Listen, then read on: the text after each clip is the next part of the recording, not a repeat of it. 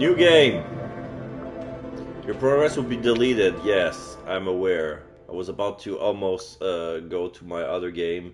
So yeah, character sheet triangle, journal square, go back with circle, confirm with X, move the cursor with the analog or the D-pad.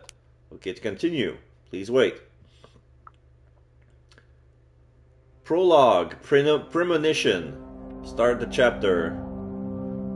We're in the woods. I see some owls looking at us and other creatures of the night with yellow eyes. Yellow bright eyes. Alright, so, tutorial. This is a game about rage and how it helps us do things that need to be done as well as things that we later regret. Sometimes both. How do you feel about that? Great, I'm always angry. I'm okay with anger when it's useful, or I prefer to think before I act. I'm gonna go with that. So only one rage. So you're the observant and cunning type. That's okay. There's no right path here. Just your decisions and their consequences. Let's just follow the path and see where it takes us. Or consequence, schmonsequence. I'm smarter than that. So my rage is low. So let's see. This will select what kind of willpower I'm gonna get. Spiritual 1. Okay, now we have a blue bright moon. The forests are full of stars. They flicker, come closer, run away. They want me to chase them, to play hide and seek. I observe or I hide. Observe. Inspiring 1, identical 1, spiritual 2. I watch as they dance around the tree trunks, float up on the gust of wind that shivers through the branches, disappear among the leaves. There are words in their dance, but I don't understand them. Not yet. Then they bunch up and fly towards me like an arrow. Rushing down, they soon upon me, but just before the spear of light pierces my breast, they disappear and the dark of the night returns. Low rage. In the darkness, the spirits keeping the forest alive whisper about the enemy. I begin to move unnoticed, one with the night. And then I wake up. Okay, so this is my character sheet. Condition, mind and body, healthy.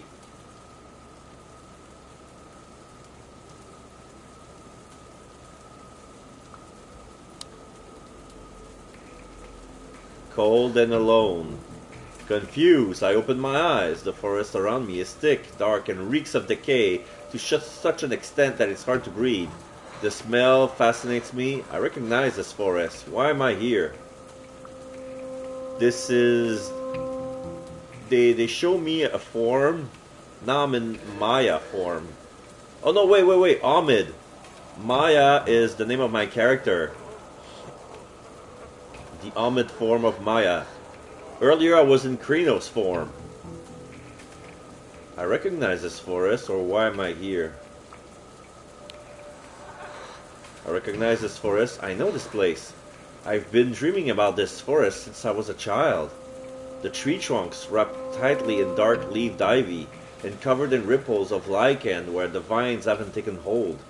The thorny, leafless bushes as their base are overrun with nettles. The fungi radiate with a ghoulish, sickly green light. Dark, sponge-like mushrooms cling to the fallen trees. I try to breathe, I'm cold, or something is rotten. Well, something is rotten, but...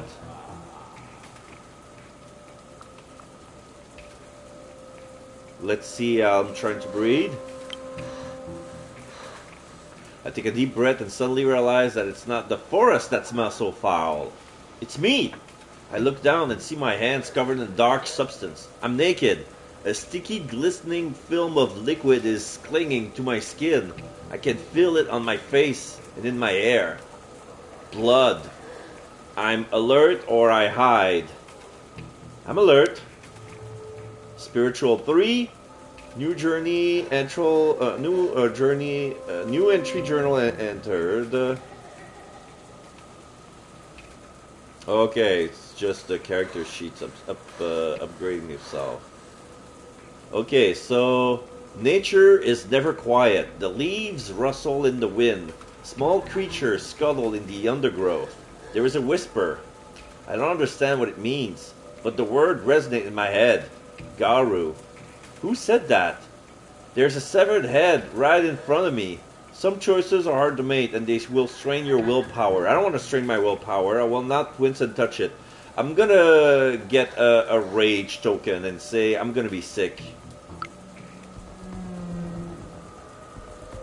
Oh, now we see a picture of some sort of woman holding a beheaded body whose eyes are gouged out and the hair are shaven up his skull.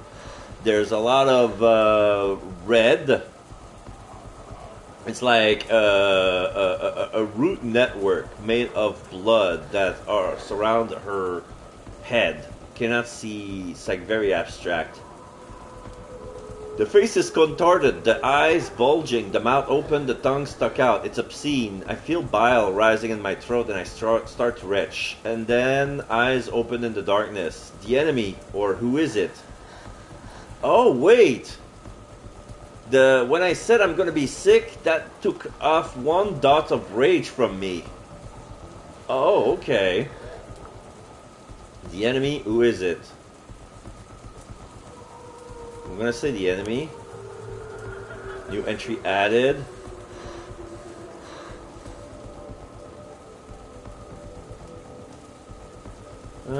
I can see their silhouettes, shades of jet black against the darkness. They reek of metal and acid and oil and money. Massive creatures, some with mandibles, some with spidery legs. Their faceted eyes burn like small industrial furnaces.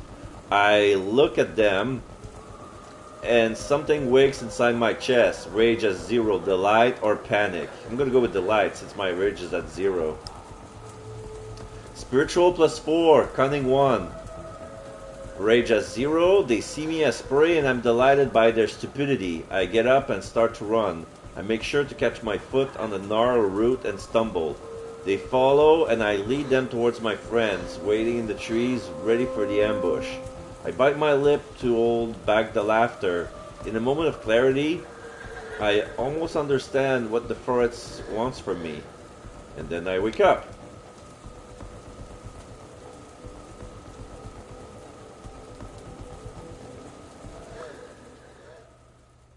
Chapter 1, Arrival. This is Maya Borodich. Age 24, profession student, nationality American. Brave 0, inspiring 1, analytical 1, spiritual 4, and cunning 1. Maya? Maya! Maya, wake up! At 0 rage, I opened my eyes. My neck was stiff. I stretched lazily as I assessed where I was out of the corner of my eyes. I wasn't in the forest anymore. I was in the bus. The sun streaming through the windows was making it hard to see. The girl next to me was touching my shoulder, disturbed. I comforted her or I laughed it off. For a 0 rage, Anya is friendly. It's alright, I squeezed her hand to comfort her. She looked at me concerned. You were laughing like maniacally. I blinked. The memory of the dream was still there and the taste of blood in my mouth. I looked outside, or I'm glad I wasn't alone. Relation, Anya friendly, okay. So, okay, health at 3, willpower at 2, rage 0. June 20th, morning. We're on the bus. I looked outside, or I'm glad I wasn't alone. I'm gonna say I'm glad I wasn't alone. Thank you for coming with me, I said. The girl next to me smiled. I think we're almost there. Her name was Anya. We've met a couple of weeks earlier on the orientation day. She was from Norway, a tall, broad-shouldered, calm person who wore long hairs and braids. Somehow I managed to talk her into a crazy field trip across the land of my ancestor. We were there to study medicine, but for Anya is friendly, she seems excited. Anya is friendly. Anya reached into her backpack and took out 2 apples. I'm really happy we decided to come here, she said. Yeah, I said, offering some of my cabanosi, dry, meaty sausage that were so much better than the original Polish one back in the US. I was glad Anya has decided to come with me. I had problems keeping friends around and really needed one. I did some searching, she said from over her phone, and this place is amazing. The last primordial forest in Europe. This trip was my idea. Our summer language course was starting in a few weeks, and I managed to talk Anya into skipping the tours of concentration camps and old churches and visiting Białowieża National Park with me instead. Białowieża. This is Polish. So yeah, I guess it's one of the first untouched forests in Europe. I'm curious. I would love to see that one day. So far, it's beautiful, she said, her eyes smiling. But why are we here again? Good question. Why were we there?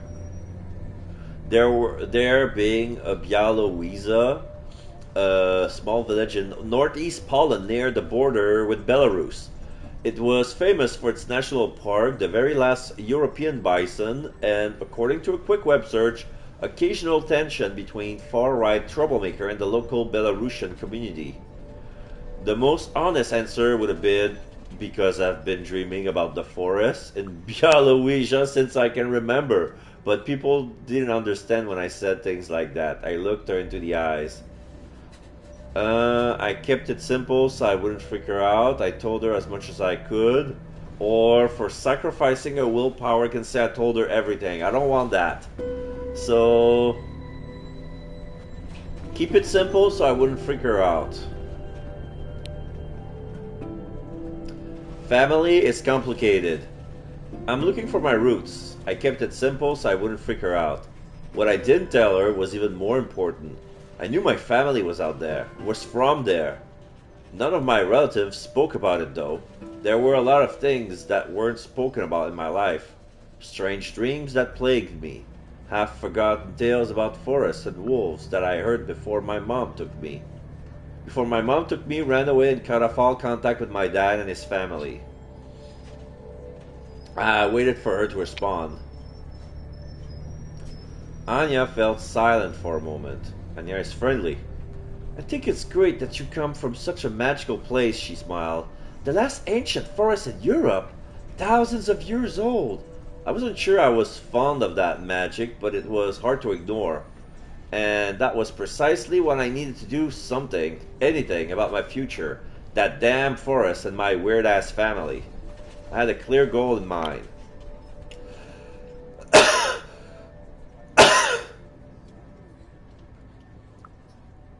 I wasn't there by mistake. I'd planned this trip for months with a clear goal in mind. I had to face the forest, I had to learn the truth about my roots, or I had to figure out my destiny. Okay. All those answers looks good, but which one do I want? Okay, I'm gonna go with the learn the truth about my roots. Gold mystery, learn your family history. My grandfather's stories, the secret, my mother running away. There was a mystery in my past. It was time I uncovered the truth about who I was. There was a mystery to uncover and an adventure to be had. I couldn't wait.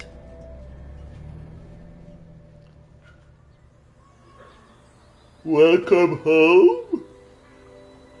Białowieża looked like an overexposed photo of a village with the contrast turned all the way up. It was a hot, sleepy day out on a hot, sleepy street, and everything, the old trees, the yellow grass, the weathered wooden house, the fences, seemed almost normal. Everything except the shadows. They were sharp as though they were freshly printed with the darkest of inks. And they moved. For a second I could have sworn they moved. But then I realized it was just a black cat walking down the sidewalk. When it saw me, it stopped in its tracks. I decided to ignore it. I watched it with suspicion, or I tried to pet it. No, we pet the cat. We love nature. We love the animals. So here we are. We see Anya with the braids, and I see Maya with sunglasses. Tried to pet it. Here, kitty kitty, I said, squatting and reaching towards the cat, rage at 0. It rammed me affectionately with its head and started rubbing against my leg, totally ignoring the outstretched hand.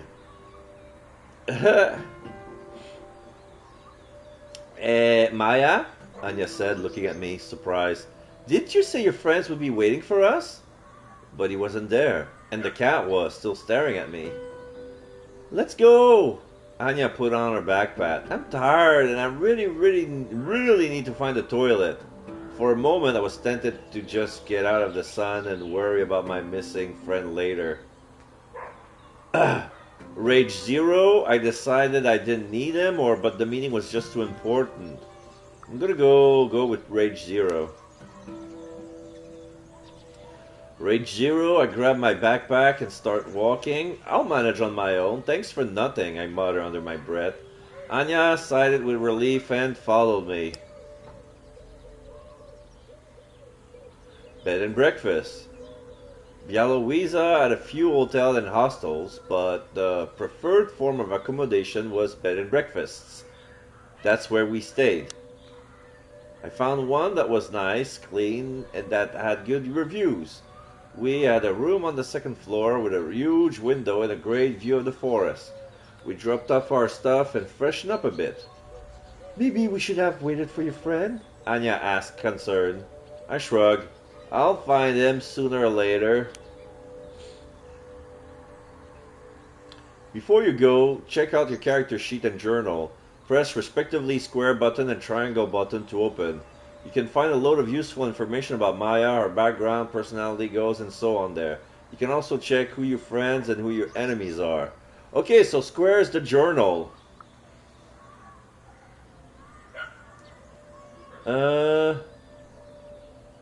Wince and touch it. Cost indicates when you need to spend some points to be able to choose this line. Okay, so effect indicates that you can lose or gain points as a result of choosing this line. Oh, lose or gain points as a result. So it's a die cast. So my rage could have gone up. And the willpower, yeah. And then variant indicates that this choice is available because of your current stats. Game terms. Health, your life force. When your health goes down to 0, you're impaired and unable to perform hard physical action. Rage describes your supernatural anger. Be careful when you rage. High rage allows Maya to overcome many obstacles but also makes her aggressive and hard to control. Willpower is a pool of points that you can spend to perform actions that are difficult for Maya. Particularly, willpower can be used to prevent the effects of high rage. Yeah, I remember one time I was full rage all of a sudden, and I have to spend a willpower to get rid of it. And I was impaired because my willpower was at 0, but my rage was like at 1 or 2, I forgot. I guess it was at 2. I didn't want my rage to be at 3, that's why. My rage was at 2. And when I tried to pet the cat, the cat felt my rage, and she was like, no, I'm not touching you. You regain willpower when you pursue your goal. When your willpower goes down to 0, you're impaired, unable to perform hard mental and social actions. Yeah, you see, when your willpower is at 0, you have even less choice. Sometimes you're stuck with only 1, and when that happens, it sucks. Characters. Anya, Maya's friends from the university. She came from Norway, a tall, calm person who wore long hair and braids. An activist. And this is my character sheet. Family is complicated. Goal. Learn your family history, pursue to gain willpower. Okay, so I gain willpower every time I learn about my family history. Yellowiza was a quaint tourist town, but I had other things in mind. The lay of the land. I had a clear goal in mind. My family was entangled with this town and the forest. I had to uncover my roots. Anya went with you. So I can either go to the forest where I dreamed about, or at Białowieża town, the town my ancestors lived in. Where do I want to go? I'm gonna go with Białowieża town. Serendipity. As we walked through town, Anya nudged me and pointed at a tall, broad-shouldered freckled guy standing at the bus stop with a lost expression on his face. I remember his face from the picture on social media. It was a friend who stood me up earlier. I greeted him, or at Rage Zero, I was glad to see him. Yeah, I mean, I'm kind of glad to see him, but maybe at Rage 2 I was like, I could be mad at him, like, fuck you, where have you been? You were late. I'm gonna go with, I'm glad to see, okay, Bartek, sympathetic, journal, new entry added. So his name is Bartek. Rage Zero, Bartek? I waved to him and smiled. Sorry, I missed you earlier. Maya, what are you doing here? He blurted with surprise when he saw me. I was sure you were coming on the later bus. We started walking and talking. His accent was broad and East European. I flooded him with questions. Anya liked him, or I caught him looking at me.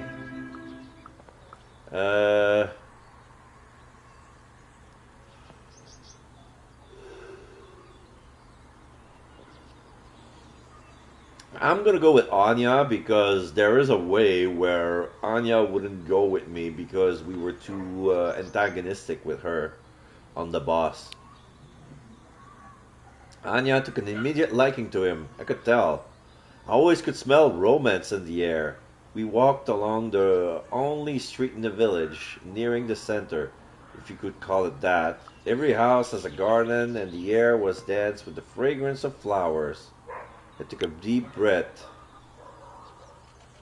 Gold family? So, did you manage to trace the name I gave you? I asked. Bartek shook his head. Nothing, absolutely nothing, sorry. He was avoiding my eyes. A trickle of sweat ran down his temple. At Rage Zero. He looked afraid. What's up, man? I smiled. Spill the beans. I'm a big girl. I can take it. But he just climbed up. You know what? I think I should drop it. Oh no, but then he climbed up. You know what? I think I should just drop it. I stopped. I felt hurt. He was scared of something. Or Rage Zero. It was almost too easy. I'm gonna go with Rage Zero. Bartek tensed up, but I just shrugged and smiled. Okay, let's go. I winked at Anya. He looked like I pulled the rug from under him. But you said it was important. It was ready to crack, or willpower. I played the best friend there was.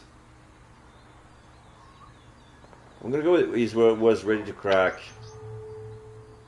Cunning, +2. I got you. I laughed and punched his arm. I knew you wanted to tell me. The game tracks your decision on how Maya approaches problems. They will accumulate and gradually reveal what kind of a person she is deep in her heart. The story changes to reflect Maya's personality. So right now, I got 2 points of cunning.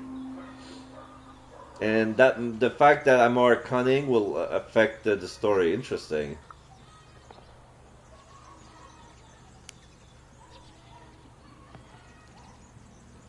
Well, he brushed his forehead with the back of his hand. I did ask. I started with the old people here. I told them that my friend from the States was looking for her roots and wanted to know about the place her family came from. You know the drill. At first, people were very, receptive. I waited for the other shoe to drop, and then I mentioned your name. He shook his head. I started losing my temper plus rage. No, why would I be angry at that? I urged him to continue. Bartek, no dramatic pauses, please, I urged him. The tension is killing me. One of the old men here told me to go to hell, the other spat on the ground, and his wife crossed herself. For a moment he looked younger and smaller. And then my own grandmother told me to stop asking. She said something else as well. I tensed up. What? I asked. She told me to pray for you. Suddenly the sweet golden afternoon wasn't so sweet and golden anymore. Who was I? I felt shiver from down my spine. At Rage Zero, I laughed. Rage Zero. Nicely done, I touched his arm and laughed. I almost thought you were scared of me. Bartek smiled awkwardly. Yeah, it was just old wives' tales. Look at me, I winked at him. Do I look like the big bad wolf to you? We walked in silence, but my mind was in overdrive. People didn't want to talk, and that could only mean one thing. I was on the right track, plus willpower. Yes, now I'm full. People were scared of my family. Progress goal mystery. My pulse quickened, and I tensed up like a hound that smelled blood. I was on the right track. Every time you learn or do something significant that brings you closer to your goal, you will regain willpower. I was ready to see some sights. Time to see some sights, I nodded at Bartek. Show me everything this place has to offer. He walked through the village, bathed in the sharp rays of the summer sun. It was a lazy afternoon, disturbed only by the occasional passing car throwing up clouds of dust that hung in the air long after the vehicle was gone. Anya was walking close to Bartek, asking him about every little detail in the village. People were relaxing or working in their yards. Dogs were barking, and every cat we passed froze to look at us.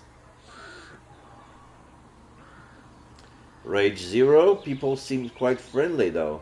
Some of them smiled at us as we passed by, and every once in a while we stopped for some small talk with people who knew Bartek. I expected fewer stares, the cops behaved strangely, or Rage Zero, it was just a tourist village. You like newcomers here, don't you? I smiled. That's a good strategy in the tourist destination. Yeah, it works, normally, Bartek said with a faint smile. But lately people may have been getting riled up.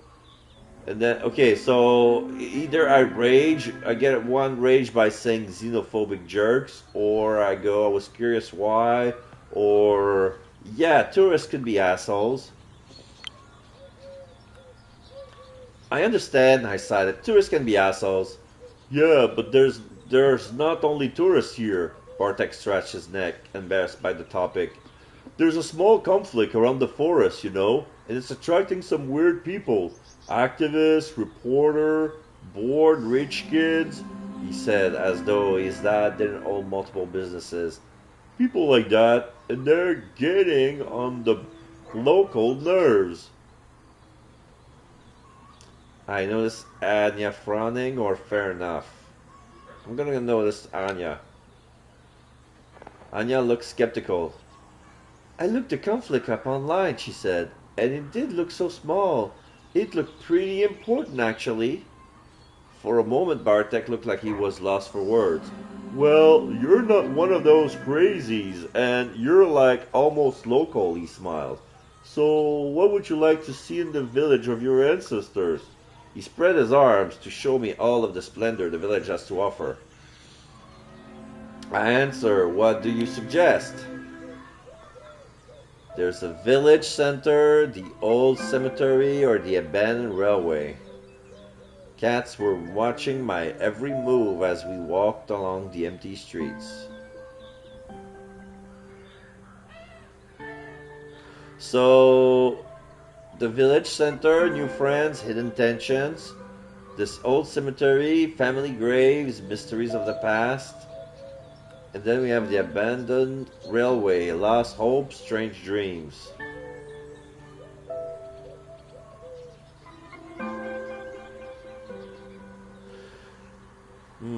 Where should I go?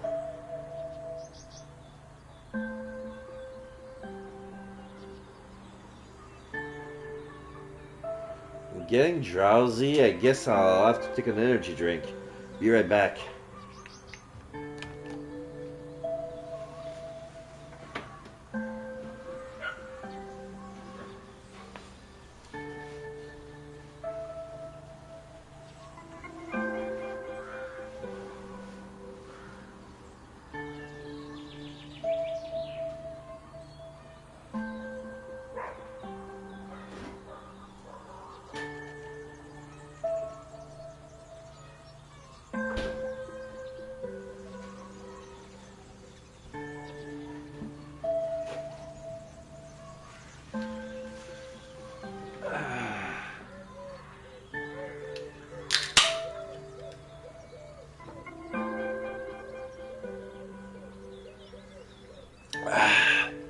Okay.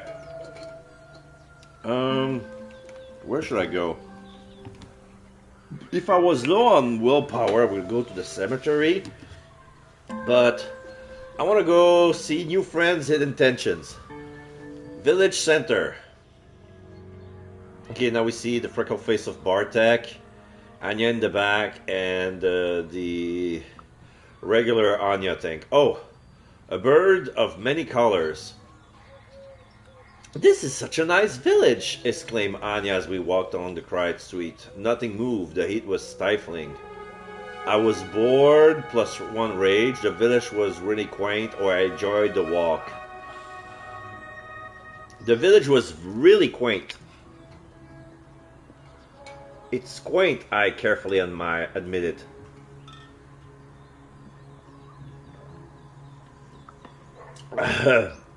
Is that a nice way to say? Is that a nice way of saying it's a shithole? Bartek made a disgusted face, and we burst out laughing.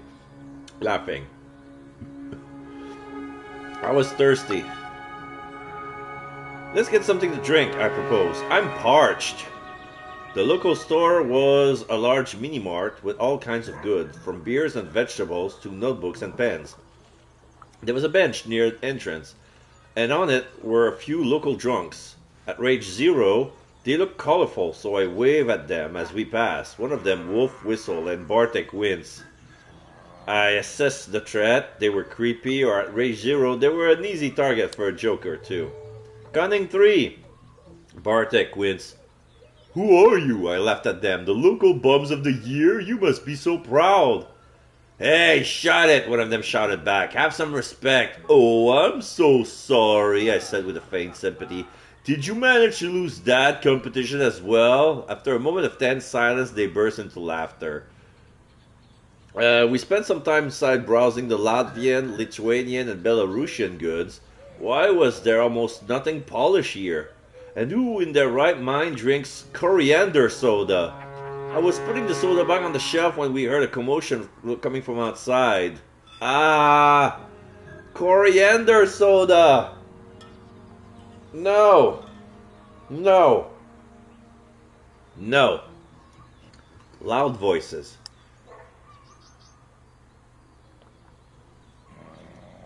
Some slurs, some curses, and a clear, mockingly polite, I'm sorry, darlings, I don't understand. Do you like my skirt?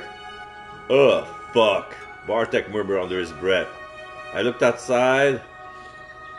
Or at Rage Zero, I tried to stay out of it. Rage Zero. I tensed up and focused on my shopping, tried to ignore the ruckus. But no matter how much I fought it, eventually my curiosity got the better of me. That's when I saw it was all about. They were definitely not local. Now we see a picture of... It looks like a punk lady, but she looks old. I don't know if it's the way that she was drawn to make her some wrinkle on her lips and face.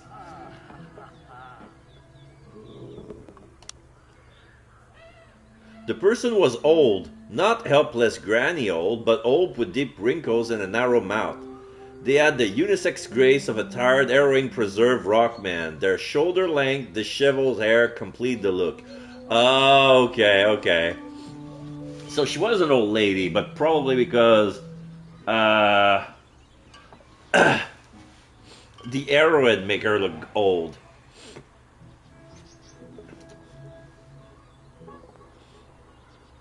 I totally dug their style. They look out of place. No, I mean the studded choker is a nice touch. Like if she if she had healthier hygiene habits, I think she would be pretty. But anyway, I dug their style. They had a peculiar style, fashion that you rarely see in the U.S. It looked great on them. They had a clean shave and eyes highlighted with eyeliner. Their nails were painted in bright blue. They wore heavy army boots, an outrageously red skirt, a tank top, and lots of leather jewelry. On their bags were pins, lots of pins. All kinds of LGBTQA plus flags, anarchist and pacifist symbols, and I think some German band stripes. Mom would have told me to stay out of it. But at Rage Zero, I approached the foreigner. Kim, neutral. Okay. People were scared of my family. They didn't even want to hear the name. Bartek, a tall, broad-shouldered, freckled guy from Białowieża, Maya's local contact. Kim, a non-binary activist from Berlin, old with deep wrinkles around a narrow mouth and a grace of tired, erring, preserved rockman. They sported shoulder-length, disheveled hair and nails painted bright blue. Yeah, okay. So, Rage Zero, I smiled and, ignoring the man, approached the foreigner. Hi, I'm Maya. I just got here, I said. They looked at me with a serene smile. Nice to meet you, Maya, they said with an unmistakable German accent. I'm Kim. I pointed at the drunks. We started talking. I suggested that we should leave. I'm gonna point at the drunks. Are they bothering you? I asked, trying to make my voice as polite as Kim's. Rage Zero? It wasn't that hard. My heart was beating fast, but I had it under control. Oh. The person shined a blissful, mocking smile at the man. Not at all. Why would they be? Hey! Someone said suddenly from behind her back. Kim smiled and the man on the bench stiffened. I turned around. The woman approaching us has the longest, thickest braids I've ever seen. Hello, Tyler. I'm doing great. I'm taking a break from Deedlit's Wonder Labyrinth. It's Metroidvania from Record of Lodoss War. It was good for the first 3 hours. Then the game kicked my ass so hard I needed to take a break because I couldn't make any progress. I was stuck at a boss that was very, very Dark Soul level of difficulty of dodginess, and you have to calculate the pattern, but you always get to die before you think of anything. It was at the second world. Like there's like 6 stages, and I was at the second part. I didn't have even like, I think I did the quarter of the game approximately, judging from my progress and stuff like that. So, oh yeah. The woman approaching us has the longest, thickest braids I ever seen, as thick as my arm. There was something faintly Asian about her facial features, and the men on the bench looked at her with deference. You should stop drinking that moonshine. It makes you pick fights you can't win, she said. I was ready for a fight. She looked ferocious. I'm gonna go with she looked ferocious. Because when you're a werewolf, you're trying not to pick on fights. Like, eventually the rage will pick fights for you, whether you want them or not. So let's try not to rock the boat. Right now we got things under control.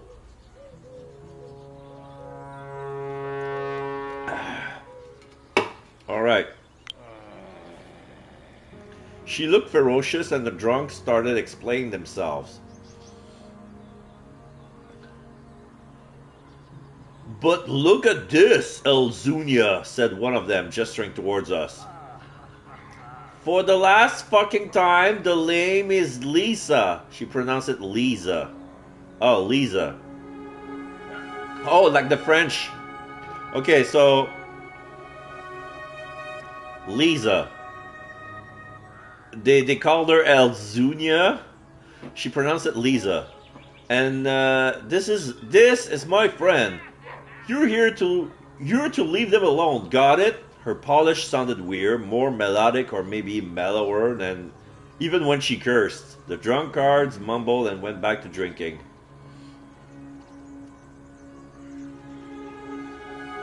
Thanks, Lisa, Skip said in English. You should have. Oh, but I wanted to. I asked who she was. How did she command so much respect? I'm gonna ask who she was.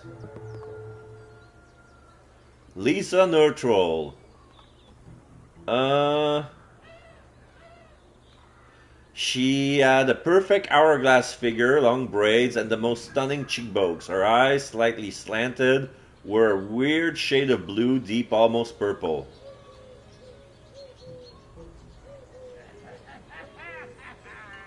Who are you? I asked. I'm Lisa. I live here.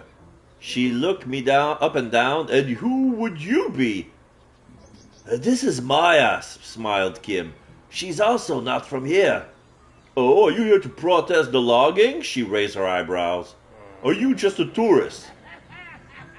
Why were they logging in the national park, or why did she expect me to protest? I'm gonna ask why they're logging in a national park. Wait, isn't this place like a national park? I asked. Why are they logging here? You would think they would leave the oldest forest on the continent, the beating heart of it alone, wouldn't you? She looked at me with a grim expression. There's illegal logging here, Anya chipped in. Wood is money and there's plenty of wood in this forest. Suddenly, a feeling rushed over me. I was burning or I was cold. I gotta admit, as soon as I heard that there was a logging expedition in the national park, especially like the last oldest forest in the world, I felt rage. Just a little. But I don't know if I should. I was burning or I was cold. Good question. Good question.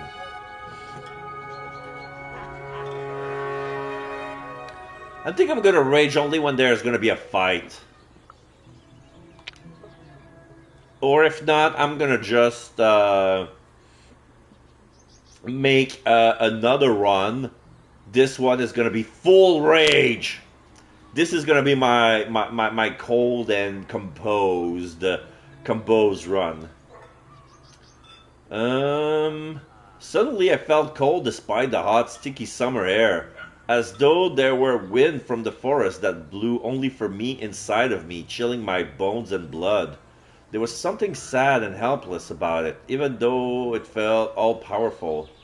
A word appeared in my mind, a strange one that was neither Polish nor English. Horano. Lisa looked at me in the eyes and spat on the ground. I would eat those greedy bastards alive! I noticed Kim watching me.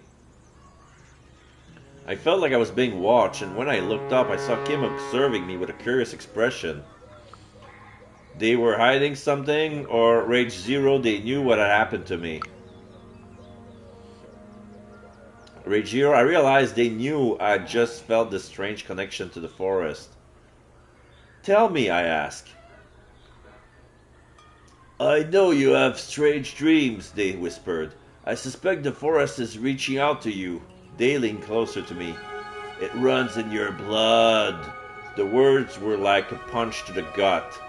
Trust me, I know. Okay, so either rage, I didn't want to hear it, or spend the willpower saying, who was I? I'm gonna spend the willpower. because maybe spending it will help me getting it back, since I'm getting closer to my goal of finding my family. So, who was I? Who am I asked quietly. You can see the invisible, they said, looking me in the eyes. You'll find a way. Suddenly I felt confident. I get it back. There you go, I knew it. Hint, I met someone who knew about my dreams. I felt a sudden urge of confidence, progress, goal, mystery. I wasn't making that up. There was something strange in my family history, and there were people who knew what was going on. Before I could ask for more, Anya and Bartek approached and Kim shook their heads, silencing me. Meet us tomorrow at the logging site. They blew me a kiss, put their arm around Lisa, and walked away. We decided to leave as well. I have a feeling that she looked like a meth head, but I'm pretty sure that Lisa is one of us. We decided to leave as well. The village. I kept looking over my shoulder, but no one was following us. Let's go to the abandoned railway. Lost hopes, strange dreams. Train spotting! Yeah, we're walking down an abandoned rail track. There's so much grass.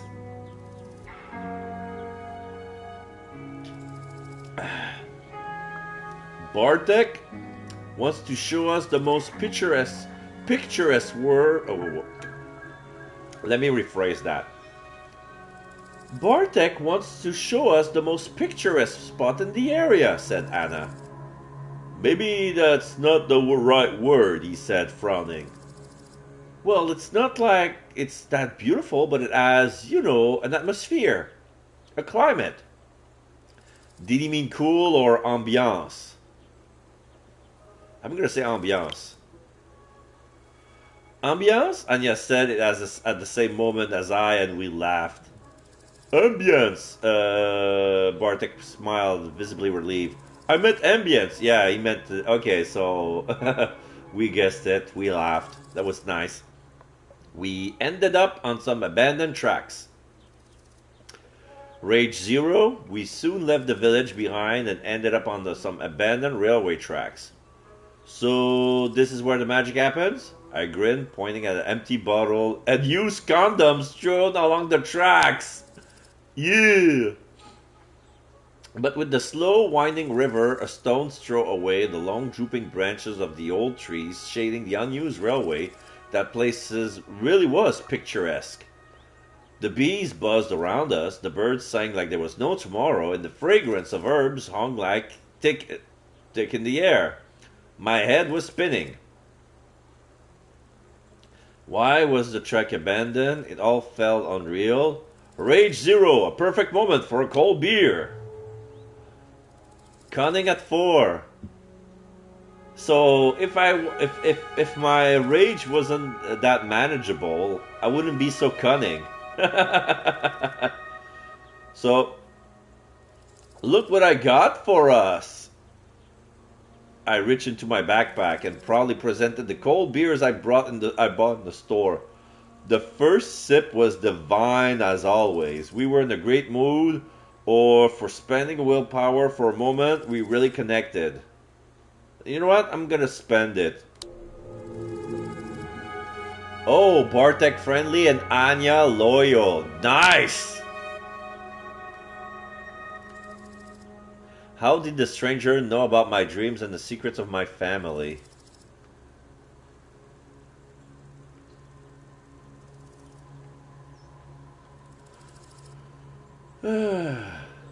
We started talking, and for a moment it was just us, the beer, and the summer. I wanted to get out of here, but my dad wouldn't let me, said Bartek as we lay on the grass staring at the clouds. He's one of the big fish here, and he has this whole future planned for me. He never asked me if that's what I want, though. I've been out there and it sucks, Anya laughed bitterly. I need something that'll help me make sense of my life. A cause. Something that'll help me believe there's actually a future for us. I told them about my family, or I was silent. Let's talk about the family. My family sucks, I sighed. My grandpa was sometimes great and sometimes scary as fuck, and my father was just a jerk. I think they only got married because they both had Polish roots, I continued. And then Mom got fed up, took me and escaped to a small town in the Midwest to live her American dream as a dentist's wife. We finished the beers and carried on walking. When we entered the dance cops... The dance cops? Is that a word? Okay, let me check the definition of that word. I've never seen that word before. Cops.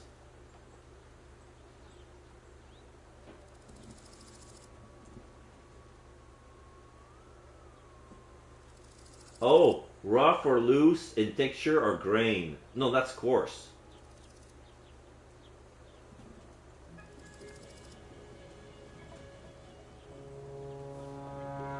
Oh, a small group of trees. Oh, okay. So it's a dense, small group of trees. Oh, okay, okay. I got some other words in French. Okay, I know what it is. Okay, it's like a thicket.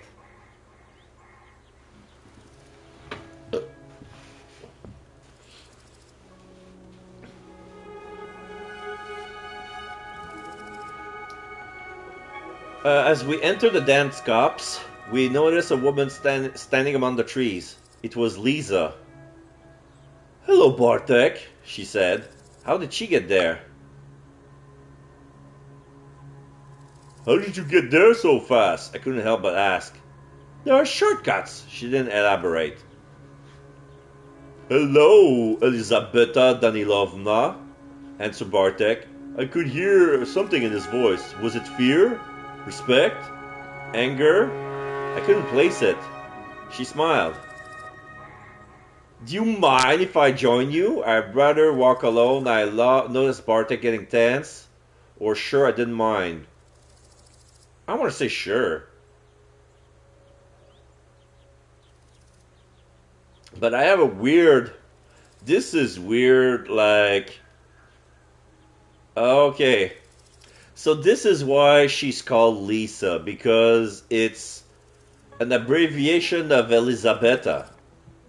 Usually, people who are named after an Elizabeth name are called Elise or Liz, you know?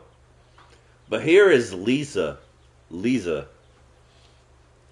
Because Elisabetta Danilovna. Sure, I don't mind. I smiled and tossed her a beer. Thanks. And I think I can reciprocate, but we need to find a quiet place. She lifted the basket she was holding in her hand and winked. We walked the narrow path. The path was too narrow for all of us to walk together, so at some point I found myself walking with Lisa. We would squat from time to time and collect some herbs. "So, you're looking for your roots," she said after a while. "Why?" I couldn't resist the mystery. I had dreams, or rage zero. Why is she asking? Yeah, because if my rage is higher, I could be pissed. Like, you're a stranger and you want to know why I do what I do? I mean, what's your business? I mean, why? Why was she asking? Cunning 5. Rage 0. What's it to you? I asked back. I could use any help I can get, just as long as there's no strings attached. She laughed a throaty laugh. "You're a smart one, aren't you? Sit down with me." She nestled along among the roots of an old tree, reached into her basket, and took out a blunt. Oh, okay. So, yeah, it's that kind of party. I got beer, I got a joint. I took the blunt. "Let's have a smoke and I'll tell you a story," she noticed when I hesitated. "You need to hear it."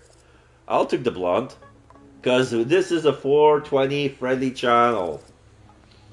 Noise, noise, noise. Smoking weed. Doing cokes and drinking beers. Drinking beers, beers, beers. Rolling fatty, smoking blunt. Who smokes the blunt? We smokes the blunt. Rolling blunt and smoking blunt. And what is this? You want a nickel back? $50, little man. Take that shit in my hand. If the money doesn't show, then you owe me, oh. Jungle Love. Oh. Now this is a too old reference, Jungle Love, from the mucking fucking time, yo. Tangled Roots. Lisa let out a cloud of smoke and started talking. From what I learned from Bartek's grandma, you're asking the wrong question about the wrong people. I decided to cut to the chase, plus rage. Why shouldn't I be asking about my family, or her voice was so soothing? No, I'm not gonna fall for her charms yet. I mean, she's cool, but yeah, why shouldn't I be asking about my family? I was asking about my family, I pointed out. But not the right branch of the family, she said. Your grandfather wasn't from this village. This is a tainted land, girl, she continued. So much blood was spilled that Pusksa almost lost her mind. Pusksa? Pusksa was one of the words for forest. Polish has lots of those, but she used it in a weird way. Why'd you call the forest Pusksa? Isn't lost the right word? I call her Pusksa because it's her proper name, she huffed. Las is to Pusksa what dog is to a wolf. Domesticated, enslaved, used. Pusksa is a primeval forest, one untouched by humans, primal, strong, and feared. There was admiration in her voice, and I realized that the words sounded like the rustle of leaves, like the wind. Pusha. Pusha. Oh, okay. Because there's a lot of CZs and Cs. So this is why I couldn't. I didn't know how am I supposed to pronounce this Polish word. So here's the spelling. Puszcza. How would you pronounce it? It's Pusha. The U, and then the SZ and the CZ is like sh, like the rustling of the leaves. Pusha. As I was telling you, Pusha almost went mad, and it's not wise to wake those spirits, especially not now. But I need an answer. What spirits? I wasn't afraid to stir up memories. So yeah. If it's an old forest, it means there's gonna be old spirit as well. Do I want to be impatient and says, but I need an answer? Or do I go with what spirits? Because I think I know. Oh, you know what? I'm going to be honest. I think the third answer is the one that most connects with my feelings right now. I wasn't afraid to stir up memories. Do you mean the spirits of the past? I shrugged. I'm not afraid to stir up some memories. She looked at me with those uncanny eyes. Her gaze was almost unbearable, hard, with anger smoldering somewhere deep within it, ready to jump at my throat, and then suddenly something changed. Lisa sighed heavily. You have no idea, do you? About what? About the past?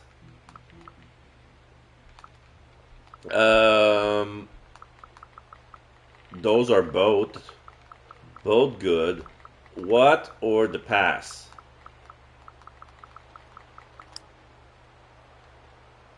What do you mean, I ask? So you have no idea who you are, she stated. Nobody told you what it was like here during the war and after it. Her eyes lost focus as though she was looking at something only she could see. In 1939, when the war broke out, first came the German and then the Russian. You know, they actually worked together. Stalin never forgot that he was beaten by the Poles in 1920. She shot me a glance. I shrugged, or I nodded politely. I'm gonna go with nodded politely. This is a history lesson. Yeah, like the Polish had it bad in during World War II. I didn't really care, but I nodded politely. Oh, you have no idea what I'm talking about. It doesn't matter really. She took a drag.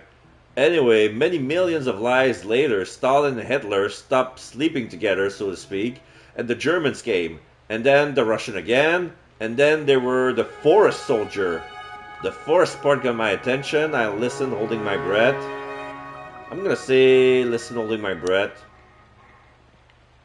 I was hanging on to every word. They started as Polish soldier, but when the war ended and they became guerrillas to find the Russian occupation, and then they ended up as desperate bandits, she sighed. For the people who live here, they were all the same. German, Russian, forest soldier. They killed, they maimed, they tortured and burned village. It didn't matter what language they spoke. What did it have to do with me, or how did she know, or she looked sad? What did it have to do with me will bring me to the point, but it's true that she is sad. Well, I want to see what she's getting at. Like, thank you for the history lesson, but what's has anything to do with the bad part of my family, as she would say? June 20th afternoon, okay. Thanks for the history lesson, I said, but where do I fit into all of it? My great-grandparents were from here, she cited. After the war, there were some changes, and my whole family was sent to Siberia to die. My grandmother was the only one who survived. She met a Buryat shaman, and here I am. But your story is tangled with all of this, she looked straight at me. Have you ever wondered what your grandfather did during the war? Have you ever wondered what your grandfather did during the war? Then the weed hit me. Okay, and this is the most important part, and then I got high. And of course, that was the moment when the weed finally hit. That stuff was powerful, and for a moment I wonder if she hasn't spiked it. What has she done? I tried to stay focused. Now everything changed colors. The forest is now pink. Shit. So I shouldn't have took the weed. I shouldn't have took the weed. No. It's either gain a rage or try to stay focused. But I love my willpower. Oh, I'm gonna take a hit of rage. What has she done? I tried to stand up, but a flux of smells and sounds and vision hit me like a wave, and suddenly I was somewhere else. Cunning. We are sitting around the fire, deep in the pusha. We'll sneak in, take what we need, and sneak out unnoticed. I got over the plan one last time. What can possibly go wrong? I'm lying. I have bad feelings. So I got my rage at 1. I have bad feelings. But I hear the whispers of the forest, the hooting of the owls, the howling of the wolves. I'm afraid things will go wrong. Tomorrow a village will burn. Deep in the night wolves hunt, unburdened by doubt or conscience. Oh, it's a vision. Oh. Okay, so I got a vision of the forest. Then the vision ends. When I came to my senses, Lisa was still looking at me. I got defensive plus rage. I ran it over in my head. Or minus rage, it was a lot to take in. I'm gonna try to lower my rage back to 0. Alright, I got it back to 0. The forest soldiers, the unknown past, the mysteries. I slumped down. It's a lot to take in, she shrugged. I've told you everything I know. If you want more, talk to my girlfriend. We'll be at the logging site tomorrow. Yeah, good idea. Got 1+1 willpower. Yay! My grandfather was a forest soldier. Hint. Progress. Goal mystery. I will, I said. Now I finally knew who and what to ask. There you are, Bartek waved to me. I thought I lost you. I said my goodbyes to Lisa and we went back. Okay, so now we're done with the abandoned railway. The village. The bison statue were watching me with their creepy painted eyes as though they knew me. So let's go to the cemetery. Memories of the past. Matters of the soul. So we have quite a few churches here, Bartek explained as we walked down the road. 2 Orthodox, 1 Catholic, and even 1 Baptist church, he said, as though it was something uncommon. So I asked about it. Was there a synagogue, or it smells like a lot of churches? Yeah, synagogue being a Jewish church, but that would make sense because there were Jewish Polish back then. It seemed like a lot of church. I asked about it.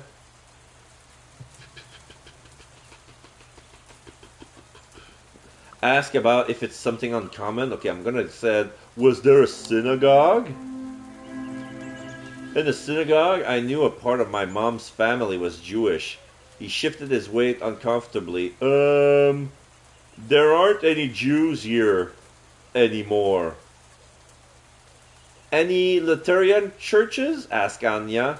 I don't think so. Bartek shook his head as he led us to a small wooden church surrounded by a cemetery. Anyway, even though we have all these churches, there's only one cemetery.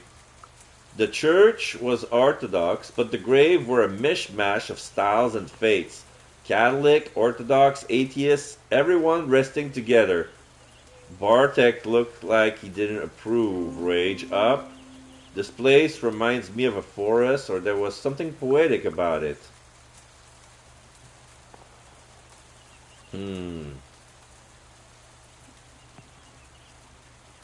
Yeah, I noticed that some tombs have a cross, but there's another. It's like 2 sets of cross. One is tilted on the side. Is that the Orthodox? I guess this is the Orthodox.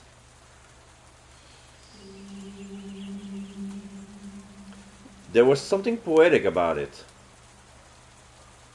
That's a nice sentiment. There's something poetic about everyone meeting in the same place when they die. Bartek smiles. There is, isn't there? He looked at the cemetery and for a moment he seems lost in his thought. All of my family lies here, he said. I mean, the ones that are dead. Hey, what do you think? What do you think happens when you die? I hope for something fair. You left an echo. Or Rage 0. I didn't know. I'm gonna go with Rage 0. Cunning at 6. Wow. I don't really know why I laughed. I mean, I feel like there is something more, you know? But I don't think any religion really got it right. My mother raised me as an atheist, so I just tried to live and have fun. Bartek nodded. I understand. Sometimes I'm not very sure either. He looked over the cemetery fence. Well, anyway, this is it. The spiritual heart of Białowieża. We can go and see something else if you like. So that's where we stood. I wanted to go in, and he was clearly scared to let me enter the cemetery. Was he kidding with a rage? Or a Rage 0 just went in? I'm gonna stay with Rage 0. Not so fast. I wanted to look for my family here. Remember? I smiled, opening the gate. Bartek shifted uncomfortably. I don't know if that's a good idea. But why? Or he was hiding something. Yeah, I mean, we have proof from the other characters that, yeah, he was hiding something. You found it. My family's grave. Maybe. So what are we waiting for? Anya smiled at him. He mumbled something and led us through the labyrinth of graves to the far ends of the cemetery. We continued. Rage 0. The walkways were very narrow and the whole place seems quite chaotic. Catholic crosses, Orthodox crosses, no crosses at all, huge statues, and simple gravestones. Graves you couldn't see because of all the flowers, and graves that seemed completely forgotten. And then I saw the woman. Tall, broad-shouldered and long-legged, with grey dreadlocks pinned to the crown of her head. She must have been in her late 40s or early 50s. She was marching through the walkways with fury in her eyes. Bartek quickly stepped between the graves to get out of her way.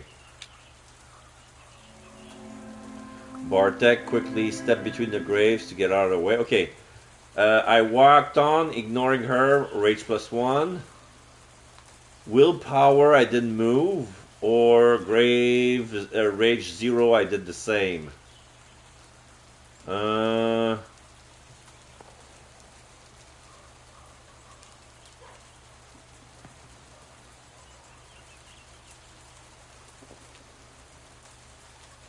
I think I'll take that willpower hit. I have a feeling I'm gonna gain it at the end of this chapter. I didn't see any reason to move out of someone's way, so I didn't. Are you lost? Asked the woman in Polish, looking at me with surprising concern. I was good. I asked her for direction. Direction to where? I was good. No thanks, I'm good, I answered. When she heard my English, she rolled her eyes. Good, she said, and kept walking, only to stop after a few steps. Hey, are you with Cornell? What? She shook her head. Never mind. Have a nice day. I let her go, or I went after her. Do I want to find out about Cornell?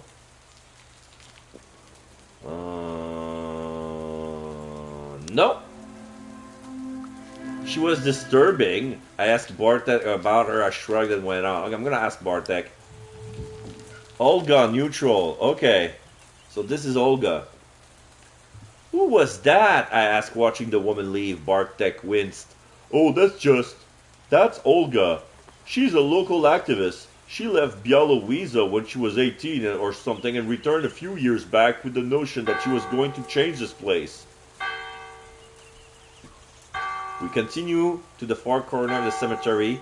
There, seemingly forgotten and covered in moss, was a lonely grave.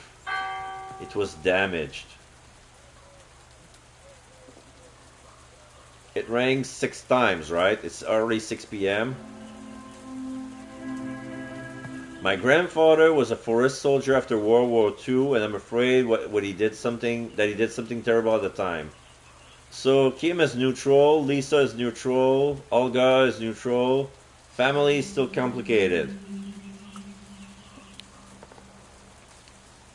The tombstone was broken, deliberately. Someone has obviously smashed it with a hammer. The name was half erased. The plaque was also damaged. Someone has tried to scratch out the name, but the letters were still visible. There was a circle around the grave. Coarse salt around the grave. Oh, shit. These guys were afraid that it was a demon. The guy is buried.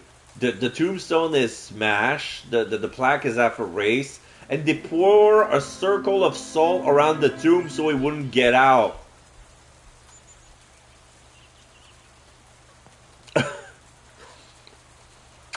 Why not set the whole body on fire? Yeah, do the full Winchester treatment, you know? Circle of salt around the grave. I'm sorry, Bart outside. I didn't want you to see that. I need to know who did this. Plus rage. Was it because of me? Or, oh, 0 rage, -1 willpower. I looked around carefully. Okay, I'm gonna check it out. Rage 0. I looked at the scene. The circle around the grave was broken. and the disturbed soil where someone had kicked the salt away was fresh. There was more. There was a patch of high grass behind the grave, and I could see something glistening there. A rough wooden cross has been tossed into the grass. On it was a silver medallion with a strange figure of a wolf-headed saint. Something was written along the edge of the medallion, but the letters were too small to make out. Was Olga part of it? How dare they rage or let it go? I'm going to ask was Olga was part of it. Olga was here just before us. She must have noticed the salt and the broken tombstone. Was she the one who broke the circle and tossed the cross away? Anya squatted and looked at the plaque. I can't read it. The letters are all wrong, she glanced at Bartek. Is it Russian? Belarusian. The same letters, different language, he explained. There were a lot of them here before the war. I look at Bartek, hoping for some context. Bartek put his hand in his pocket. So, you don't know anything about your dad's side of the family? He asked me cautiously. Whatever happened at least 70 years ago, and someone still remembers. I showed him the medallion. Or he had a point. I'm going to show him the medallion. Look what I found, I said, showing him the medallion. Does this explain anything? Bartek is friendly. He looked at it carefully. It's Saint Christopher, based on an old Orthodox icon, he said finally. He's the patron saint of a good death. He helped the dead move on. He squirmed. It's almost like someone believed there was a werewolf buried in here. He laughed uncomfortably.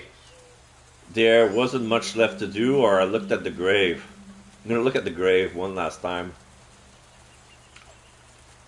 My family's name looks strange written in the unfamiliar Belarusian letters. As we were leaving, I was thinking, I was onto something. Yes, I got my willpower back. Hint updated. Was there a werewolf among my ancestor? Progress. Gold mystery. There was something unnatural about my family. And me coming to Białowieża has stirred some old demons. I just had to find out what my ancestors were doing there. Who they were. With that thought, I left the cemetery. The village. The day was hot and beautiful, yet I couldn't stop thinking about the devastated grave. We called it a day and went back. Evening. The first evening. The B&B was quaint. I left Anya and Bartek outside. They looked like they needed some time alone to say their goodbyes. When I got out of the shower, Anya was back, smiling and a little flustered. What a day, she smiled. So what do you think? I made a quick mental inventory of everything that happened that day. They were cutting down the forest. I remember the scene at the shop. I mentioned the graveyard. I told her what happened when I talked with Lisa.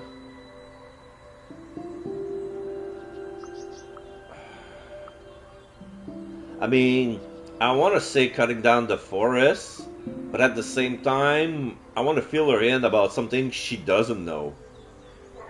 She knows they're cutting down the forest. She mentioned it herself. She's an activist.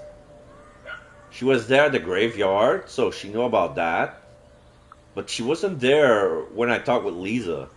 So I'm gonna tell her about what happened then. Something weird happened when I was talking with Lisa. I think it was her joint, but I saw some things. It looked like something from the past. Like from your past? For a second I searched for words to explain it to her, but I couldn't really. I think it was my grandpa. It's hard to say, but it sure was weird. I shrugged, ended the topic. Okay, I can choose them all. And they were cutting down the forest. I can't believe they're logging here. I shook my head. Isn't the forest on a UNESCO list or something? Yeah, I know. I want to check out this protest people were talking about. Or maybe we could go there tomorrow? I remember the scene at the shop. Remember the shop? The tension seems almost unnatural. A few words more and it would be a regular fight. Maybe they just envy Kim Styles. Anya tried to joke, but she seems worried. I mentioned the graveyard. What happened here that people are still vandalizing my family's grave? What did my grandfather do? Anya is loyal. She put a hand on my shoulder. Whatever it was, it's not your fault. It wasn't. But it could be. It wasn't, but it could be my responsibility. I didn't feel like talking anymore. You know what? I'm seriously tired. Let's call it a day, shall we? Soon, we were both in our beds, ready to sleep. At Rage Zero, even though I was tired, sleep didn't come quite quickly. Anxiety was spreading its cold-riding roots deep in my chest and stomach. I lay there for some time, looking at the silver rectangle painted on the wall by the moonlight. When I closed my eyes, I could still see the weird vision I had that day. My roots were here. I could feel them, almost touch them, and they were reaching to me. I felt I was closer to getting my answer. I'm getting my willpower at full here. I should go and see the logging protest. Progress goal. I felt that the answer I was looking for were within my reach. I just had to go and see the logging protest, meet the right people, and make them talk. After a long while, all these thoughts became blurry. They slowly started to turn into pictures, sounds, and colors. Then I drifted off. A night in the woods. Rage Zero. The railroad tracks remember times of their glory. The trees around them whisper about forgotten secrets. I tremble. Something is coming. It's huge and monstrous. I am a cob, or Rage Zero, I am a seed. I realize I am a seed. I float on the air, then I land in wet soil, die and sprout. My roots will blow up the earth. I feel a pull. I feel a pull and I surrender to it. I float towards a clearing. There are a pile of fresh corpses of people who died too young, skinned and mutilated. Their loved ones stand around them, grieving, unable to do anything, waiting. And suddenly there are just trees and tree trunks. I look around, I weep, or I start dancing. I mean, I already look like the Enchantress in the Suicide Squad, so let's start dancing.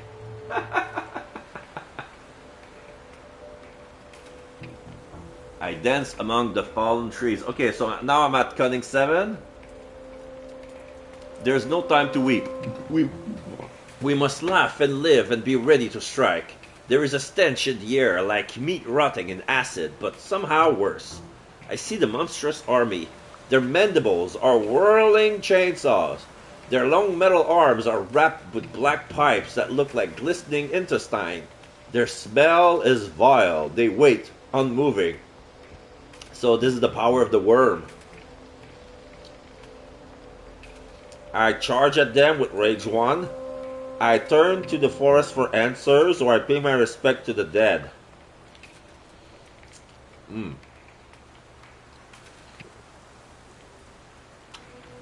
Since I'm an agent of Vindicate...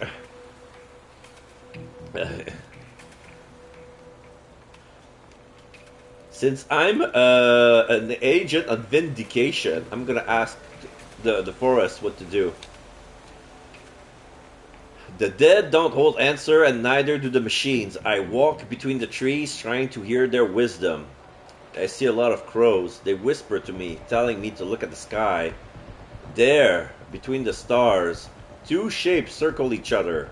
An old side wolf with gray hair and a white weasel. They keep their eye on one another as they continue their dance, suspicious but not hostile. We need to fight the enemy. The awful rotting stench, I know that much. But how can we do that when we don't trust each other? They stop. They look at me and the clearing. I look at them, or cunning -1 willpower. I'm gonna stay at Rage 0. I look at them cautious.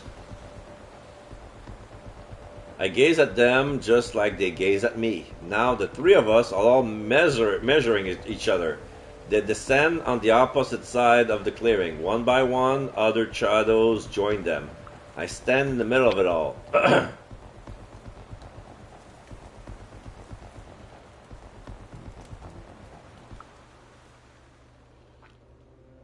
And then I wake up.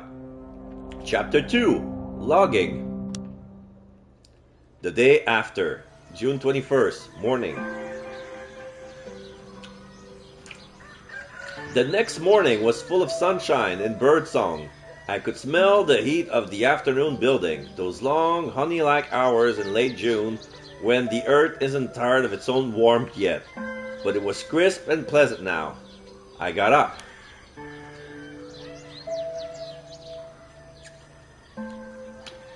I sat on my bed for a moment, letting my feet dangle from it.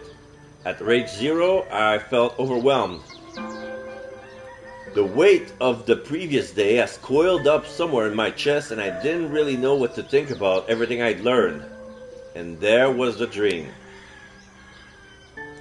Then I remembered the dream, the clearing, the animals in the night sky. How was I supposed to react to it? I took a shower, ate something without really paying attention, and then went out. Anya joined you. Summer morning.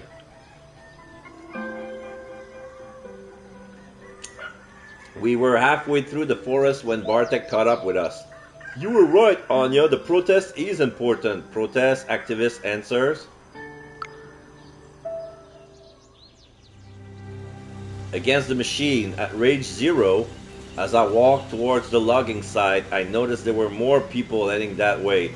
A police car, a couple of SUVs, a TV truck, young people on bicycles, a green Land Rover from the Forest Services. When I got to the site, it felt utterly surreal, like I stepped onto a movie set. Anya looked around. So what's the plan? To stop the logging, I have to learn about my family. I need to find someone.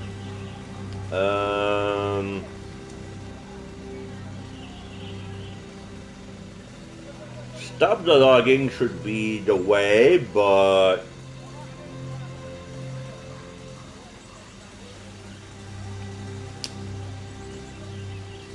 I'm not rage enough. Should I rage?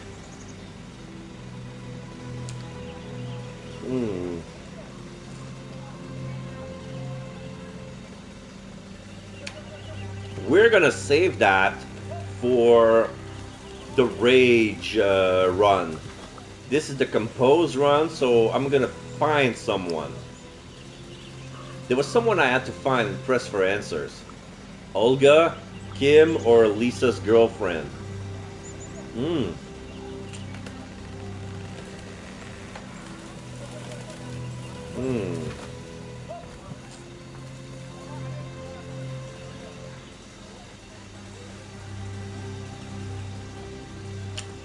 We never met Lisa's girlfriend. Let's look at her. Lisa said that her girlfriend could answer my questions. She was supposed to be here. I looked around. Cunning. I looked around. On my right was the ancient forest. On my left was a freshly torn clearing. Ahead of me, ruining the view, were a huge logging machine and a group of people arguing in their shadow. Nobody paid any attention to me, which was good. I needed to play this by my own rules. I looked at the clearing, I looked at the machines, I looked at everyone. I'm gonna looking at everyone.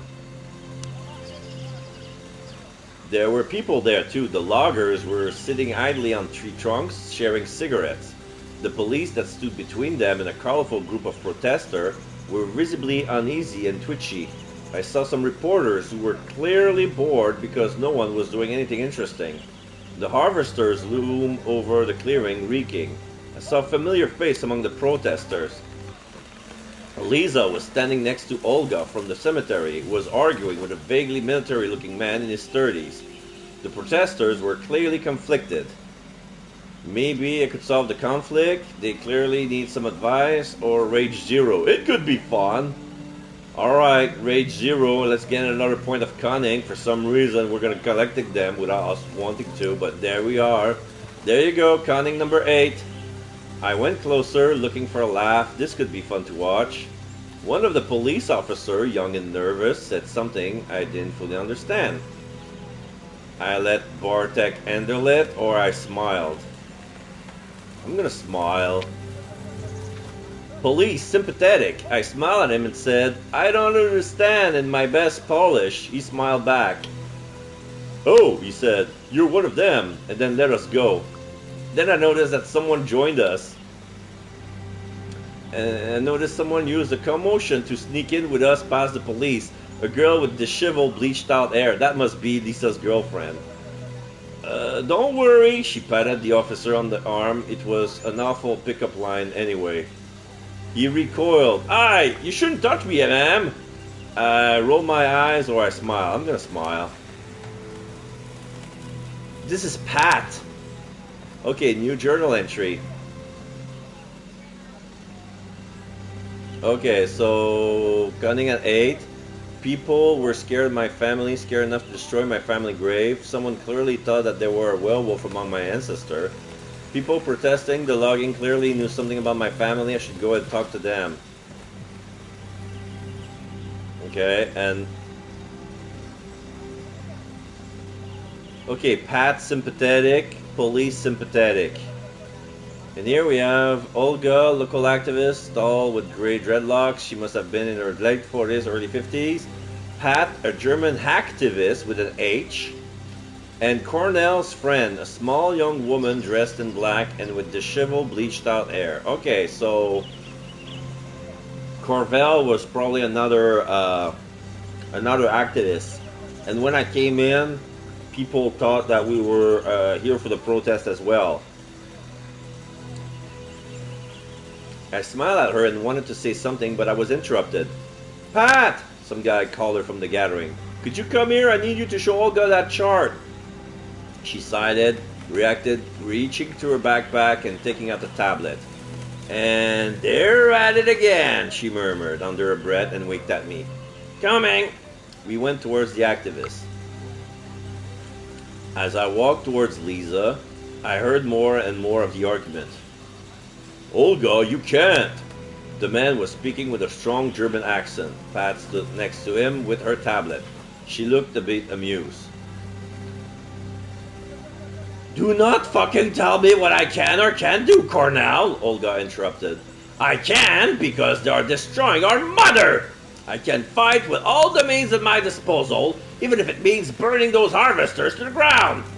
A slender green-eyed man was standing near her. He took a few steps back, went towards one of the harvesters, turned his back on us all, and pissed on the machine. Olga smirked. Aw, Danielle, you know how to bring the point home. He looked at her confused.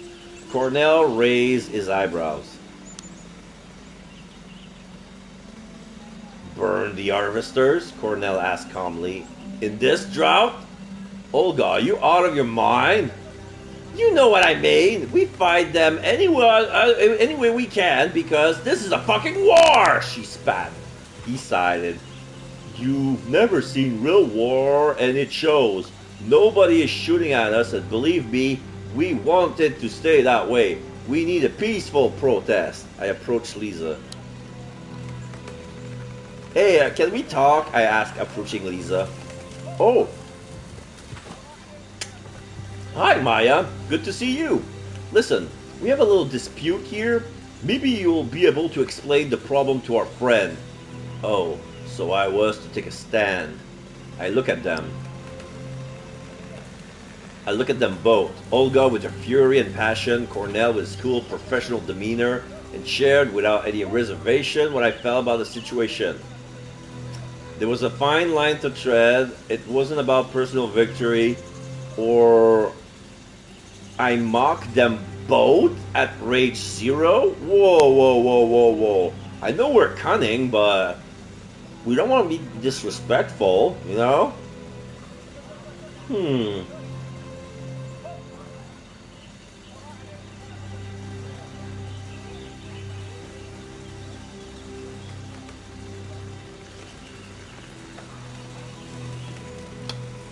I'm gonna go, it wasn't about personal victory.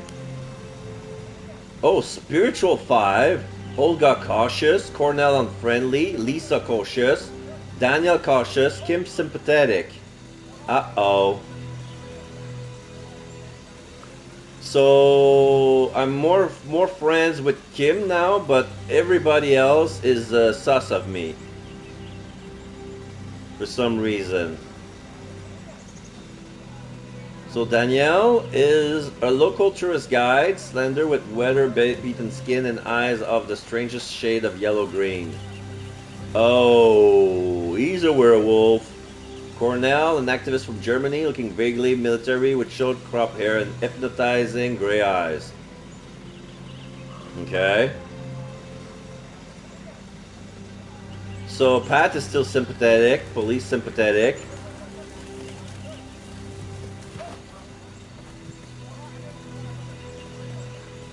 Honestly, there are a lot more solutions than violence, I said in a clear voice. And I think that saving the forest is more important than winning a war or a dispute. Ah, okay. So by saying that, both the party, like they were like, okay. Kim shook their head and moved forward. I observed them curiously. Olga, darling, you know I love you, but Cornell really knows what he's doing. Please, trust me on that one. They look at her apologetically. Fuck off, Kim! You didn't even trust me enough to come here on your own when I asked you to. Lisa decided to say something. Lisa looked them straight in the eye. She had a peculiar accent. Kim? You want to teach me about violence? She looked them straight in the eye. About fighting oppression? Just because your boss went to what, one mission in Afghanistan? Her Polish was peculiar, kind of mellow. Cornell winced. Lisa, leave Kim alone. He didn't know what to say, and it seems that the whole discussion would be derailed. Maybe it was for the best. I didn't let that happen. No, I don't want to derail the conversation. Olga neutral, Cornell cautious.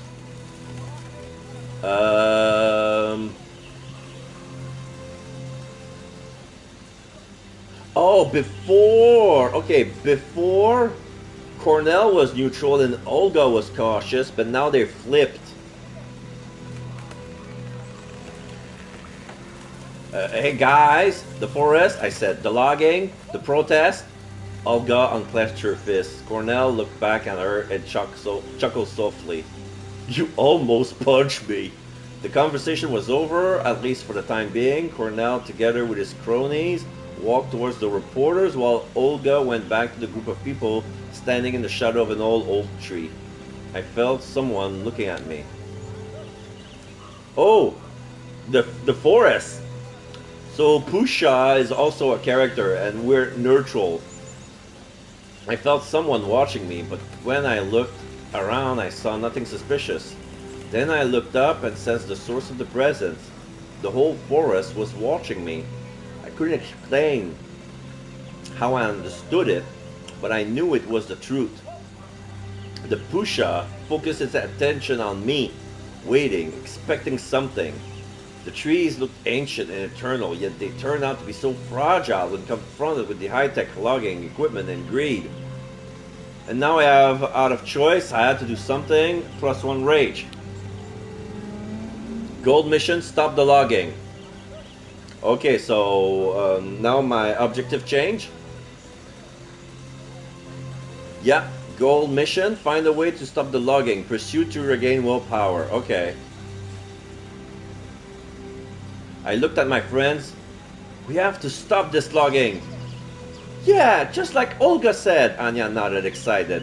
What they're doing is unforgivable and we have to fight. It's a very complicated situation, Bartek looked thoughtful. I like what that guy Cornell said, that we should proceed peacefully, not to discourage the public and potential supporters. I looked at one group. I looked at the other. There's the harvesters and the protesters. Mm. The harvesters were dripping with black oil, and the forest stood tall, serene, and full of golden light. It looked like it could protect itself. And then I looked at the felled trees, dead, lipped, and helpless. So, Cornell with diplomacy at the protesters, or Olga for answers at the harvesters?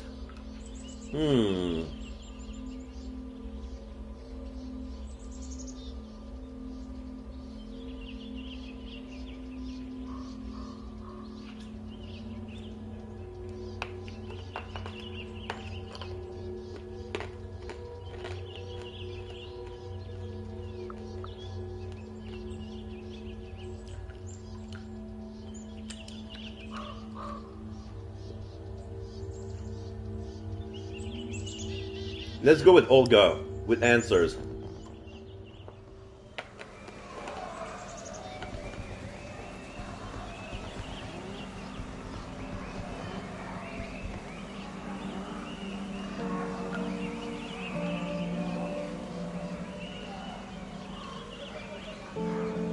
Okay, their people are tied down to the machinery. Okay.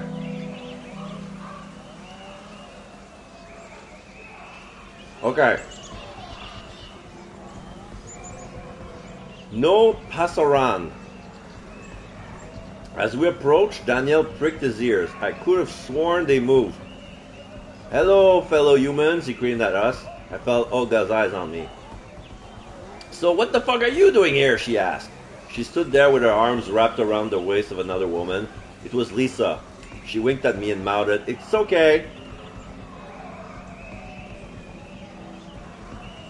So, I didn't like being treated like that, Raja. I needed answers. What was the argument about? Or rage low, I came to help. I'm gonna go with rage low. Rage low? I heard about the protest and wanted to join, but it looks like you're doing just fine on your own, I said, not even trying to hide the sarcasm. Lisa nudged her. See, honey, I told you, it's obvious. I looked at them again. Olga rolled her eyes. I had more time to look at her now. She was wearing combat trousers, sandals, and there was a small silver double-bladed axe hanging on the string around her neck. The Labrys, a lesbian feminist symbol. She wasn't hiding where she stood. Nice.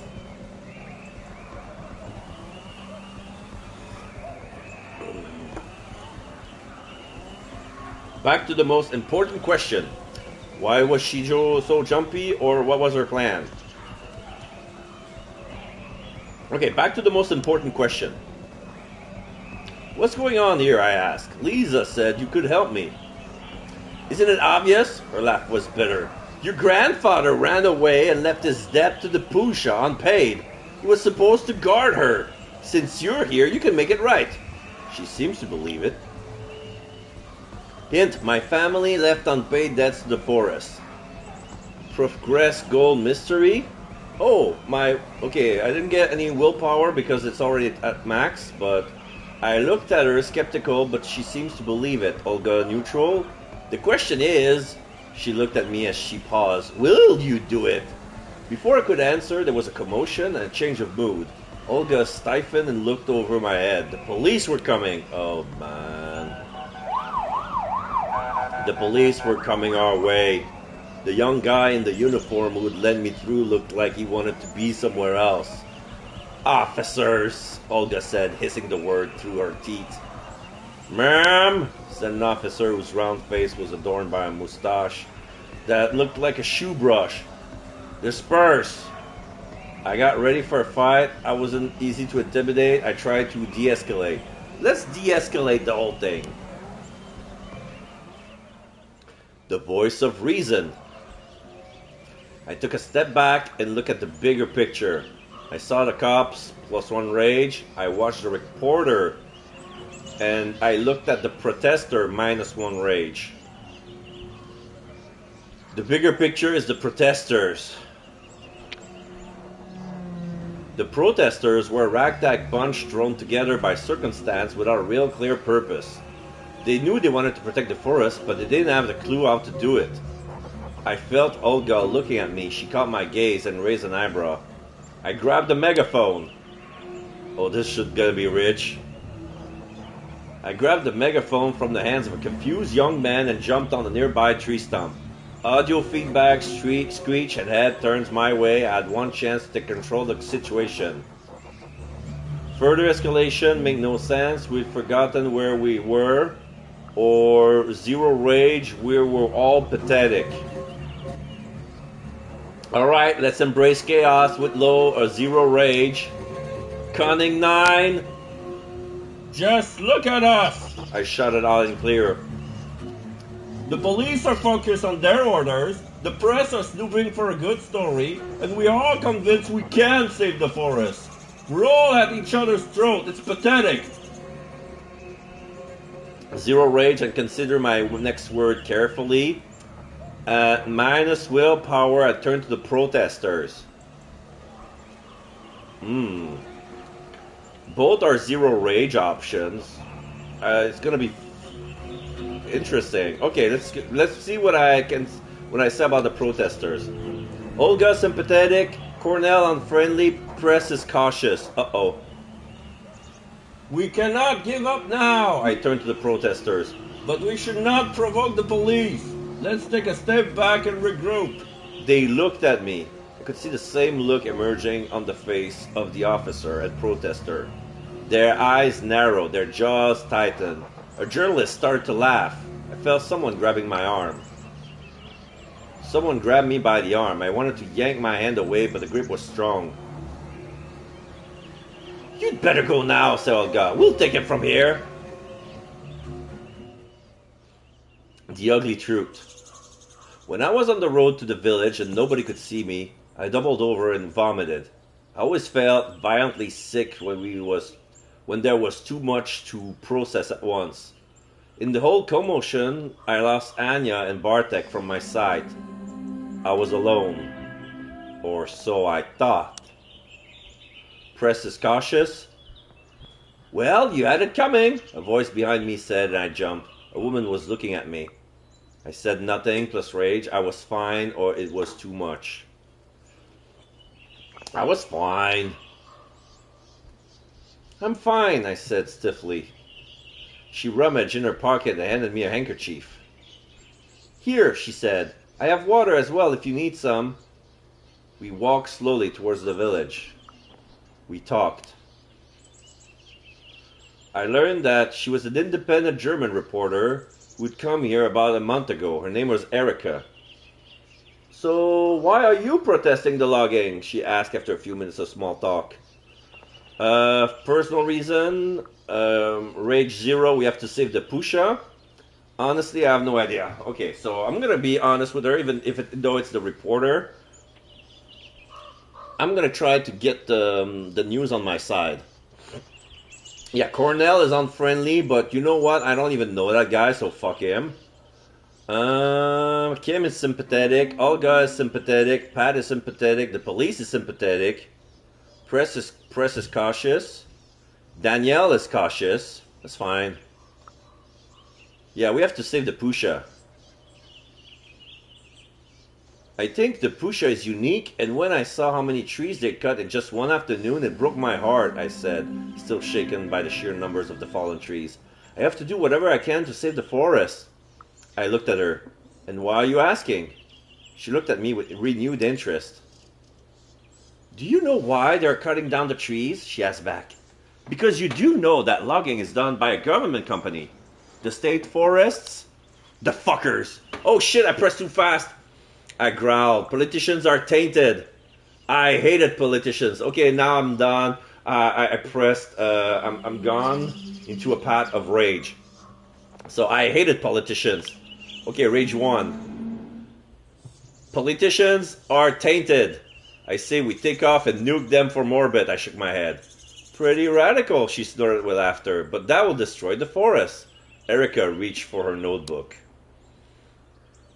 It all started with spruce bark beetles. Erica looked in her note and started explaining the whole situation. That year, the beetles' infestation was of catastrophic proportion, and the forester decided the only way to stop it and save the rest of the forest was to cut down as many infested trees as fast as possible. Was cutting down the trees necessary, but was the logging legal? Couldn't just remove the dead trees. Was the logging legal? Because it's a national park. Is the logging legal? I wanted to know. Opinion differ, but such massing logging in the UNESCO listed area might be illegal, Erica answered. Was cutting down trees necessary? Couldn't just remove the dead trees. Maybe if they remove the dead trees, the infestation would spread. I'm trying to find a solution. They might do that, but dead trees are what make the forest unique, Erica smiles. There are 20 times more species living on a dead spruce tree than on a live one. Was cutting down trees necessary? Is cutting down trees the only way to stop the infestation? I asked, confused. The foresters state that this is the only way, she said. Some biologists argue that they are cutting wrong trees and doing it too late to change anything. Did they have to intervene at all? Couldn't they just leave the Pusha alone and let nature take its course? I asked. That's one of the options, Erica admitted, but there's a drought and no one is sure if the forest would survive on its own. Rage low. It was a complex situation, but that didn't mean that I should step back, and I felt that Erica was deliberately playing the devil's advocate. Rage low, I need advice, or -1 willpower, trying to understand her point of view. I'm gonna go with rage low. I'm not sure what to think about it, I admitted. I could really use your advice. I'm just doing my job, Erica shrugged. I described all aspects of the situation to you, but it's up to you to decide what you want to do. How convenient. She was putting herself in such a convenient position. Unfortunately, I couldn't just pretend that it wasn't my business. At least I was sure that they were cutting down the trees and the Pusha needed my help. Cunning, I laughed at her. Rage low, what else could I do? I'm not gonna laugh at her. Shit. I don't think they use cunning in the way that it really means. Like, it's more cynic than cunning. What else could I do? Rage low? I don't know what else I could do, I cited. I might not see the whole picture, but I prefer acting to denial. I tried not to show how scared I was. She looked skeptical. You're not the only one feeling helpless, she cited. So don't let the complexity of the situation stop you. Life is always complex, and yet we carry on. I didn't want to listen, rage +1. So what was right and what was wrong? Or I said nothing, -1 rage. Okay, let's diffuse my rage. I said nothing. There was so much to process at once. Everything that happened at the logging site, the heat, the stench of the harvester, the tension between Olga and Cornell that you could cut with a knife. It all made my head spin. What's the matter? She asked. I admitted my helplessness, or I shared my fear. Yeah, Rage 0, share my fear. Something wasn't right with the whole situation. I didn't know what it was, but that scared me. I took a deep breath. Then I remember what Olga told me. All that mystical stuff. And they said that I have some family debts to pay. I shook my head. It's a lot to take in, and there was a foul smell back there. She looked at me with a weird expression. What smell? She asked. Grave 0. How come she didn't smell it? You didn't smell it? The harvester reeked of something like meat that's been rotting in acid, only worse. I couldn't even find a word to describe it, but the memory of the foulness still clung to the back of my throat, swimming in my sinuses. Press is cautious. She looked at me with a strange expression on her face, as though she wanted to say something and then thought better of it. Her eyes. Press neutral. There was sympathy in her eyes. You'll learn in your own time if you stay here long enough, she said, clearly wanted to drop the topic. What did she mean, or I let it go? What did she mean? What do you mean? I asked, getting irritated. I just told you, you'll learn it in time, or not at all, which would frankly be better. Anyway, gotta run. As I watched her leave, I thought that whatever was my family legacy has surely manifested itself that day. I guess I've made some progress. We'll power up. Int updated. I decided to pay my family's debt. Progress mystery. I jumped right into the middle of a very tense situation, and at the very least upset the status quo. I just hope I hadn't made things worse. I walked on in silence. Time to regroup. Afternoon. When I opened the door, I found Anya and Bartek sitting on Anya's bed. They were a little flustered and were nonchalantly trying to look like I hadn't interrupted anything. We lost sight of you, Bartek said apologetically. I'm glad you made it back in one piece. How was your day? Anya asked. I gave a public speech. I learned a lot. I met a lot of new people, or I shrugged. I gave a public speech. I mumbled. I'm not sure how it went, but a lot of people listened. Bartek looked surprised. Did you have to get involved in this old mess? I had to do something, I sighed. Bartek had a point. No. I learned a lot. No, I met a lot of new people. I met some very interesting people, I said, still excited. Yeah, they look like a colorful bunch, Anya grinned. Oh, shit. Bartek rolled his eyes. Colorful and uninvited. They're sure passionate. They argue between themselves more than they argue with the loggers, I added. I learned a lot. Did you know that the government supported the logging even when it was illegal? I shared my dismay. If they support it, it can't be illegal, Bartek crossed his arm. Of course it can! I threw my arms up, frustrated. Bartek had a point? Or that's all I wanted to share?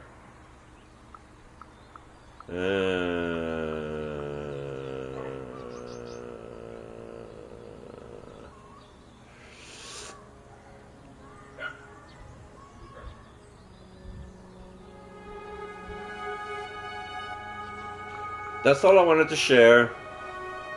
I shrugged. Just another day in Białowieża. We sat for a while in silence. You know, there's more to see here than Białowieża, Bartek said to me. You could visit Pogorzel's, Buddy, Teremiski, Sherlonka. See the open-air museum and the bison. The logging is not all that happens here. I couldn't see everything. Or maybe later. Yeah, Rage Zero, maybe later. I would love to see it all, I sighed, and I'll do it as soon as the situation with the Pusha is resolved. And how's the search for your roots going? Asked Bartek, clearly wanting to change the topic.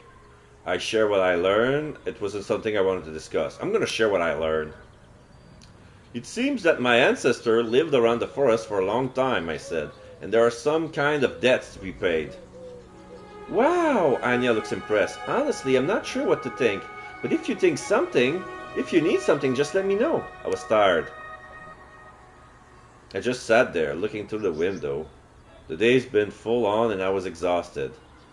I didn't notice when I fell asleep. I can do anything. It's quiet now. Yet I know deep down inside that something isn't right. There's an image of a human turning into a wolf in the background. I run, +1 rage, I keep walking, or I sneak. I'm gonna sneak.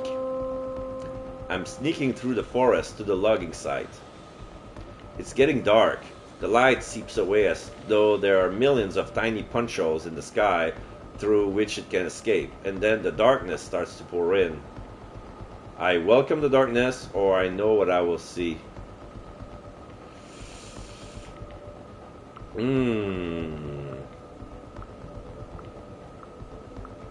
Hello, darkness, my old friend. It's thick, Oily, snake-like. It wraps around my ankles, caresses my wrists, and it takes my hand and leads me to the site. It's full of maimed bodies. They are all trees, fallen trees, still alive, still struggling for air. And there's the stench. I see movement in the darkness, but I'm not alone. Yeah, I see people here. I see movement in the darkness. I see shapes moving in the darkness. They have long skeletal arms. They are wrapped in glistening black intestines, and each arm has a wide, gaping mandible full of whirring blades. They snap at me blindly. Cunning, I turn around and see the forest move. They have horns, they have antlers, their eyes shine in the dark, and they are ready. I watch them charge, lunging at the monsters, falling prey to the snapping teeth. I feel their anger wash over me, fill me with rage, and I rush to join them. Then I strike. Only when I know the enemy's weakness do I strike. I move unseen and unstoppable, breaking necks, staring at arteries, ending lives, and I'm the only one laughing. And then I wake up.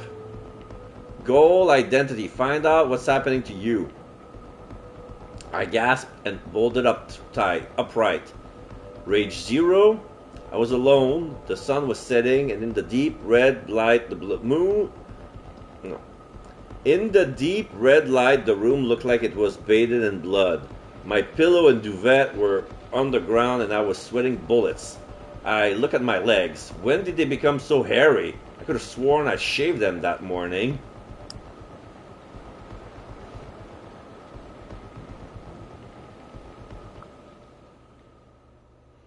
Chapter 3, Standoff.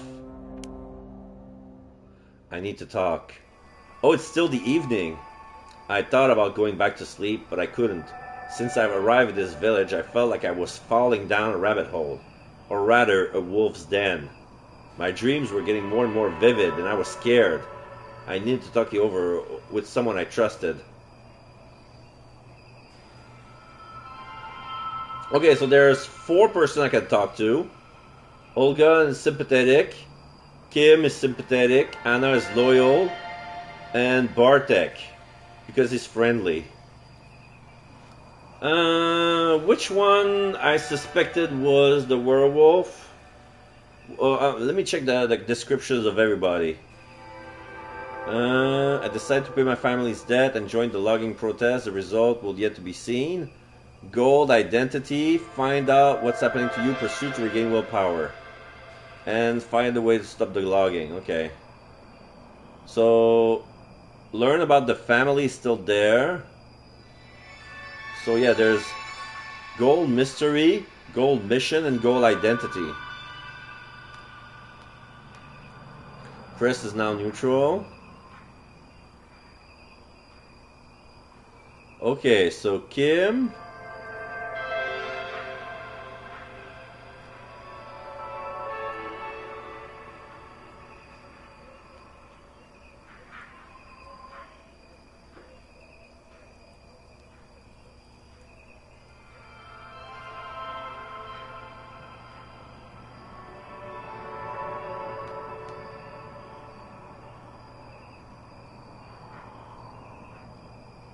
Oh, it's Danielle with the yellow-green eyes.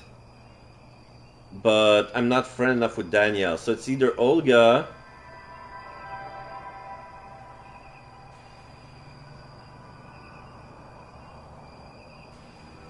or Kim.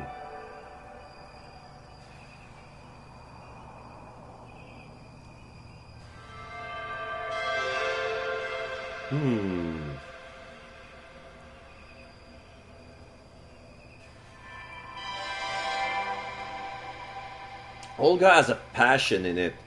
Maybe she's the werewolf. Alright, I'm gonna talk to Olga. Olga was local and knew a lot about what was going on, and despite her brusque manner, she seemed to accept me. The sun has just set and the moon wasn't up yet. I started walking. The forest loomed on the horizon. The activist camp was somewhere there.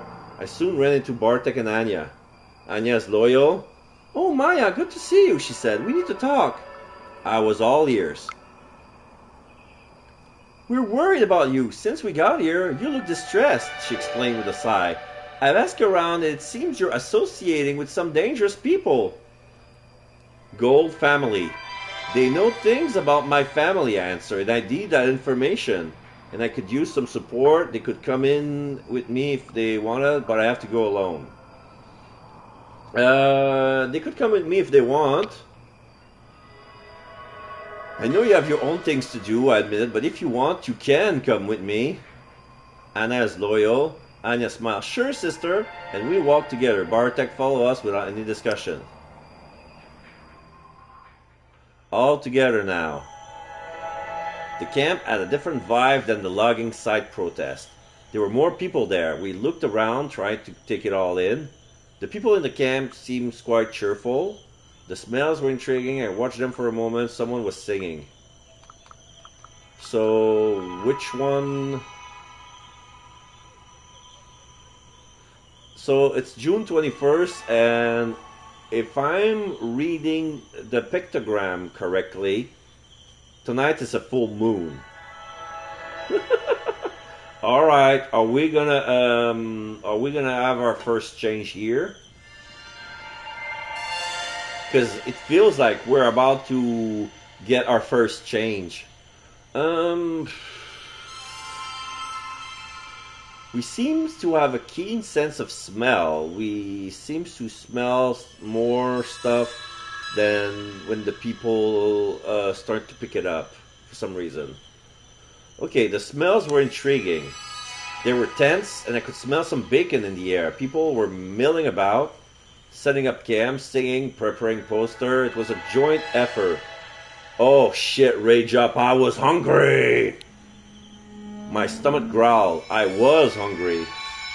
Bartek is friendly. I have no idea what your plan is, says Bartek, but you have my full support.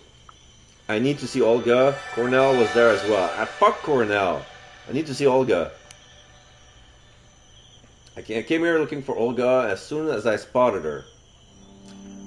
Well, hello again, she greeted me. I didn't expect to see you here so soon. Actually, she gave me a long, hard look. I didn't expect to see you again at all. I tried to rise above it. I snapped at her. I joined the banter. I don't need the cunning. I think I have enough cunning. I'm gonna rise above it. It made me even angrier. For a moment, I wanted to bite her head off or bark some curse words at her. Oh shit, another rage. I took a long breath. It didn't help. Balanced rage. And to my surprise, she started to laugh. Her face softened. What brings you here, kid? She asked after a beat. I was angry, I was confused. I'm confused, I answered. Is it really true? I mean, the stories you told me about my past and the forest? There's nothing to be confused about, she shook her head. It's perfectly clear that the government will destroy this unique forest if someone doesn't stop them. And you have your obligation to fulfill. She broke off and bit her lip. What do you want to do about it? I wanted to smash things. I didn't want anything violent. But that's going to cost me a willpower. It's okay, I'm going to gain it. Keeping my willpower at 2 is good for me. Olga neutral. It's a good question, I thought. How would it make me feel if I succumbed to this pull, this fire, this insensate voice at the back of my head? I don't really want to do things fueled by anger, I said slowly. I've done that before, it only created more shit to deal with. She narrowed her eyes. Oh. So we're not on the same page then, she said. No, not really, I agreed. But it was still nice to see you again. Okay, so Olga is the rage option. Then I'm gonna go see Cornell. Fuck. I turned around and moved through the camp to where Cornell and his crew were. Hello, I said as I approached. Cornell smiled at me. Hello, he said. What brings you here? I need answer, or I was confused. I'm gonna say I needed answers. I shrugged and dug my hands deeper into the pockets of my jeans. I have so many questions about myself, the forest, and the logging. Cornell looked at me while those uncanny gray eyes. I could feel his attention lock on me. It's okay, he said. Join us, and you'll understand. We're here to stop what's happening, to show that we don't agree and that we hope to make a difference. Will it work? I asked. I don't know. All I know is that it worked before. It worked for Gandhi. It worked with segregation and apartheid in the end. It worked with communism. So let's see if it works with capitalism as well. Violence is not an option here. He smiles.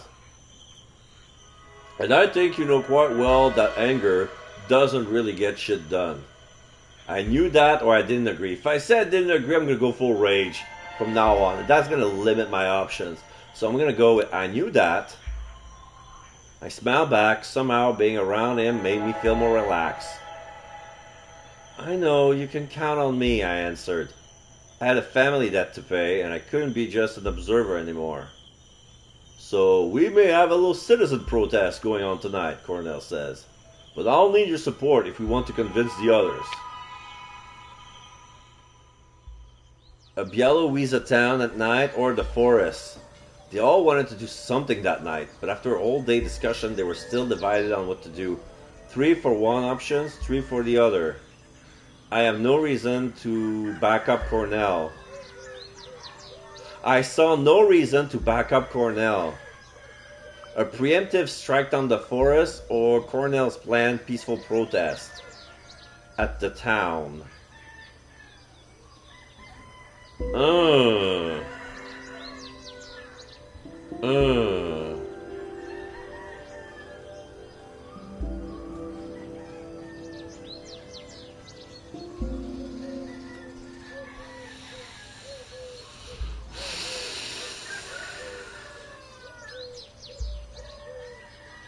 I want to believe in peaceful protests, but we're frigging werewolf. Okay, let's go. Okay, compose, route, demand peaceful protests.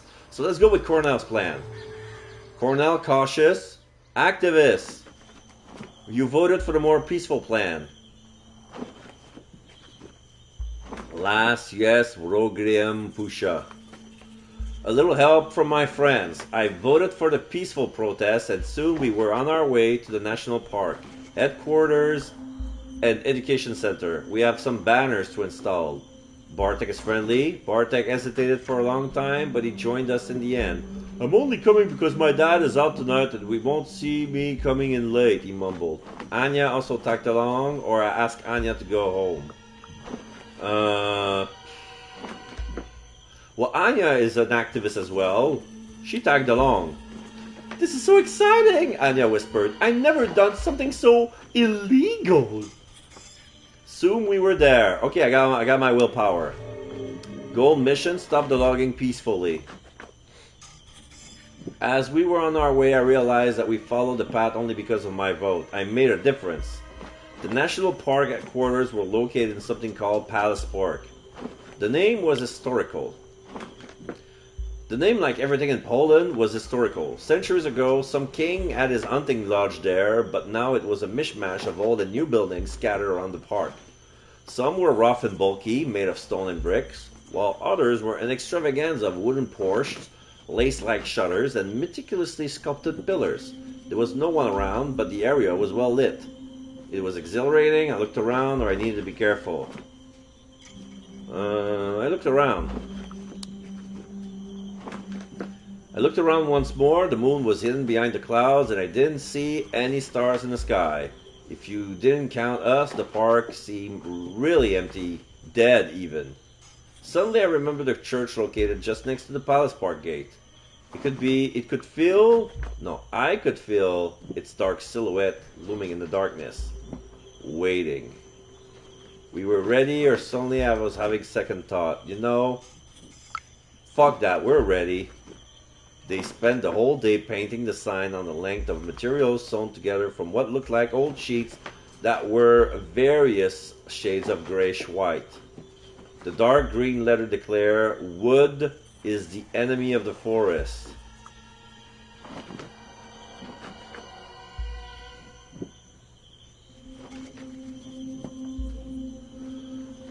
He clearly needed inspiration. I share my recommendation, Balabs, where we could cover the church. Do I want to be that guy? Let's cover the church. We're atheists. Nothing is sacred. Where do we hang it? Asked Danielle, who would come equipped with climbing gear. Okay, let's go with balance rage. Balance rage. I think we should attach it to the drain pipes there and there. I pointed at two corners of the building and Danielle grunted in agreement. It doesn't matter, Olga said, because hanging the banner is a waste of time. She was clearly upset that we ditched her plan, but perhaps she had a point. I challenged her, I let her talk, or I asked her for advice. I'm gonna let her talk. Olga looked at me as though she expected me to say something, but I didn't take the bait. It's a great banner, and I'm sure it will look good on the picture published by a number of independent political blogs. She looked at Cornell. But it's stuck so deep into the overeducated ecological dispute that people won't get it and the loggers won't care. Cornell just shook his head and gestured Daniel to continue. I waited patiently. Analytical +1. Soon the sign was up, screaming our message to all of Białowieża. Cornell looked at me. Maya, what do you think? I didn't get that slogan, but I said it was glorious. If I said that, it cost me 1 willpower. But yeah, wood is the enemy of the forest? I didn't get that slogan. I don't even get that slogan, I admitted. Cornell looked surprised. Nobody told you? It's from a famous book about the Pusha. Humans let the forest grow so they could take wood from it. But that isn't the purpose of the forest, and when done on a huge scale, it's actually devastating. Finally, we pulled the banner up. My father will have a stroke when he sees this, Bartek let out a repressed laugh. It's an important message, Anya looked up with fire in her eyes. The world must know. I looked at the sign flying high over the park. I was proud of our work. When we finished, Cornell gathered us together. I was proud at what we accomplished. And I contributed to that. Gold mission. Oh, okay, so my willpower is already up. I didn't gain willpower because I didn't cost it. Because I said, oh, it's glorious. Whatever my family had done, I was starting to pay back the debt. Cornell reached for his bicycle. Let's go for a trip, he said, to remind ourselves what we're trying to protect. Gunshots in the wound. Pusha is neutral. The night forest was cold and indifferent as we cycled through it.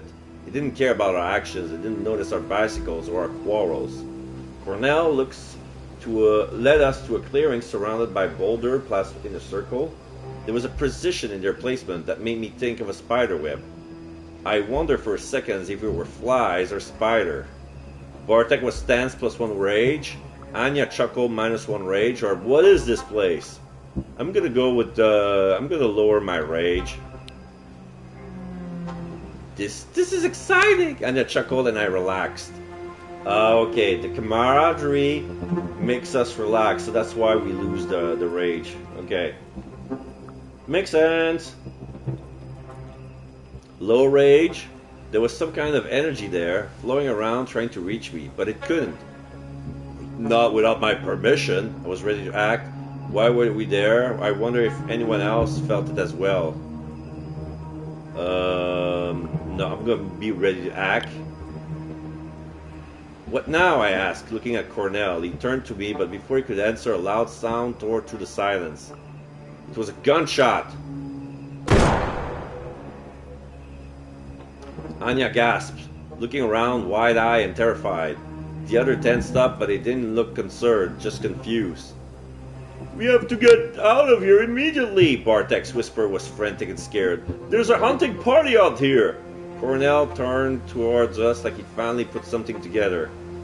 There was a rustle and I saw a bunch of men in camo, each of them with a rifle, coming towards us between the trees.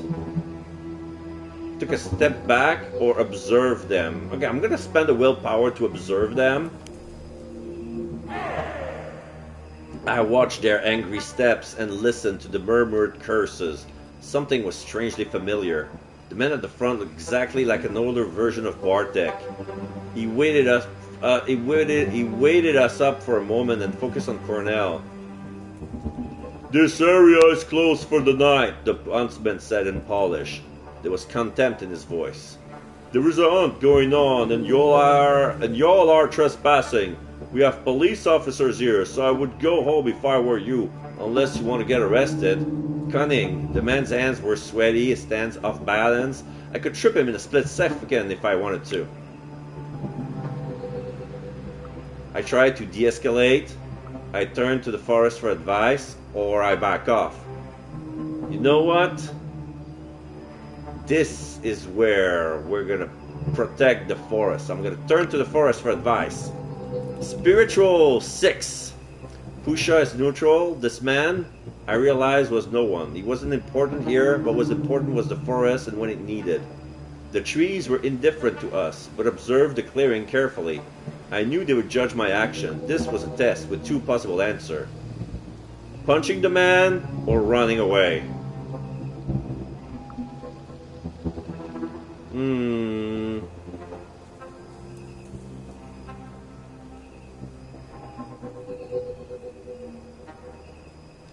I feel like a cat, like quick attack, poof, punching the man.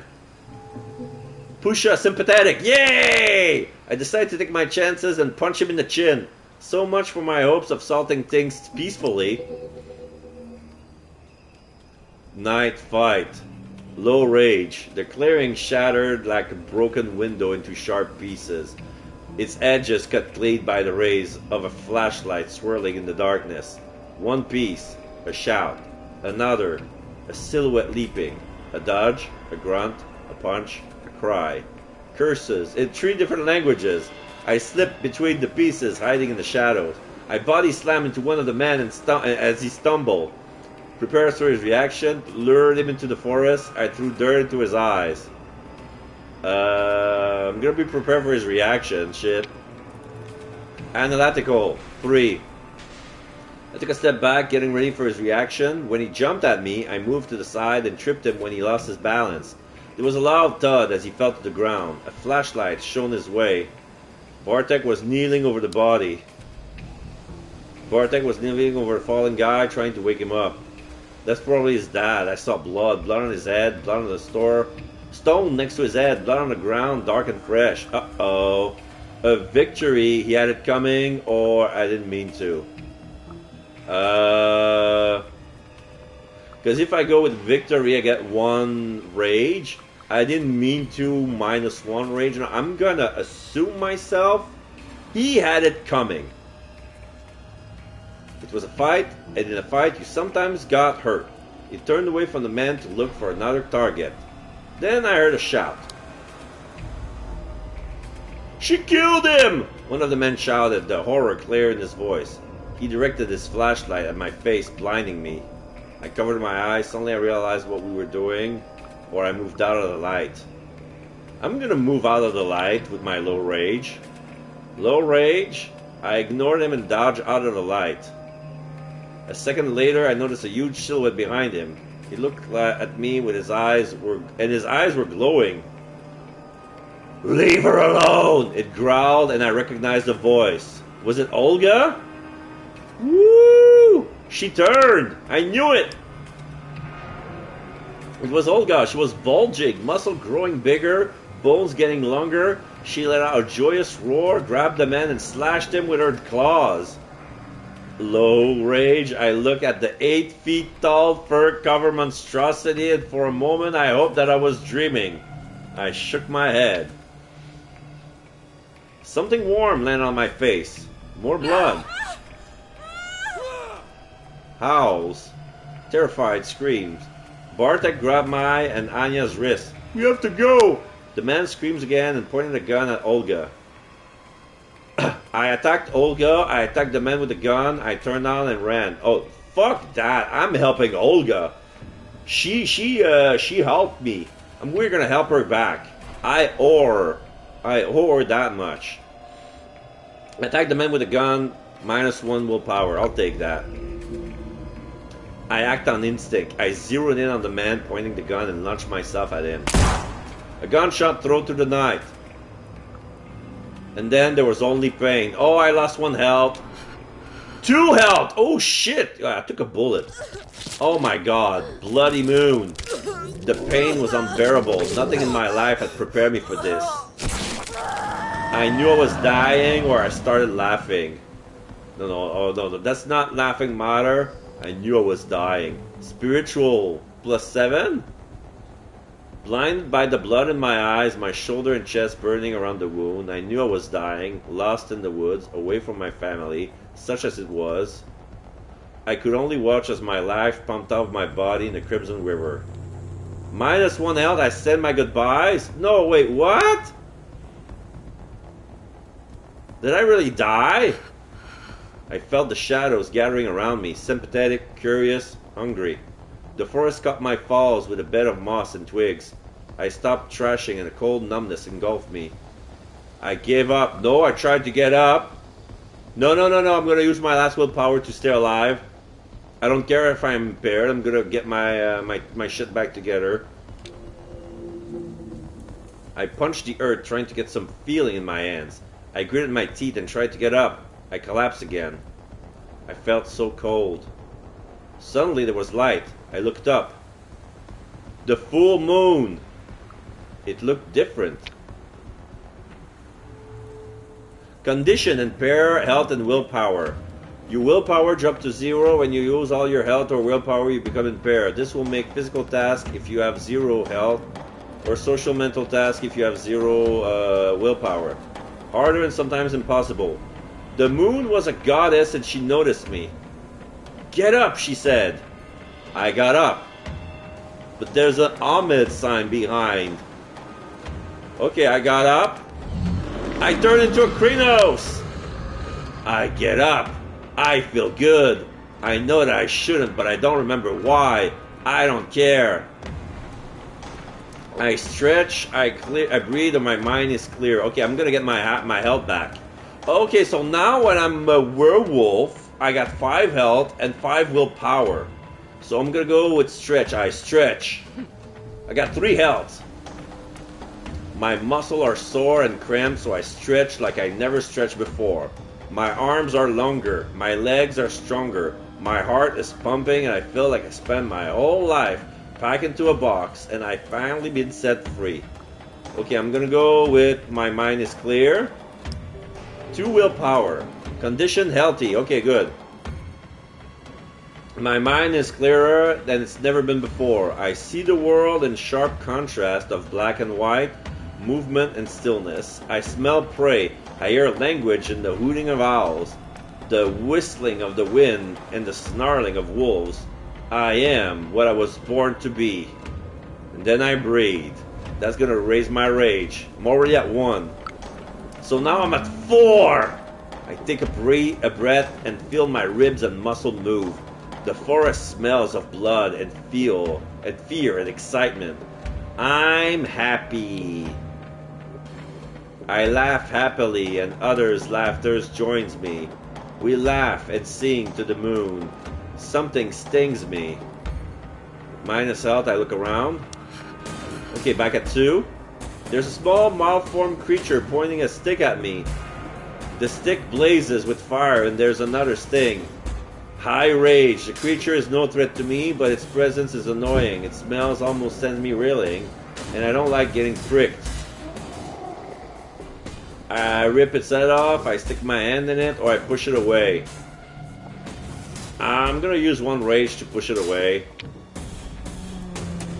I push the creature away and it flies through the air making funny noises. Then it hits a tree and stays there, pinned to a branch like a butterfly. Uh-oh. Yeah, the guy's gonna die no matter what I do.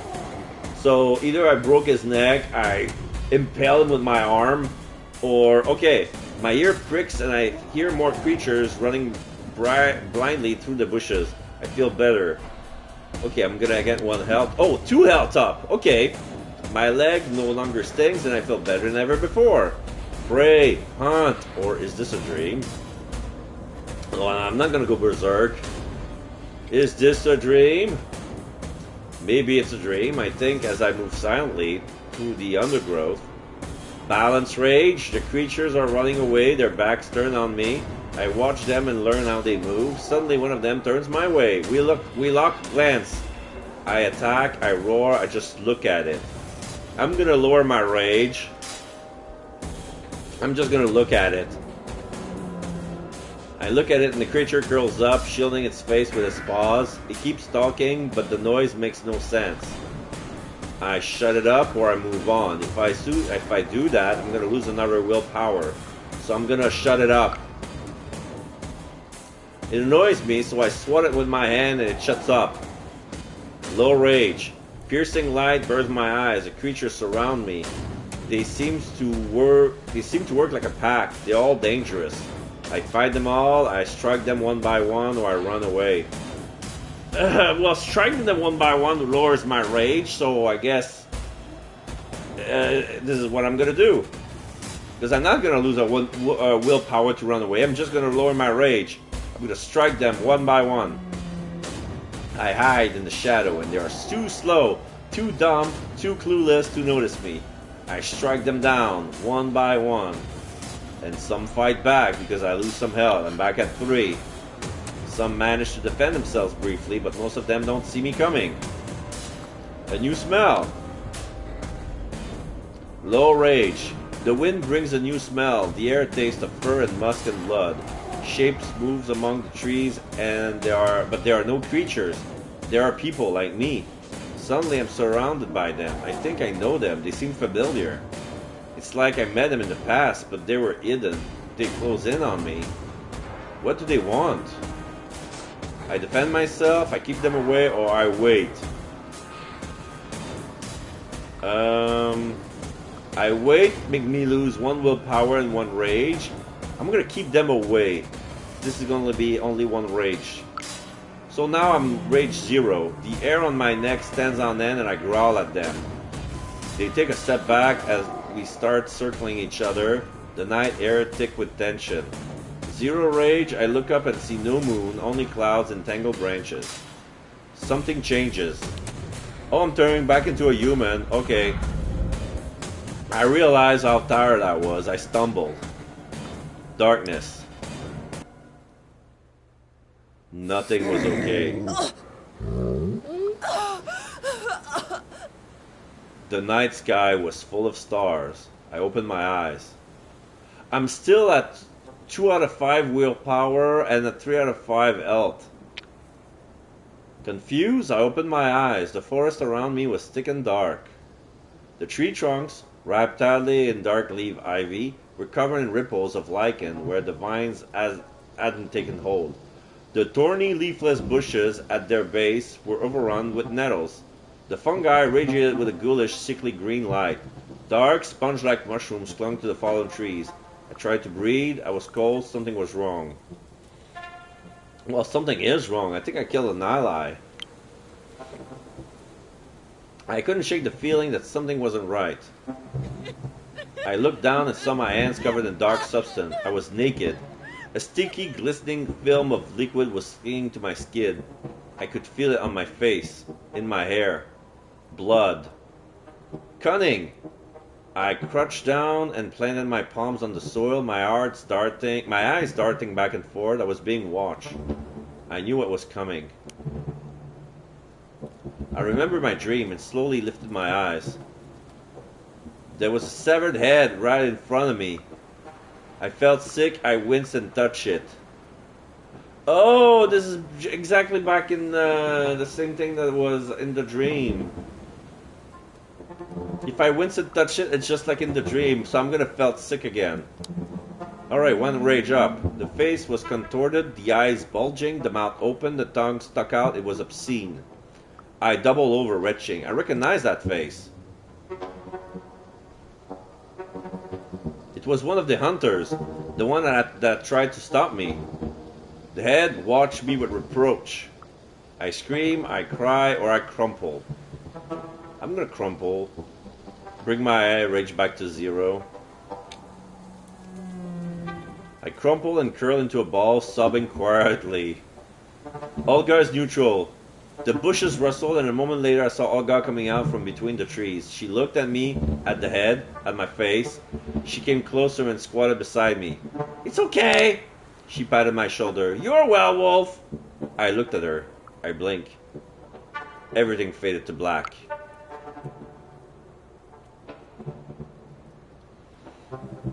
Yeah, she's a werewolf too. Chapter 4, Lost in Woods. Oh, there's a bison. Ooh, hello bison. Okay, I'm gonna take this opportunity to take a little potty break. I suggest you do it one as well. Be back in 5 minutes, everyone.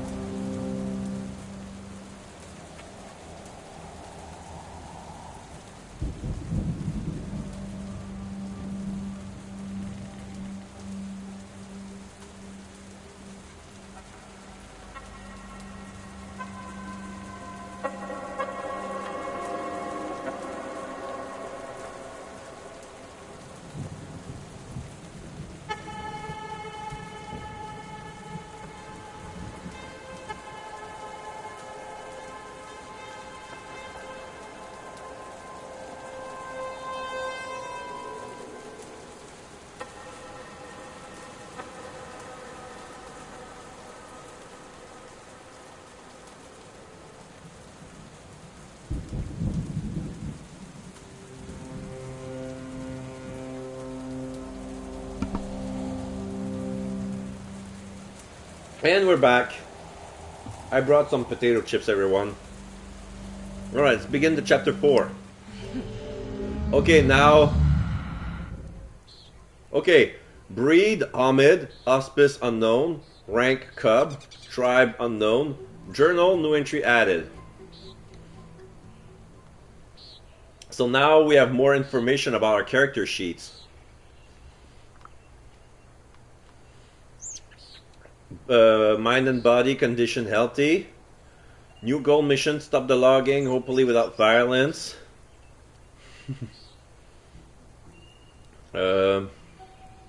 Cornell cautious, Olga neutral, Pusha sympathetic.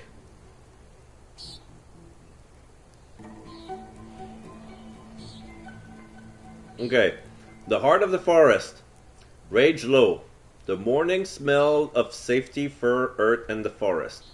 I opened my eyes and saw other people cuddling up to me, their muzzle resting on their paws as they slept.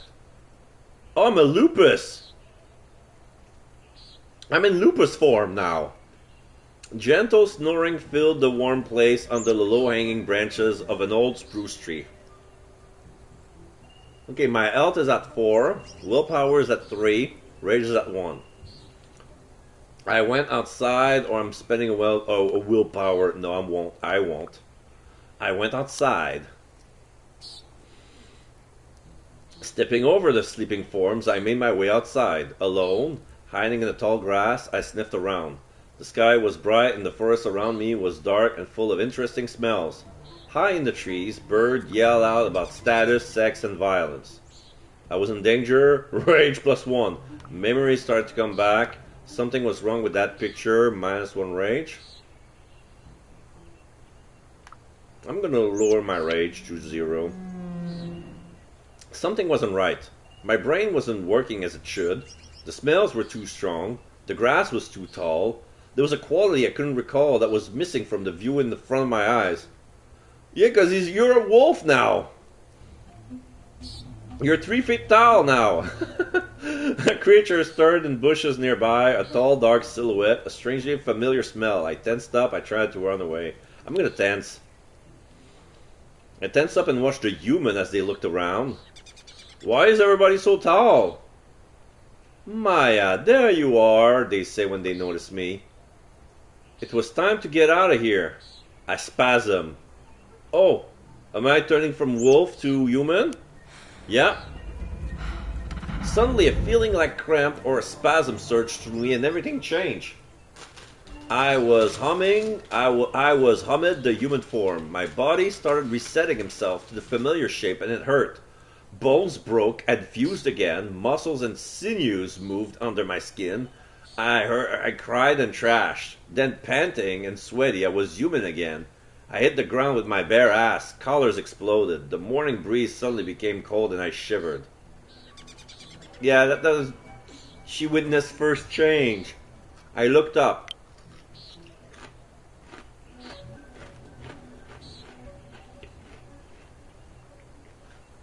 Confused, I look at the person approaching me.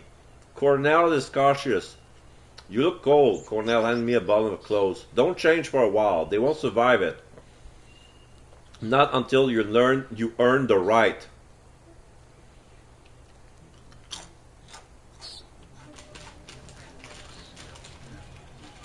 You earn the right. So Cornell is a werewolf too? I took the bundle. I snatched the bundle and started putting the clothes on.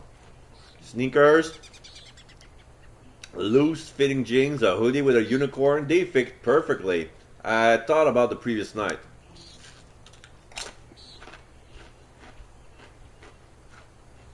Okay, so now it's June 22nd morning. The moon is waxing. It's no longer full. Okay. I thought about previous night when I was raging through the forests, about how differently I experienced the world through the wolf senses, and about the discomfort and confusion of changing shape. So I was a werewolf, +1 willpower. Goal identity, master the change. There was no denying it. I was no longer a human. It was all their fault, Cunning. What about the rest of my stuff? I appreciate the help. Okay. What's gonna be my decision here? Cunning! Hey, what about the rest of my stuff? I could use a phone and a wallet. I remember having them on me yesterday. I laughed bitterly. Before I met you all. You can track them down. Your sense of smell will be better than it was before, but later. Now we need to talk. We just stood there for a moment, comfortable in silence. I was wondering how one usually learned that they were a werewolf. But how come nobody knew about werewolves? -1 willpower, asked Cornell about his story. No, I'm not curious. It doesn't make any sense, it suddenly struck to me. How come nobody knows werewolves exist? We protect the veil, was the answer. It's easy to convince humans that supernatural doesn't exist.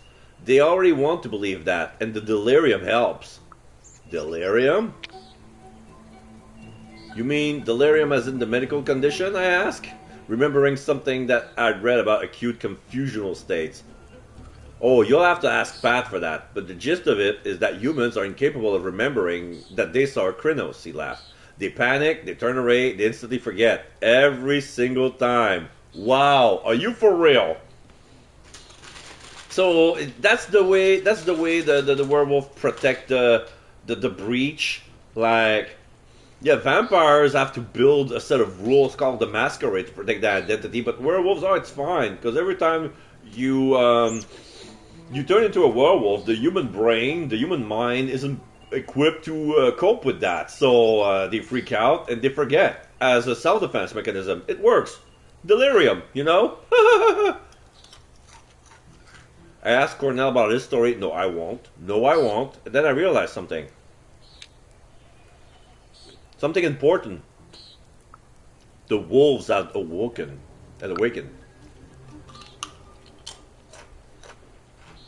At some point, the rest of the party had awoken and joined us. The clearing was full of wolves. Fuck. Fight or flight. Rage zero. The wolves were closing in on me, but they weren't really wolves, were they? They were just werewolves like me. Acceptance, cooperation, or denial, escape.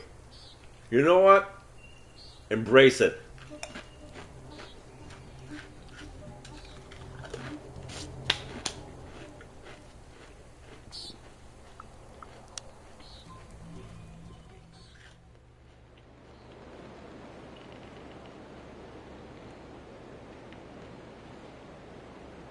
Hiding the bodies. The headless body was heavy. They said that, as my first skill, it was my burden. It was my duty to take it to the barrows. I didn't want to do it, rage up. I didn't kill him, or I got my shit together, -1 willpower. Okay, I'm gonna go with basic. Oh, I didn't kill him. But I didn't do it, I said, looking at the corpse. I would never. You have to balance the debt you cause with your achievements. Cornell looked me in the eyes. That is the path of the Garu. He accompanied me, carrying the severed head in a bag. The others stayed behind, covering the tracks.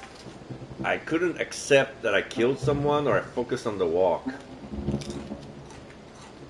Okay, so every time I kill someone, it's my responsibility to hide the body, but the rest of the pack will protect me or support me by covering the tracks. So since killing somebody is my cross to bear, but they help me out by saying, you know what, we're gonna hide all the evidence of you ever done it. So I'm gonna focus on the walk then.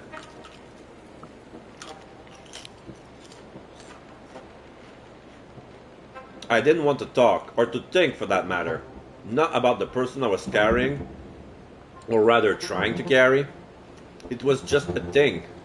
I needed to transport it from point A to point B, that was it. The body was too heavy, -1 health. I just kept dragging the body, -1 willpower. Okay.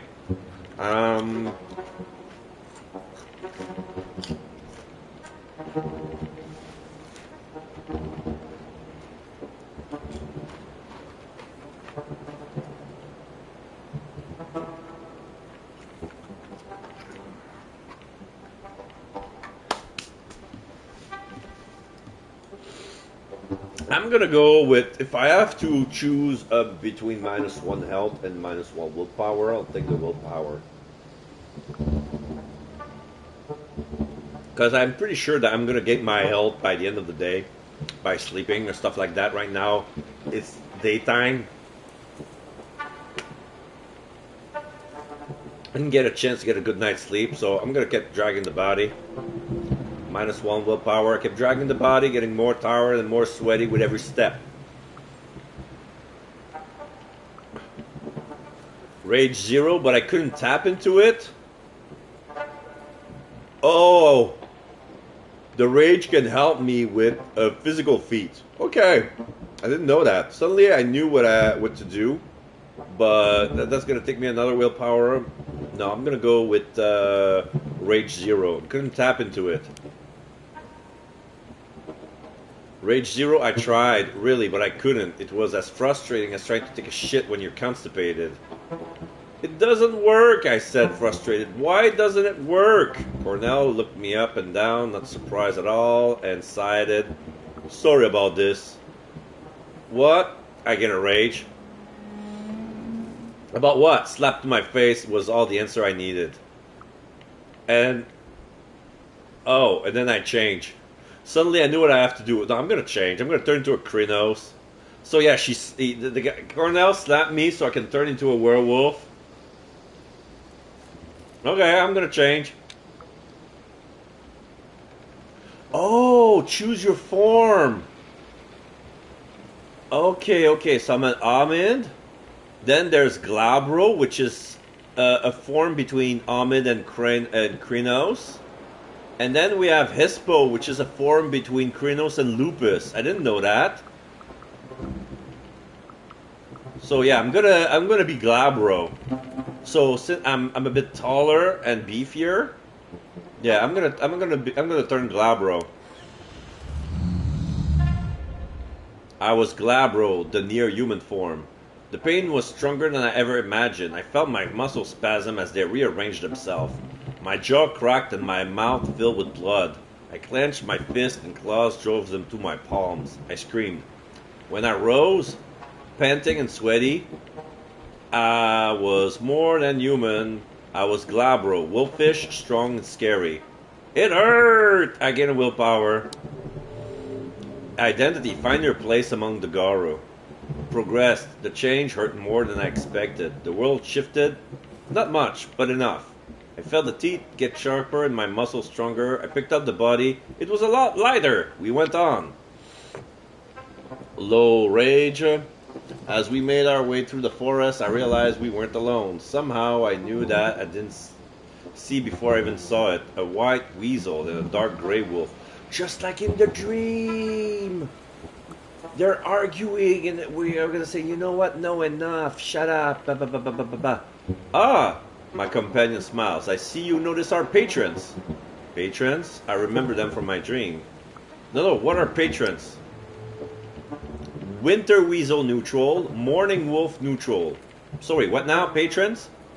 I ask. Yeah, the spirit to help us fight our war. Oh. Just like in the game, Herd Blood, there were 5 patrons. We have to repatriate them to Isma. Okay. So here we have a winter wolf and a weasel. Okay. The two animals stops in front of me in the middle of the path. We came here to teach the cub, said the wolf. She smelled of ash and tears. Was I hallucinating? Yeah, the dog talk. Because it's a spirit.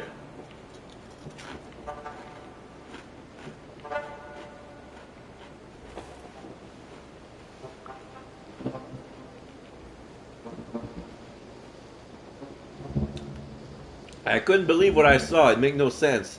I felt as if my brain was short-circuiting, trying to interpret signals not meant for human senses. Was there really a wolf? Was it really a weasel? When I turned my eyes away from the weasel, it flickered as if it was just a projection on a broken screen. One moment, an animal. And a moment later, just an idea. When it talked, the air smelled of an electric discharge, and I felt like the words displayed directly in my mind. They wouldn't leave me alone. But hallucinations or not, they just wouldn't leave me alone. The weasel circled me, and before I knew it, I could feel small claws on my legs, then on my back, and then on my arms. It smells of musk and electricity, and then it bit my ear. I tried to shake it off. I ignored it, or why would you do that? Okay, I'm going to lose a rage. Why would you do that? Ow, I shouted. Why would you do that? To see how you would react, obviously, the weasel electronic voice echoed in my head. Enough, the wolf growled, or at least that was what my brain decided to hear. I felt the weasel draw his breath. In the beginning, there was Gaia, aka Mother Earth. And she gave birth to a mighty breed of warriors, the weasel began. It sounded electronical, like a teenager reading a Wikipedia page over a voice chat. They were called Garu, that's werewolves and werewolfish, and their sole purpose was to protect Gaia. They failed, wailed the wolf. I looked to the weasel for advice, I looked at the wolf. Okay, let's keep going with the weasel. Why did they fail? I looked into the weasel for advice. When time began, Gaia released 3 primal forces upon the earth. The weaver, the wild, and the worm, the weasel continued. The wild was the untamed force of life and creation. The cold, ruthless weaver gave structure to the world. And the worm destroyed what needed to be destroyed, creating balance. Were we creatures of the worm? Were we creatures of the weaver? Or were we creatures of the wild? I know the answer. We're creatures of the wild. The untamed force of life and creation.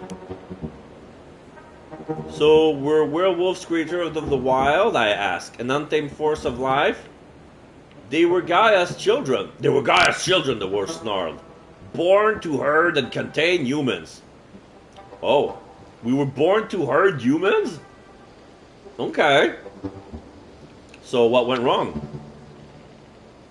I can see that something went wrong, I smiled wryly.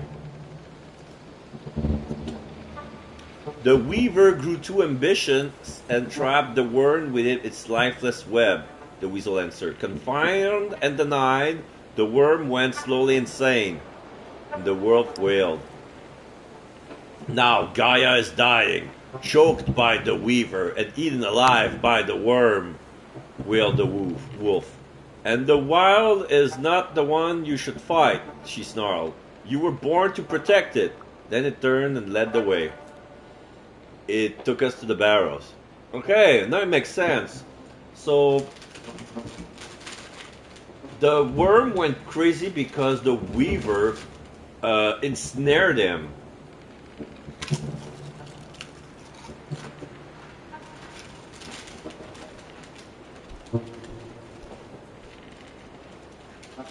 Which is basically what the humans are doing. They're trying to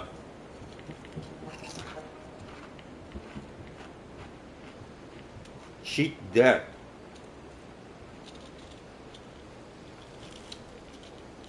And vampires are the same way as well.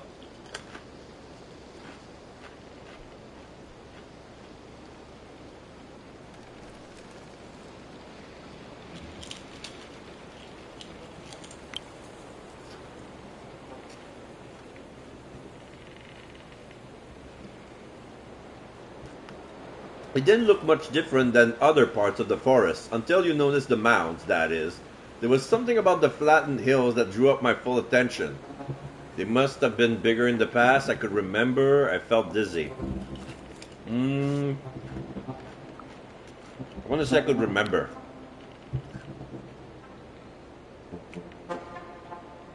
A memory stirred in my mind. No, it wasn't a memory. It was a feeling anchored in my chest, akin to the taste of ash in my mouth and the smell of smoke. Longing, sadness, resignation. But there was more. A sense of sacredness.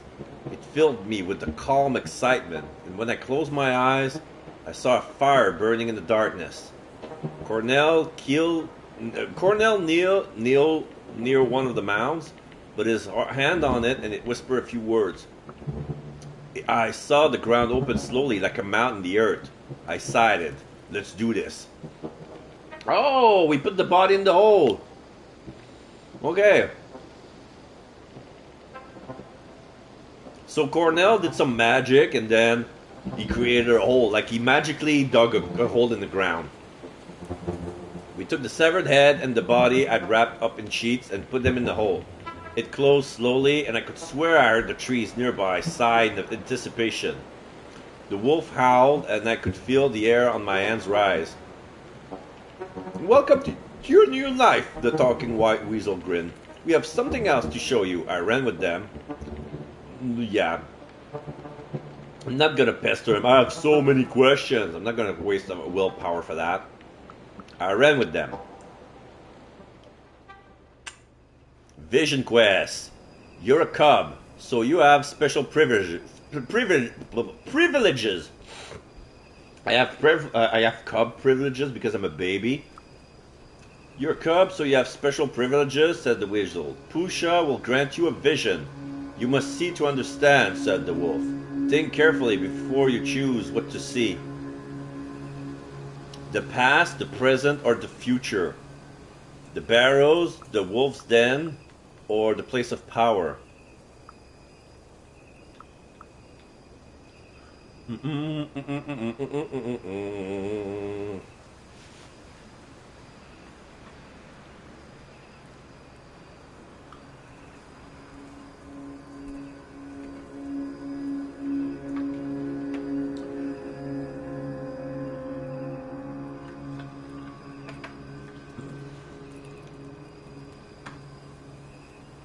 So, do I want to see the past? Since it's still in my objective. Yeah, it's still my goal. I don't want to see the future. Like, it doesn't hurt, but... Oh, there's a map of... I see the map of Poland. I see Białowieża, I see Pogorzelce, I see Grudki, I see Jagiellonskie, and then there's Chełonka. And then Budy, and then Teremiski, and then Zierzing, then I cannot see the rest of the word.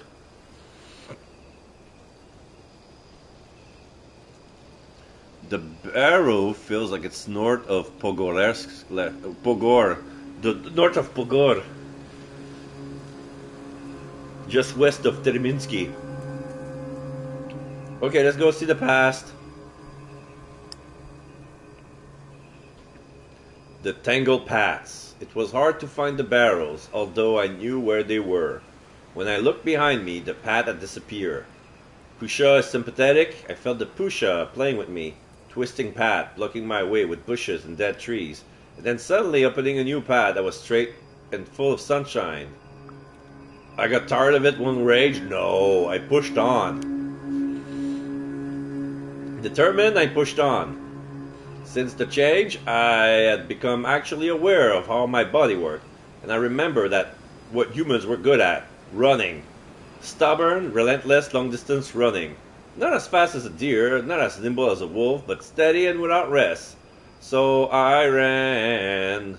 But you know what? That's bullshit, because wolves are better at running than humans. Like, if you want to run, turn into a wolf. And then I was there. The barrows. I climbed the nearest hill. When I was at the top, I stumbled on something. A shape in the grass. A skull watching me from its bleached eye socket. I touched it. The buried past. I see some horse. It's not completely... It's like a fragmented picture of a horse. The head is not properly rendered. We can only see the body. Then we see a guy bare-chested with a wolf's head with yellow glowing eyes. There is a swirl. It starts deep within me and then it expands.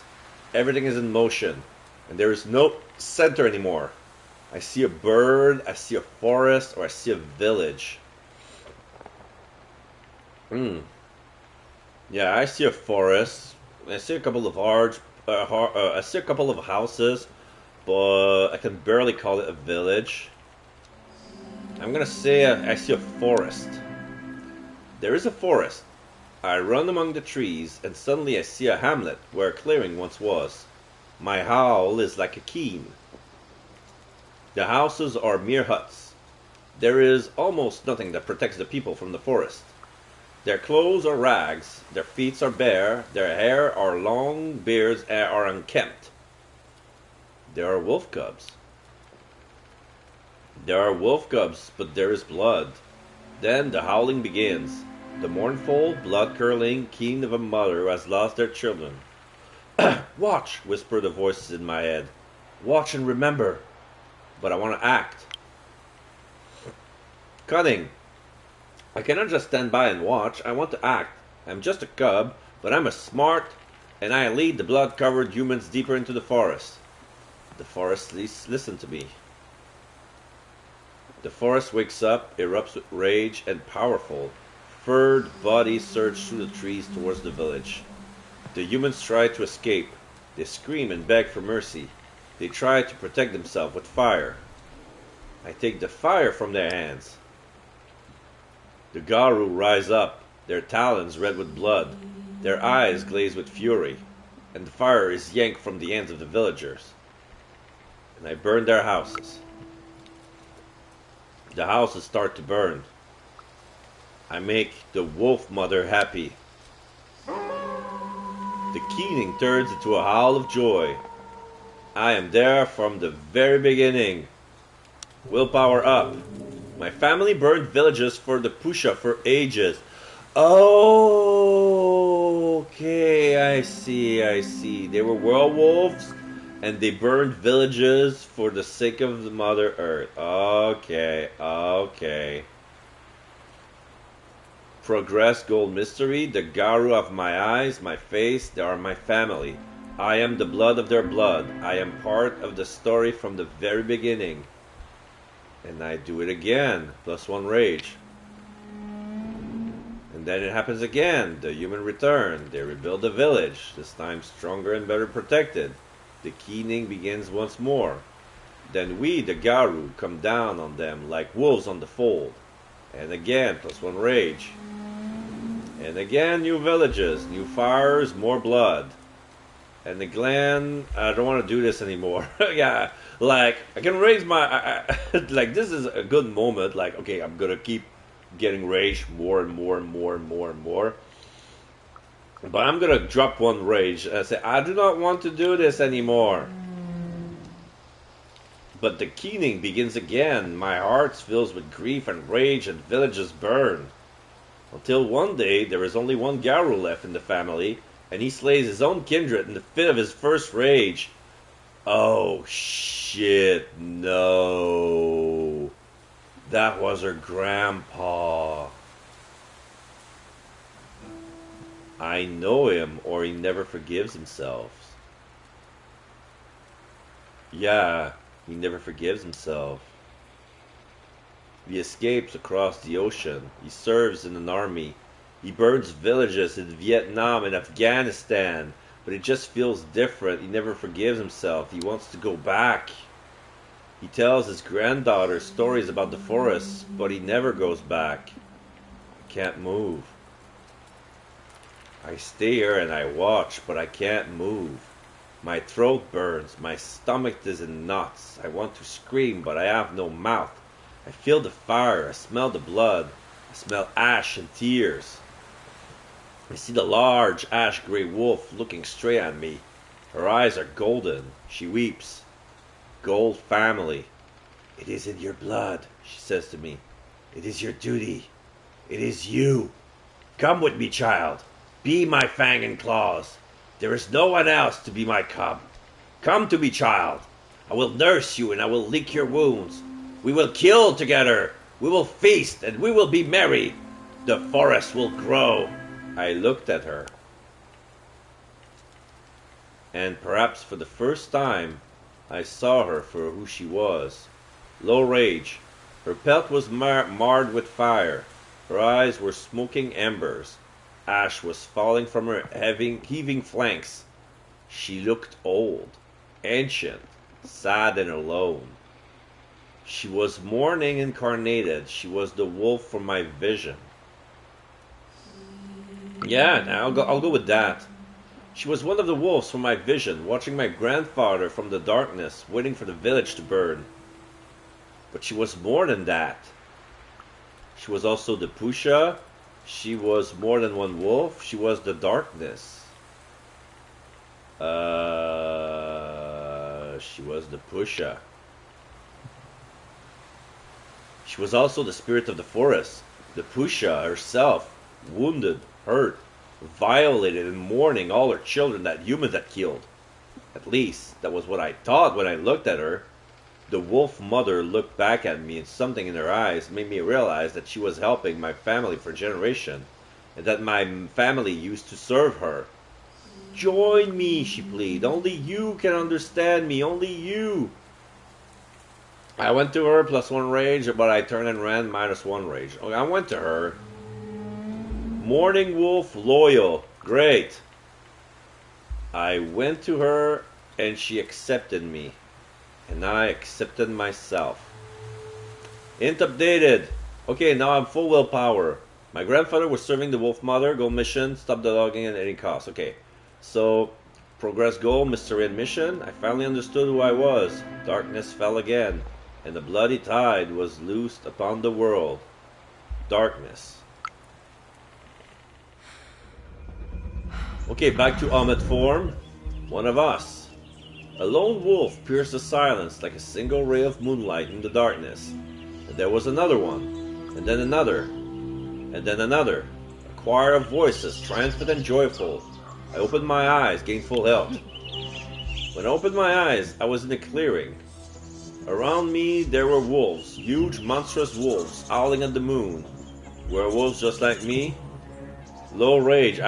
Okay, so I'm still low rage with 2 dots. Okay, so balance is at 3, I guess. 3 and 4, and then high is a full rage. I realized that was my life now. In the moment of bittersweet reflection, I understood that my old life was over. Maya, the student, was a part of the past. My present, my future, was now forever linked to what happened in the forest. Good, you're almost ready now, said Olga, looking at me impatiently. Welcome to the Sept. The what? Rage +1. The Sept, whatever that meant. I just listened, -1 rage. Okay, I'm gonna listen. I realized that my survival depended on learning very quickly, so I just nodded and listened. We live in packs, Olga explained. And when packs unite to find a common enemy, they form a Sept. So there were 2 packs there? I realized that there must be at least 2 packs there. I looked at Olga, I looked at Cornell, I looked at Kim, or I looked at Pat. So all 4 of them are werewolves? Oh, I'm gonna look at Kim. An old grizzled wolf changed into Kim, and Cornell and Pack joined them moments later. We are the Winter Weasel Pack, said Kim. A white shadow settled on Pat's shoulder. I smelled musk and electricity. I looked at Olga. 3 of the monstrous wolf changed. Olga and Lisa stood up, human looking again, their clothes rumpled. A yellow-eyed wolf by their side turned out to be Danielle. Okay, and we are the pack of the morning wolf mother, said Olga. They smell of ash and tears, and for a moment saw the wolf spirit among them. We are all Gaia soldiers, said Cornell. In that we have no choice, but we can choose whom we fight alongside. Okay, so Olga, Lisa, and Danielle are the morning wolves, and Kim, Pat, and Cornell are from the Winter Weasel. From what I understand, the Weasel wanted... So yeah, the Morning Wolf want blood, want actions, want to kill the protester. And the Winter Weasels want to do it the peaceful way. Okay. But for some reason, okay, let's see how my relationship is with everybody. So, Danielle, cautious, he's a wolf. Kim, sympathetic. Cornell, cautious. Pat, sympathetic. So, 2 sympathetic among the Winter Weasel. Olga is neutral. Danielle is cautious. And then we have Lisa. Lisa is cautious. Cautious, cautious, neutral. Okay.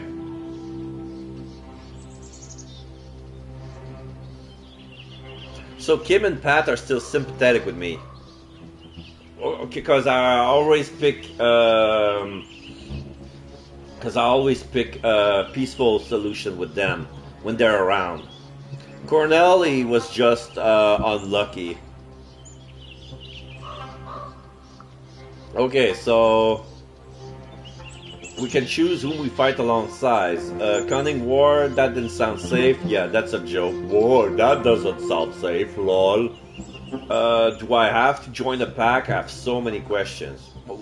This is my first question. Do I really have to join the pack? Because if I'm forced to choose a pack, I'm going to go with the weasels. Do I have to choose a pack? I ask just to make sure. No Garu can survive on their own, Cornell says with sympathy. Your old human life is over, but we will never abandon you. I have so many questions. I shook my head. What about the moon? Was every septite diverse? How did the spirit work? All three are good questions. I wish I could ask them all. I'm gonna ask about the moon. Why did I hear the moon whispering to me? I ask. Luna gave us rage. That is why she's important, Olga says. And that is why you'll never be able to touch silver again. Oh. So it's the moon. The moon is the reason why they can't touch silver. Was every septite diverse? You're from all over Europe. Is this like a standard for a sept? I look at Cornell, I look at Olga. I'm gonna look at Cornell. Yeah, because they're both German. I look at Cornell. I didn't even know if that was a stupid question or a smart one. I look at Cornell. It's far from the standard, but desperate times make strange bedfellows. He smiles sadly. Normally a sept is dominated by one tribe and maybe two. And there are at least a dozen tribes, Daniel interrupted. And I hope, Maya, that we will choose yours wisely. Okay. How do the spirit work? What about the spirit, I ask? How does that work? The world casts a shadow and we call it the Umbra, said Lisa. And in the shadow, every living creature, every emotion and idea, every important object exists as a spirit. Yeah, the Umbra world. Yeah, remember, there's the penumbra vision where you can see between the real world and the Umbra world. Like, they both intertwine. Because if you go full Umbra mode, you're not connected to your physical surroundings.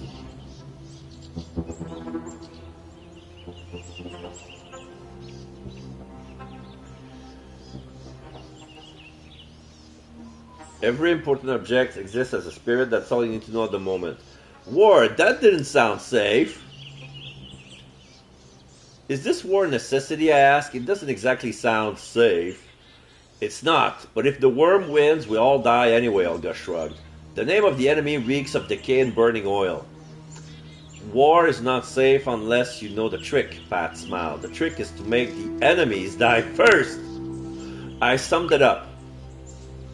So, if I got this all right, I've been conscripted into an ancient war against the worm, I said slowly, trying to put it all together.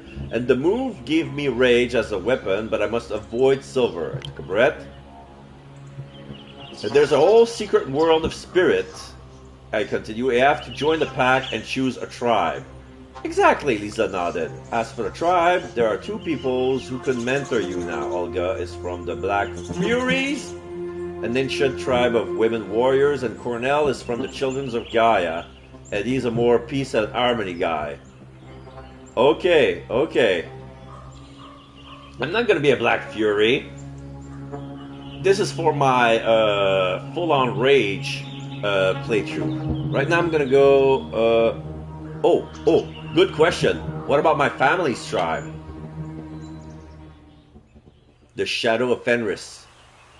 Hey, what about my family's tribe? I asked. Lisa wins. Danielle sighed. Olga shook her head. What? What's the matter? Did I say something stupid? I farted with my mouth. Your ancestor were the Get of Fenris, and no one here wants to have anything to do with that tribe, Coral answered. They stand against everything we believed in. Were they really that bad? Did I come from a tainted bloodline? Oh, okay. Those are both good questions, but I think I'll take advantage of my low rage to... did I come from a tainted bloodline? Does that mean that my blood is tainted? I asked. Tribe is not always a birthright. Sometimes it's a choice, Cornel says. So choose wisely. Oh, okay, okay. Get of Fenris are the most radical Garu supremacists that ever marred the face of Earth, Kim scoffed. Like legit fascist werewolves. Some of them literally work for Hitler. Yes! Okay, yes! It's just like Helsing, there was a werewolf working for the Nazis. Yes! He was a Get of Fenris. Oh my god. So she just realized she has Jewish blood, but her grandfather was a fascist and he burned villages. Oh god, okay. So family relationship, it's complicated, is an understatement right now. Alright. So I had the right to know my legacy, or I was only asking. I have a feeling that if I answer the first questions, they're gonna be mad at me. And I don't want to upset them, because they're trying to help by teaching me shit. You know what? I need to know everything I need to know from my family so I can spit on them. Alright, I have the right to know my legacy. Thank you for telling me, I said. I had the right to learn about where I came from. Okay, that was good. For a moment, we all were silent. I need to know more about the tribes. There were a lot of werewolves there. Okay, I need to know more about the tribes, it's true. I want to learn more about the tribes and find an option that would really resonate with who I was. Kim is sympathetic, I talked to Kim. Danielle is cautious, lose one willpower to talk with Danielle. Lisa is cautious, I talked to Lisa. And Pat's sympathetic, I talked with Pat. I'm gonna talk with Kim. Kim is sympathetic. Kim told me a lot about the bone gnawers, urban werewolves fighting for the disadvantaged and the marginalized children of the rat. Did they really have a rat as a patron? Because I could lose a willpower to pry on Kim's past, but I don't think it's appropriate right now. Maybe another time. Do you really have a rat as the tribe patron? I asked. Sure we do, Kim answered. It's a very good patron, resilient. You want to be like a rat, always managing, always afloat. Yeah, if you want to be a survivor, you want to be on top of all things, so you have to hide.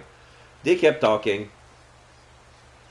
That's why the bone gnawers protect every single Gaia's child, no matter how small, because we are all valid. They sighed heavily. Now tell it to the other Garu, and they look down at you because you're a bone gnawer, and they think they are superior. Prejudice everywhere. Okay, let's talk with Pat. Pat is sympathetic. Pat was a glass walker, and her tribe was finding its niche in cutting edge. Oh, yeah, because Pat was an activist. Okay, technological cityscape among the strands of the weaver's net. It sounds intriguing. We talked for a while. What was she doing in the forest? She didn't look like a werewolf at all. How did they get spirit patron anyway? What was she doing in the forest? So you're just basically a city dweller, I observe. All glass walkers are. It's our natural habitat. I feel quite out of place in the forest. Oh. But the Pusha was our home, and that got my interest.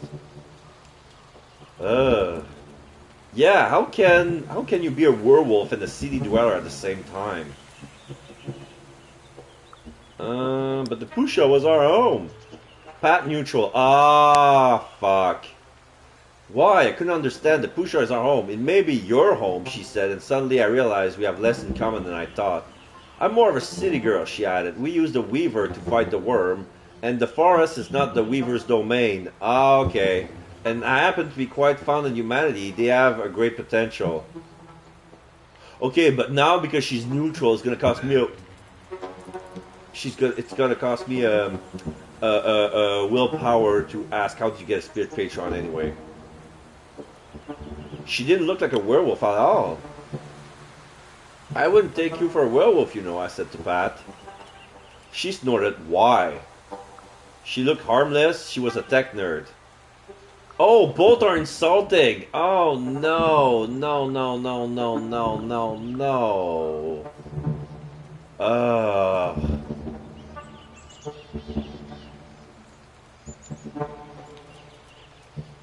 I'm gonna go with harmless.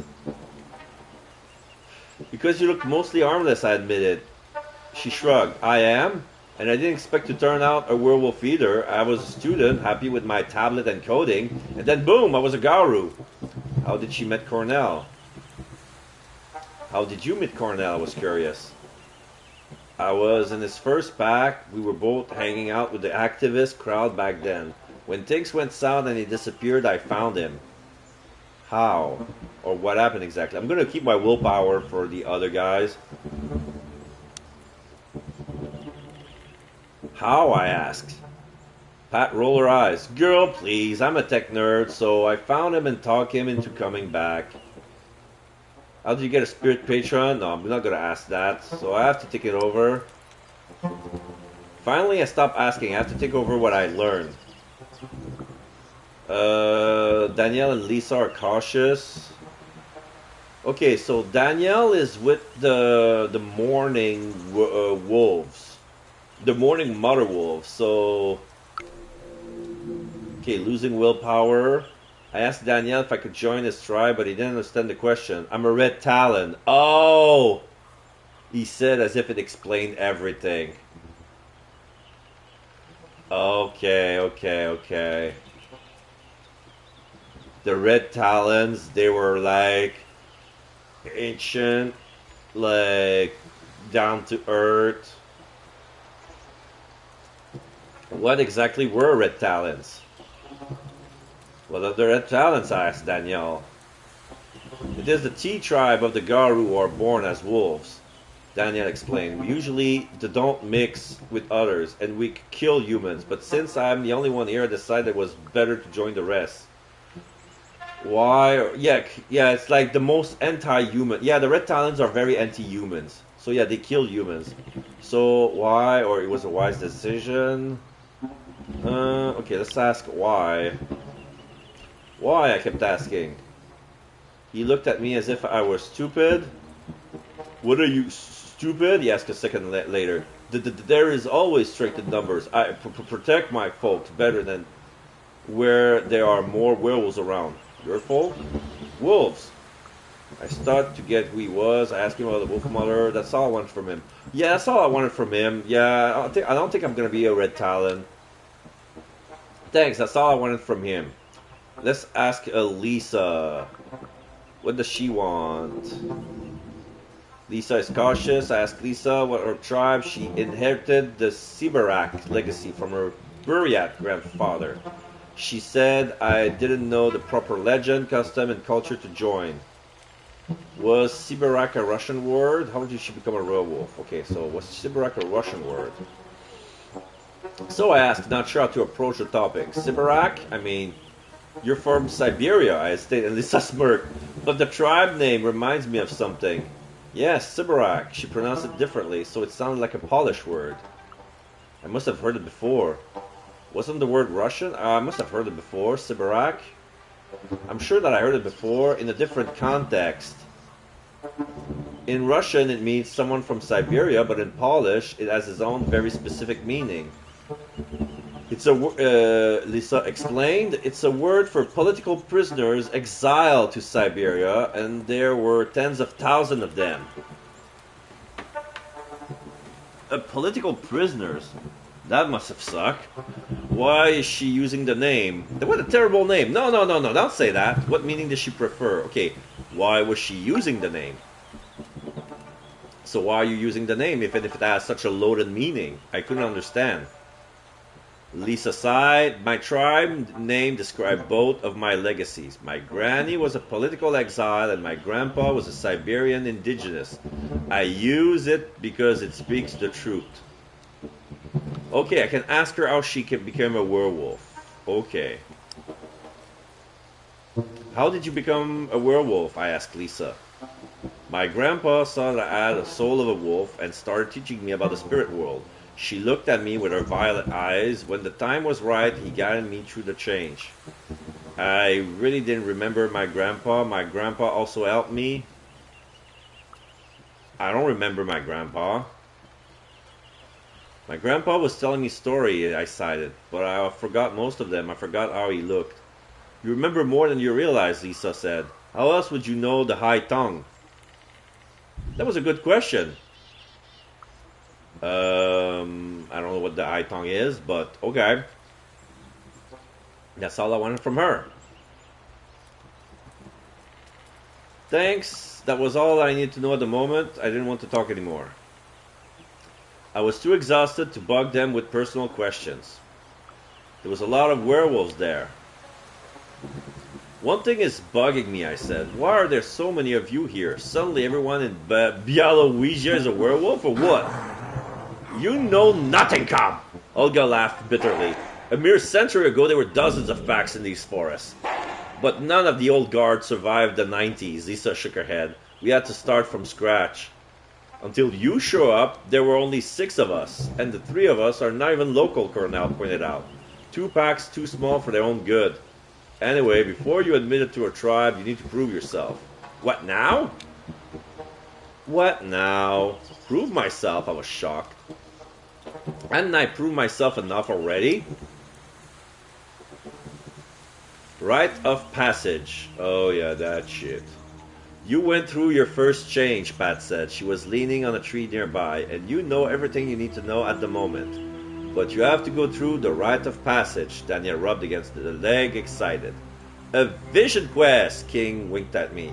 And since we don't have time for tests, we need you to solve a real problem, Olga stepped in. Namely, we want you to find a way of ending this logging problem, Cornell said gently. So, how would you like to do it? They all look at me with anticipation. Oh shit, I took my time. Low rage. I took my time, overwhelmed by everything that happened. My old self was gone, replaced by a shape-shifting eco-warrior. But deep down, I was still the same person, with the same ideas and ideals. I knew what to do. Gain 1 willpower. Beat the rite of passage, goal identity progress. I knew exactly what I wanted to do. Push the loggers a little, expose the logger, frame the logger.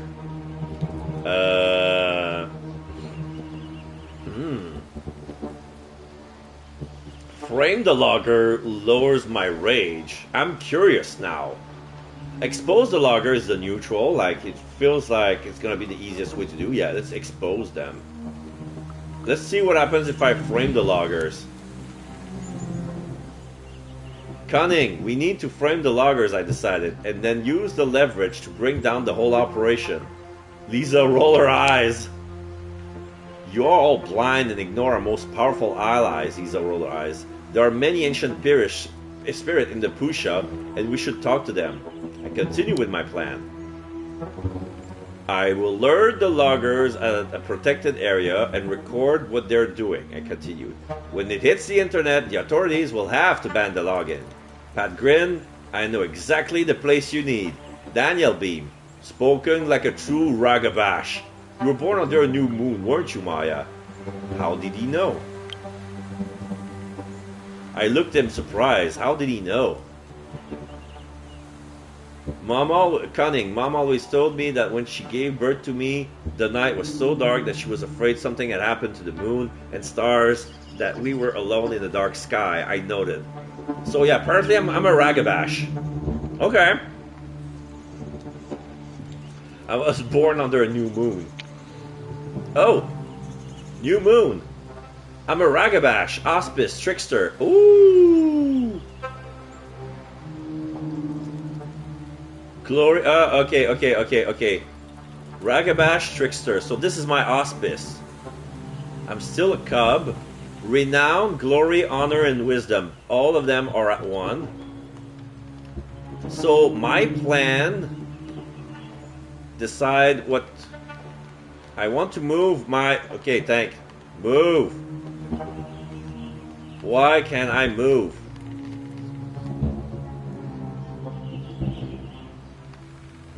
It's janky.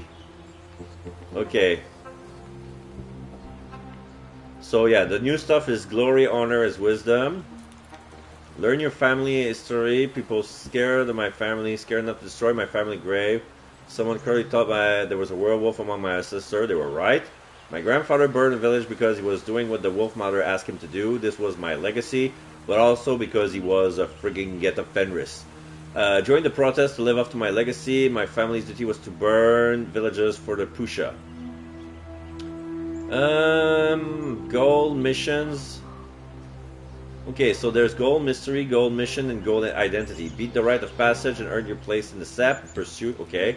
Stop the logging at any cost. So morning wolf loyal, winter weasel neutral. Okay, so the morning wolf are okay.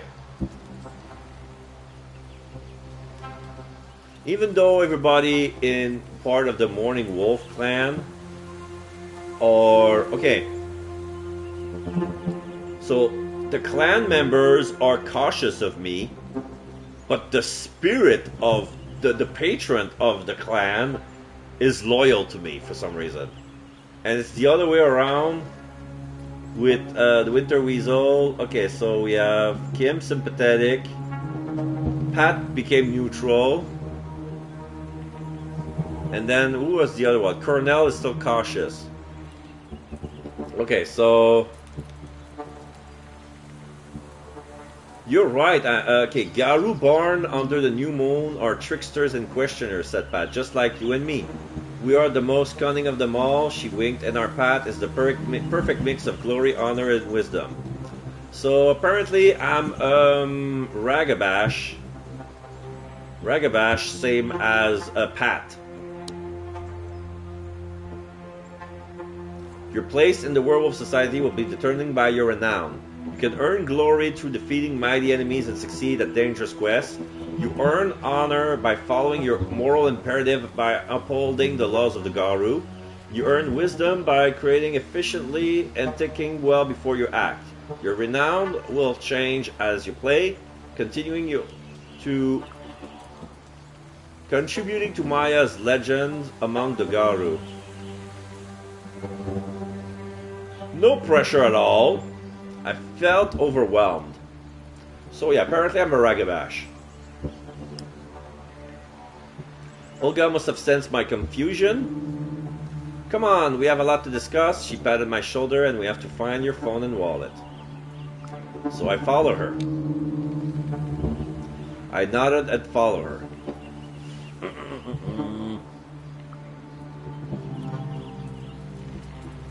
I had to tie up loose ends in my old life. Yeah, because they're still back to the beginning. I'm sitting on the bus. The sun streaming through the windows is making it hard to see. The narrow road cuts through a dense old forest. My mind wanders. This is the evening of June 22nd.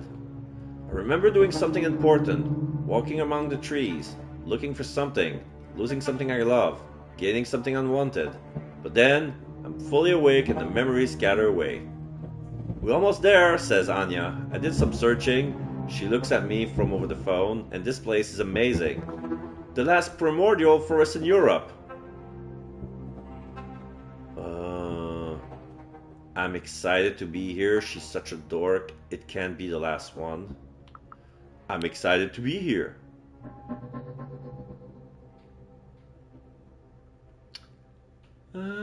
I know, right? I smile. I can't. I'm not able to finish. I start to cough. I spit blood. I lose some health. Or I try to stop. I lose some willpower. I'm gonna try to stop. My throat is sore. My lungs hurt. Anya, I need help. I need to stop the boss. Anya, I need help. Anya! I turn to her. Anya is loyal. She looks at me worried. You should drink something. Here. She pulls a bottle from her backpack and gives it to me. I take a sip, and something dry and acrid in my mouth. And then it starts to move. Okay, let's drink some water as well.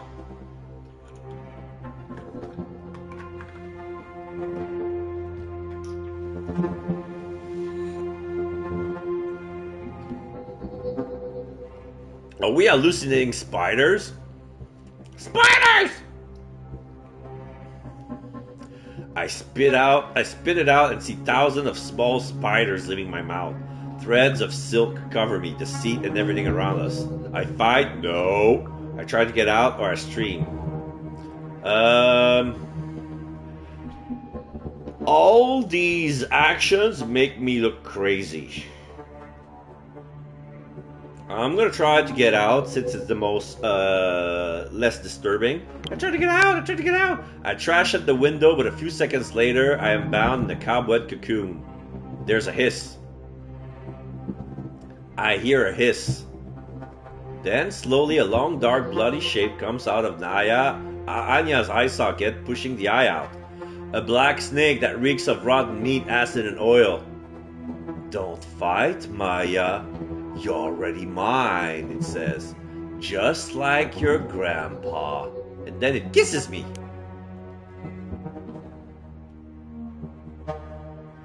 So, yeah, the grandpa was affected by the worm. And apparently we're going to be affected by the worm as well. Chapter 5, The Plan. Start the chapter. Loose end. I woke up in my bed in the B&B, and for a moment, thought the whole werewolf business had been a dream. June 24th already? Morning. I slept through the whole day? Then I heard muffled giggling, looked up and saw Anya and Bartek looking at me from the other bed. Anya is loyal. You caught us! But I thought you'd stay with your German friends a bit longer, says Bartek embarrassed. We knew you were alright, Anya chimed in.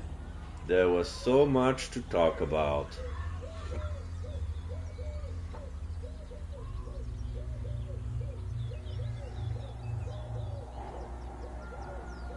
Oh wait, so Anya and Bartek are having fun in bed?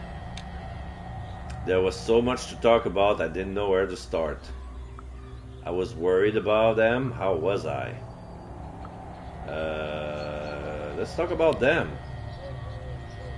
Are you alright? I asked. I was worried about you. Yeah, said Anya, scratching her head. After we were separated in the forest, I got lost and Bartek found me. And we, ended up here. Hadn't they seen us? I sighed with relief. Hadn't they seen us? Didn't you see anything? I hesitate. Unusual? We had to go to the long way around to avoid the hunters, but apart from that, it was just the forest at night, she said. A bit scary, but nothing unusual. So Pat was right. The human mind couldn't cope with seeing a Krynos, and when the delirium ended, the subconsciousness patches the holes in their memory with something rational. But how are you feeling? Asked Anya. How was I? I'm alright. Sorry for disappearing so suddenly, I said. Because what else could I say?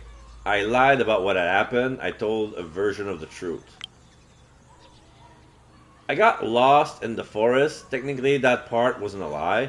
Then I stumbled on the activists, and I kind of got carried away. I wanted to tell her everything, yeah, but we can't. I packed my bags in silence. I felt a rift growing between me and Anya, and I felt a sudden urge to tell her everything. But I couldn't. I told her something she could understand. Honor +1. I couldn't tell her the truth. I was a Garu and I had a sacred duty to protect the veil, hiding us from mortal eyes. But I could tell her something. I learned something important about myself, I said, and I have to follow it for a while. Sorry for the sudden change of plan. I sighed and continued packing. So you leaving? What about your family history? I didn't know how to answer. I shrugged. Whatever the answer was, it was now Maya the werewolf's problem. Maya the student was dead. Let us know when you figure it out, Bartek, said Bartek. We'll be waiting. Anya hugged me. I mumbled something, took my bag and left. Everything according to plan.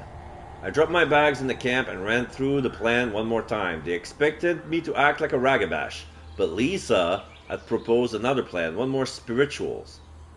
Ragabash, tricks, subterfuge, or Theurge, spirits, rituals. Okay, because I got to admit, I have no idea where I'm going with my plan, But apparently there's a way to get with the spirits. I don't know.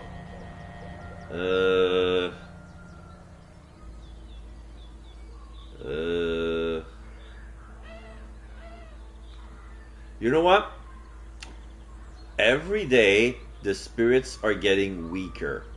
I cannot rely on the spirits all the time. I have to rely on my cunning tricks and subterfuge. There you go.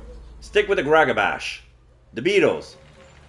Let's go through the plan again, shall we? Cornell looks at me with those gray eyes of his. The plan was simple. Trick the woodworkers into entering a strictly protected reserve and cause an incident with international repercussions. It was war, it was necessary, it was fun. No, not fun. Necessary.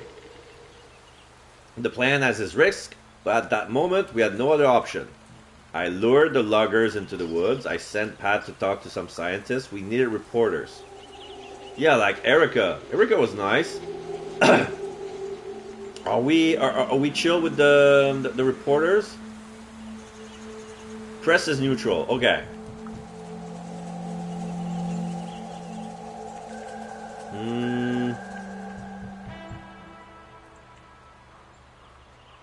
We needed reporters. I have a contact in the press, I said, thinking of Erica. Yeah. Terrible idea, Kim shook her head. Just ask Pat to post a video online. We needed more than a video. Why was King against it? Yeah, I think a video online, people are not going to believe. Some people are going to say, oh, it's fake. Even if it's viral. Like, we need to cover more. We needed more than a video. Press sympathetic. Posting it by ourselves wouldn't achieve anything. We need more viewers and better credentials. There you go. I found Erica easy enough. Press is neutral. But now it's going to be sympathetic. I got an anonymous tip that there will be a confrontation between loggers and scientists in the reserve, I told her. I can give you an exclusive. It took some coaxing, but finally she agreed. After that, I need to engage a third party. I lured... okay, so send Pat to talk to the scientists. Pat was like me, always the one for mischief, so she had no problem telling her colleagues that the loggers were going to a protected area where an endangered beetle lived. Ah, that's the angle. She even offered to go with them. There was only one thing left to do. Lured the loggers into the woods. When I told Lisa that I needed to sell some bullshit to the loggers, she almost smiled. I'll give you a package for them that'll let you get closer and throw some words around, she said. I added some extra kick to it to make them more reckless. She handed me the bottles. Oh, wait. Are those what I think they are? She made Molotovs? She gave me a plastic bag with 3 bottles of her special moonshine clinking inside. Oh my god, it is. I needed a local connection, so I called Bartek and we went there together. I needed to plant a story about a planned sabotage. There's this old pine tree. I made sure they heard me talking. Lots of pines, actually. We could chain ourselves to them or hammer spikes into them to break the chainsaws. I could see the loggers believed every bit of it. Finally, we were ready. Willpower +1. Yes. Use deceptions to stop the logging. It took a few days, but finally the plan was set in motion. The scene has been set and the curtain went up. June 27th, afternoon. Yeah, it took some days. The shit hits the fan. Zero rage. It was a beautiful clusterfuck of my own making. They cut down 2 trees before the scientists arrived, and the whole place looked like a battlefield. I was so proud. Erica and I were hiding behind the bushes, watching the scene unfold. Pat was nearby, waiting for my signal. It was hard to look at, plus rage, no. I nodded at Erica. Erica was watching, her eyes gleaming. I nodded at her, and she started recording. One of the men was yelling at the scientist. We're doing you a favor cutting down these woodworm-infested trees. There are no spruce bark beetle here, the scientist shouted in outrage. This is one of the last habitats of Buprestis splendens, the most magnificent of the European woodland beetles. You won't tell us what to do in our forest, the logger pointed his finger at the scientist. We need to escalate. I let them argue. It was time to wind it down. No, no, no, no, no. Let them argue. This is pure gold. Honor +1. I made sure we were recording and I let the row continue. This species is listed on the Appendix 2 of the Berne Convention and Annex 2 and 4 of the EU Habitat Directive, shouted the scientist, who was now a striking shade of vermilion. It wasn't the best argument, but okay. The logger's face reddened. Say that again, he says, looking, trying to take a step forward. I saw one of the others reaching for an axe. Zero rage, I sense something sinister. Zero rage, my skin prickled. There was something wrong, something else. It didn't matter, I had to act, or I focused to lower my willpower. You know what? No, it's my turn. I think it's about to get violent. Like if the loggers are about to attack the scientists, this is dangerous. So I have to act. Frankly, it didn't matter at that moment. I needed provocative reportage, not a bloodbath. I change. I looked at Pat. Oh no, I'm not gonna change. I'm gonna look at Pat. I looked to Pat for advice, but I saw her muscle bulging as she tried to control her own rage. Uh-oh. Uh-oh. Fuck. This is what they say by the shit at the fan. They're gonna... We wanted a footage. We wanted footage of something to put down the eco, but now we're gonna change. Alright, so I changed too, since Pat is changing as well. Let's stick to bros. Bros. Oh, okay, I can choose my form. Glabro, Cremos, Ispo, or Lupus. I never was Ispo before. But you know what? Like, Glabro, Krenos, and Hispos, this is gonna attract too much attention. So if I have to turn, I'm gonna turn into a wolf. I was Lupus, the wolf form. I doubled down in pain. My arms and legs cracked and twisted. My skull fractured and reset itself in different shape. Fragments of bones crawled under the skin. My skin was rippling and sprouting fur. I howled in agony. When the pain subsided, I was Lupus, a wolf, seeing the world in smells and sounds. The world went gray and scented bloom around me. I noticed the wolf mother watching me from the shadows. Silence fell over the clearing as I jumped onto one of the fallen trees. Zero rage, I looked at them. They stared at me as I stared back, the forest still with anticipation. It is time, the wolf mother howled. Kill them all! I just stood there. Willpower, I acted for the camera. I acted for the camera like attacking as a wolf. I wonder.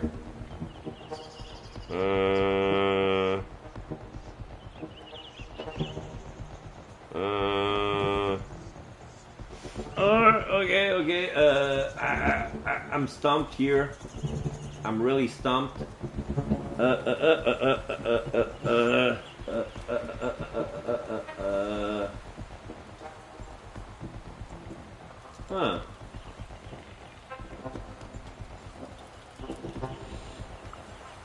Oh, fuck it. I just stood there.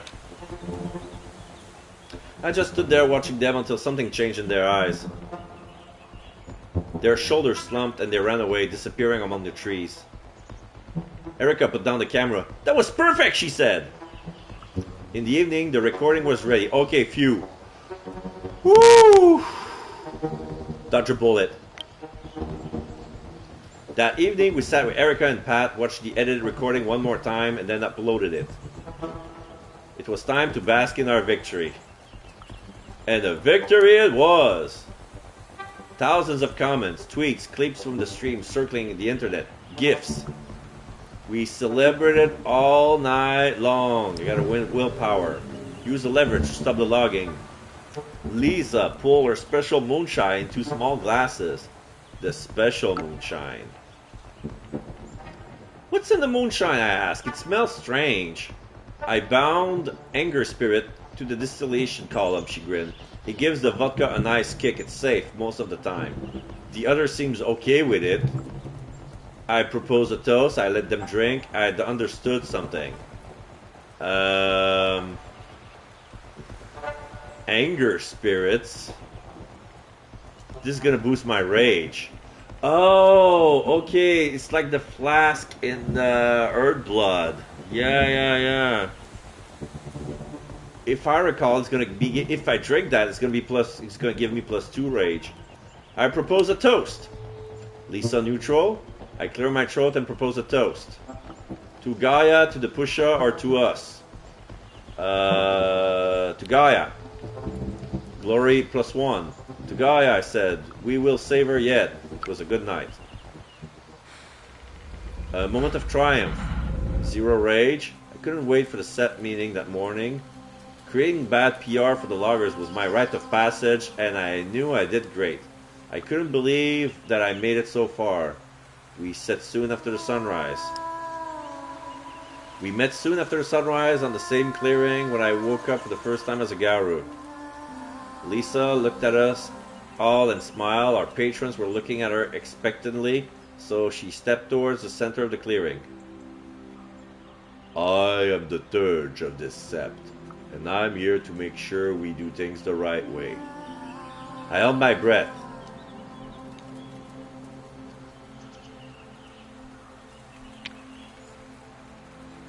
She turned to me and I held my breath. Maya, come forth. Are you a cub who seeks recognition as an adult? She knew that already. I answered, or what? I gotta go. Yes, I answered. I am, I answered solemnly. Are you an applicant to a tribe? Lisa asked again. I confirm. I am, I answered. Who speaks for the cub? Lisa looks at her stepmates. I do, Pat steps forward. I'm Electric Beetle of the Glass Walkers, Ragabash of the Winter Weasel Pack. I observed the cub on her mission, and I'm here to tell the story. Electric Beetle? Really? Would I have to take a new name? Secret names? Cool. Okay. Okay, I'm gonna ask. Would I have to take a new name? I guess they all have secret werewolf names. It makes sense. A new life demands a new name. Would I also have to take a new name? As the cub passed her challenge, asked Lisa. Of course I did. I held my breath.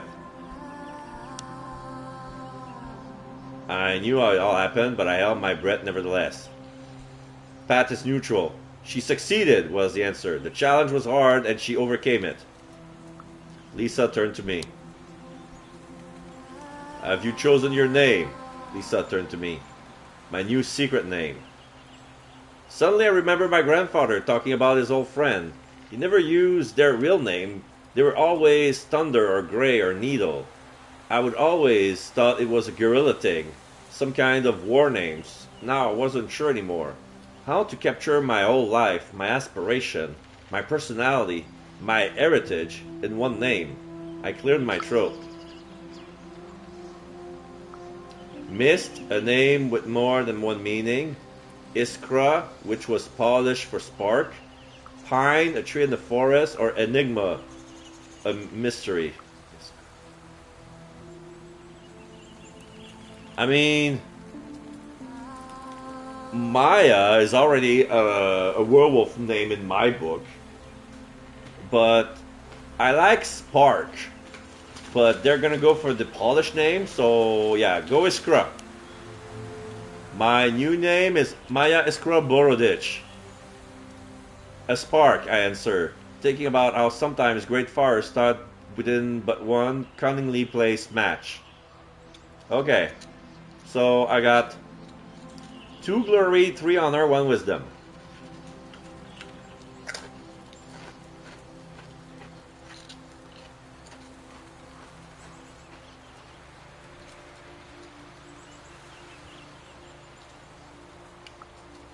As for the tribe, choosing the tribe was another matter.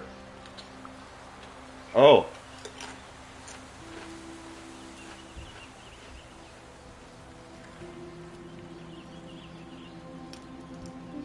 Black Fury, Child of Gaia, Glasswalker, or Bone Gnawer.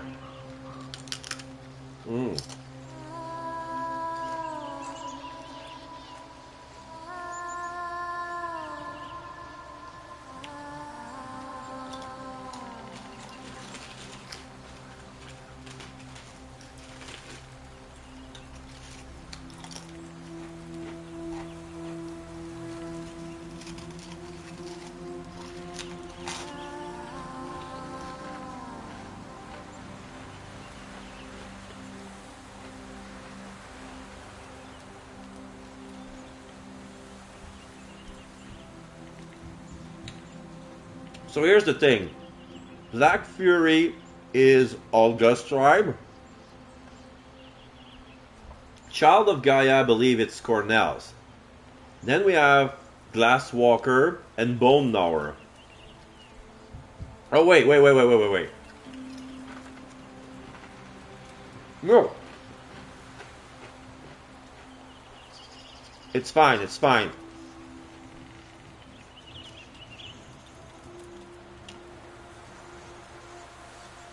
Yeah, I'm not gonna be a Bone Gnawer like Kim. Glasswalker, like, I know I didn't score a lot of points with Lisa. Was it Lisa? Who was the Glasswalker again? It's Lisa or Pat. Yeah, I guess it was Pat.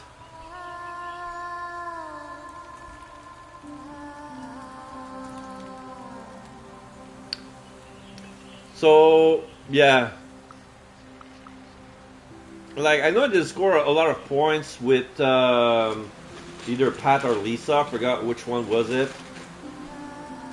But, yeah, it felt like you can be a werewolf and be a steady dweller at the same time. So, this is going to be me, a Glasswalker. I don't have to be an activist. I don't have to be a tech nerd. Just going to be a trickster. So I wanted to be a Glasswalker. Urban Jungle.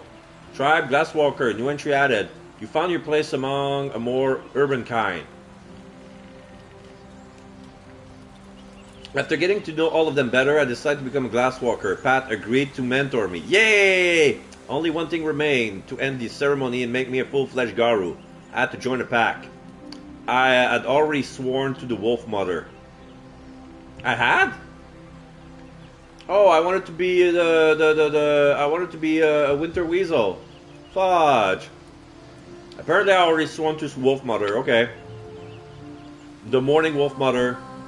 Winter Weasel cautious. Fuck. Sorry.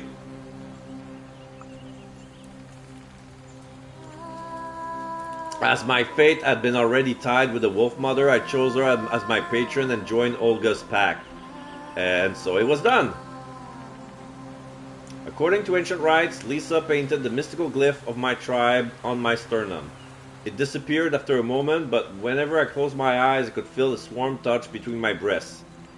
Iskra of the Glasswalkers, Ragabash of the Morning Wolf Mother pack. Welcome to our set, she said solemnly. So yeah, so basically Morning Wolf Mother, because I would have been another Glasswalker, Ragabash of the Winter Weasel. I'm gonna be just like Pat. So now I'm gonna be Olga's Pat. And then she howled. Owl rose towards the sky. They sang about ancient laws of war, status, and secrecy. I remember only a few. Combat the worm wherever it dwells and whatever it breeds. Submit to those of higher station. Respect those beneath you. The veil shall not be lifted. I joined the song. I'm now a Cleat, no longer a cub. For honor. Okay, so I threw my head and howled with my sept. Sorry. I was a cub no more. I was ready to tell my own stories, to earn my own place at the pack, to howl my own songs. Yeah, I'm now a Cleat, tribe, glasswalker, pack, morning, wolf mother. Okay?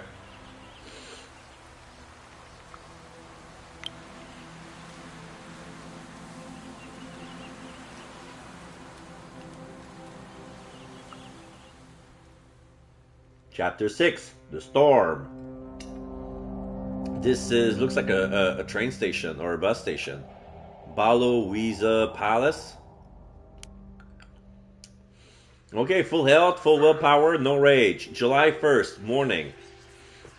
Dust to dust. It was one of those blistering summer days when the asphalt melts, the grass withers, and the air smothers those brave enough to step outside.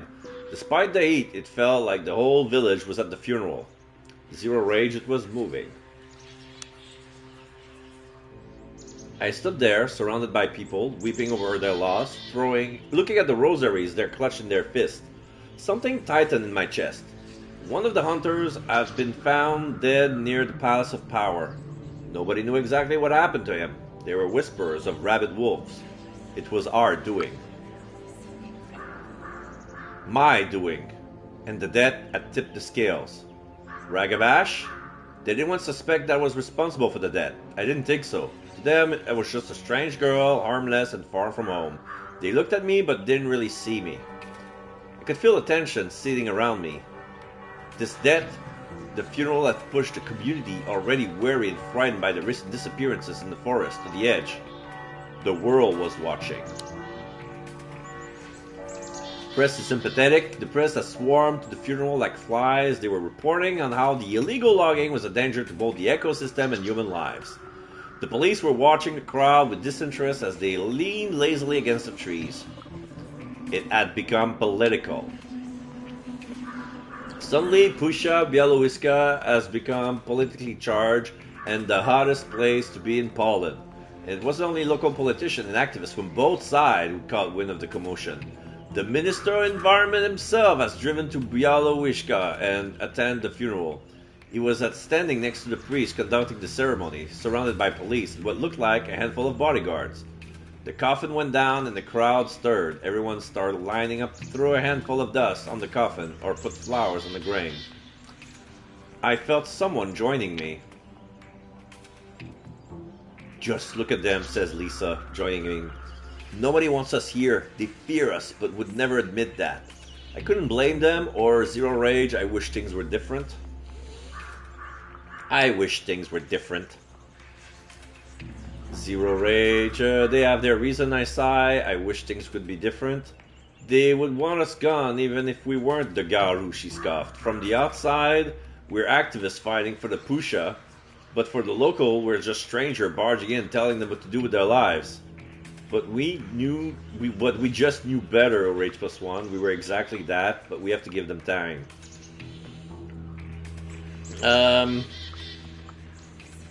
But it's true that we were strangers barging in, telling them what to do.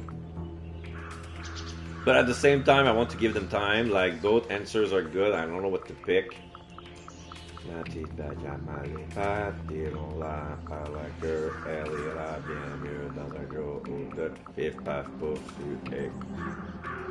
pètes, ça éclaire dans le noir. We have to give them time. They just need time to get used to us, I said. The problem is not going to disappear and finally they'll join us. Nevertheless, she was right. The crowd was not happy seeing us there. And the minister knew how to use that sentiment. I listened in disbelief. I watched in disbelief as the priest handed him the mic. Zero rage. He wasn't someone you would call a good speaker. He repeated some platitude, but it was clear he only came to show his face and tighten the leash on the local logging companies. The crowd listened, silent. He was trying to escalate. It was our move. It was also our doing. No, we'll take responsibility for that. I realized the conflict was only going to escalate, and in the big part, it was our doing. But it was too late to back down. But they didn't realize a proposal to stop the logging was already been discussed in the EU Parliament. Victory was within our grasp. We were ready to negotiate. When there's a will, there's a way. It was high noon. The sun was at its most merciless and the world was almost white with heat. The air smelled of herbs, bark, and tree sap.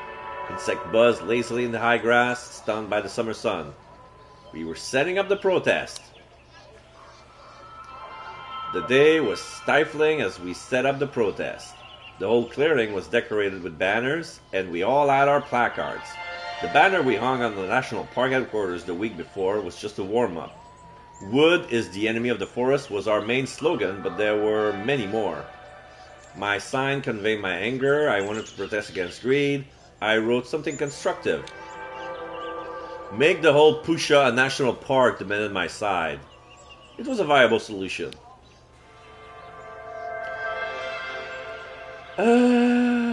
Or so I thought. The whole Pusha would be protected and people could still earn money on tourists. There were so many of us. People kept coming to the camp, asking questions, looking for ways to help. Students, activists, even Greenpeace with banners reading "Stop logging" and "Respect EU law." The Pusha was watching us. Pusha and sympathetic, the Pusha was watching us. Every time a gust of wind was bringing the wet smell of the forest in my nostril, I felt her strong, steadfast presence. She knew that we were doing everything in our power to save her. I thought about my family.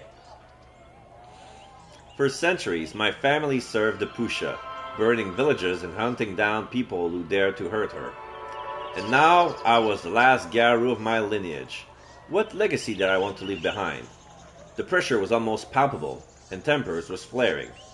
The cops were gathering, and I looked at my pack. Everyone knows what to do? Olga asked, looking at my pack. I'll keep the security guards occupied, nodded Lisa. And I'll guard the Pusha's perimeter, growled Danielle. I glanced at the weasels. The weasels were in their position amongst the protesters as agreed. That left the cops to me. I was ready to fight them. Oh, it wasn't too late to negotiate. Yeah, the police is sympathetic with me, so let's use that. Let's negotiate. Yeah.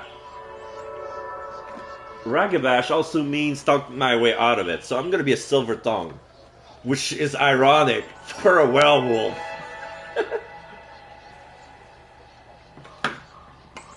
Wait, you're single tongue?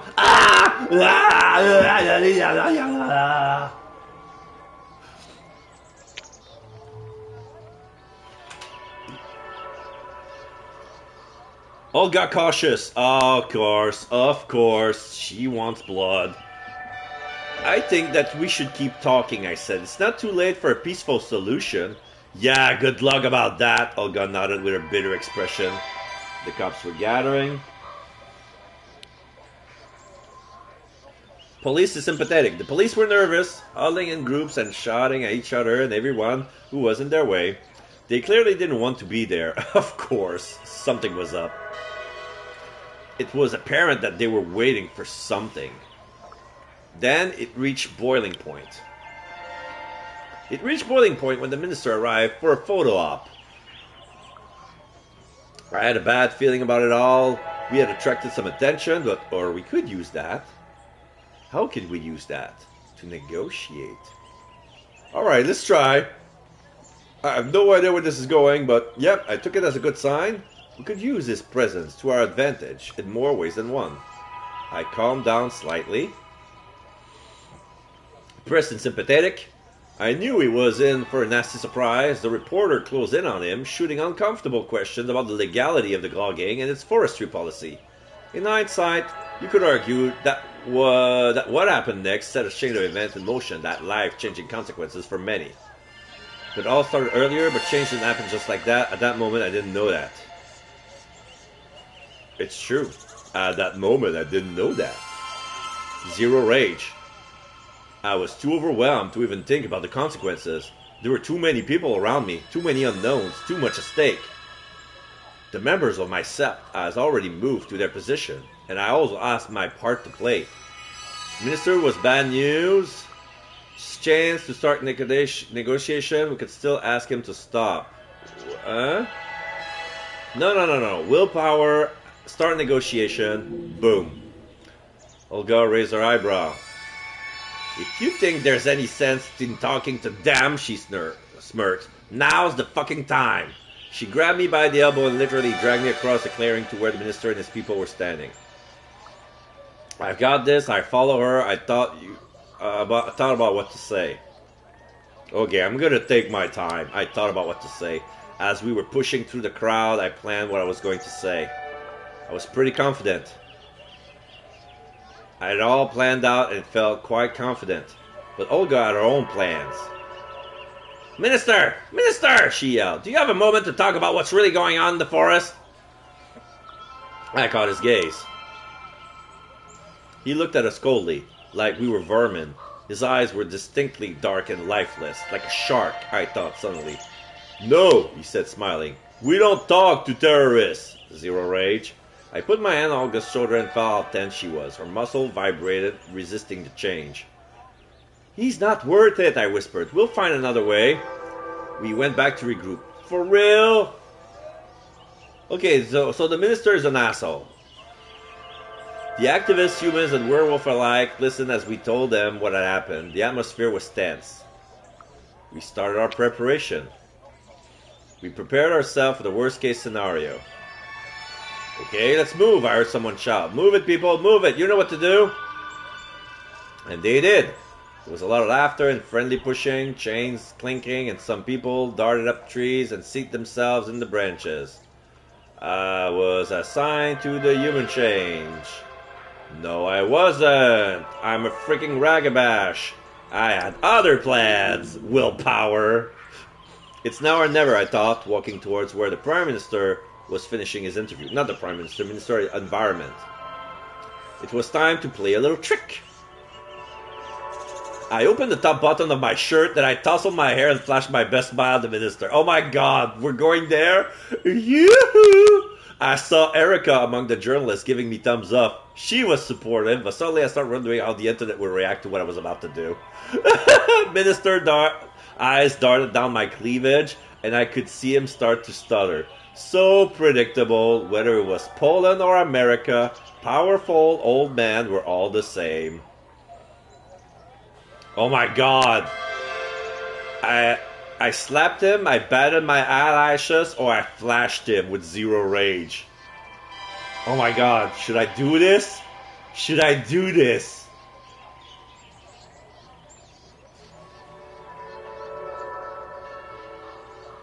But flashing my boobs, that's not negotiation. I'm gonna bat my eyelash. It's the same cost anyway. But the flashing the boobs is a zero rage. And it's the same cost anyway. Slap him in the face. I don't know what's just going with this. I wish I could save. I wish I could save. Wait, what? Why does it say 92%?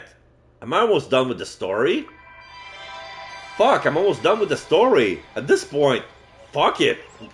Tits! I opened my shirt wide, flashing my bare breast at him. Caught unawares, he couldn't help ogling me. For a moment, nobody moved, but the camera recorded every second. Do we really have to stoop so low to get your attention? I guess it's asked in silence. Now that we have it, can we actually talk about saving the forest? Oh, okay. Like, we're trying to talk, you don't have our attention, so yeah, here, boobs. Now can we talk? Okay, it worked. Oh, okay. The talk started, and then I could see that the minister was an apt politician, and that he could smell a deal for himself in it all, but I didn't really care. We got what we wanted. We started to talk. Negotiator! You stood for the peaceful solution with your boobs. Yeah, remember folks, tits is always the peaceful solution. Peace talks. When the talks started, we weren't alone. After the live stream with the Beatles, the loggers had attracted a lot of negative press. People had been moved and had started coming to our camp looking for ways to help out. So we started talking, and it began big. I don't know what tipped the scales in the end, the press, the international attention, the local interests coming together, our passions. The talks weren't easy. Finally, an agreement was within our reach, but the talks weren't easy. The state forest, the woodworkers, the local population, ecologists, scientists, activists, everyone wanted something. At least we had an upper hand. Willpower up, yes. Stop the logging. Progress mission. At least we managed to trick the loggers into cutting trees in a strict reserve, and the footage we captured gave us an upper hand. Aha! It was by no means an expert. I was by no means an expert, but I wanted to play my part in the proceedings. I joined the negotiation. I made sure the talks were fair, or I acted behind the scenes. Zero rage, act behind the scenes. Wisdom +1, thank you. I kept out of sight and acted behind the scenes. There was a lot of misinformation spreading around the talks, and the activists needed someone cunning and quick-witted to weed out the fake news. The talks went on and on. Of course I had my opinions.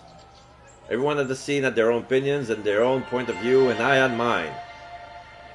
Let's take the bark beetle. In the middle of it all was, of course, the spruce bark beetle. How could something so small cause such a gigantic uproar? The beetle had always been a part of the forest ecosystem, put it up one of the ecologists. But the recent drought made the spruce more susceptible than ever, the forester countered. We have to cut down the trees to stop a total disaster. I saw one problem with his approach. I didn't trust the official. They cutting the wrong tree. The pusher would manage. Yeah, they're cutting down the wrong trees. Willpower down. They were cutting down trees that already been dead. To stop the spread, they have to target trees that were freshly infected. Their approach was just ineffective. You fetishize the forest, scoffed one of the officials. People cultivated it for hundreds of years, and it cannot survive without our help. He's right, you want to take our forest from us, a group of locals attacked the activists. You're not from here and you tell us how to live our lives? It was not just a forest. Yes, they unbalanced the ecosystem. I could see their point. No. It's not just a forest. They looked at the Pusha as if it was yet another state-owned commercial forest, but it wasn't. If they had to change their lifestyle to save this unique ecosystem, maybe they should. Opinions clash, tempers flare, but eventually new constructive ideas started to emerge. At least one of them caught my attention. The whole area should be the national park. International observer could help. Winning the local populace was essential. No. We're gonna follow with my flag. The whole area should be national park. There was a recurring idea to make all forests in the area as part of the Bialowieza National Park. The logging would be impossible, but there would be much more money from tourism.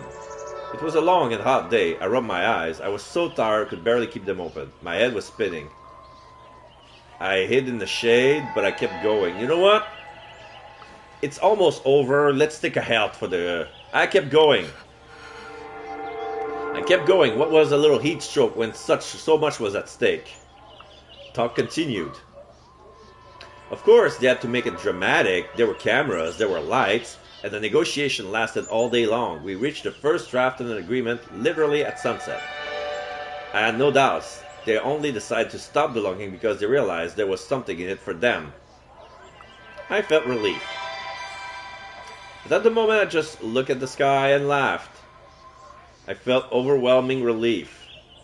And then my exhaustion caught up with me. I found a quiet spot, sank to the ground, and fell asleep. Epilogue. The New Hope. Start the chapter. Alright. A New Hope. I never thought it would end like this. The humans surprised me. Yeah, sure, the humans were important, but they were the problem we needed to solve. Not the problem solvers. And yet, in the coming weeks, they proved to be just that. They had plans for education, for patrolling the forest, for making a permanent camp near Bialowieza. I felt cheated of my victory. I didn't know how to process this. I felt relieved. I got cheated of my victory. Are you for real? Stop. It's not about you.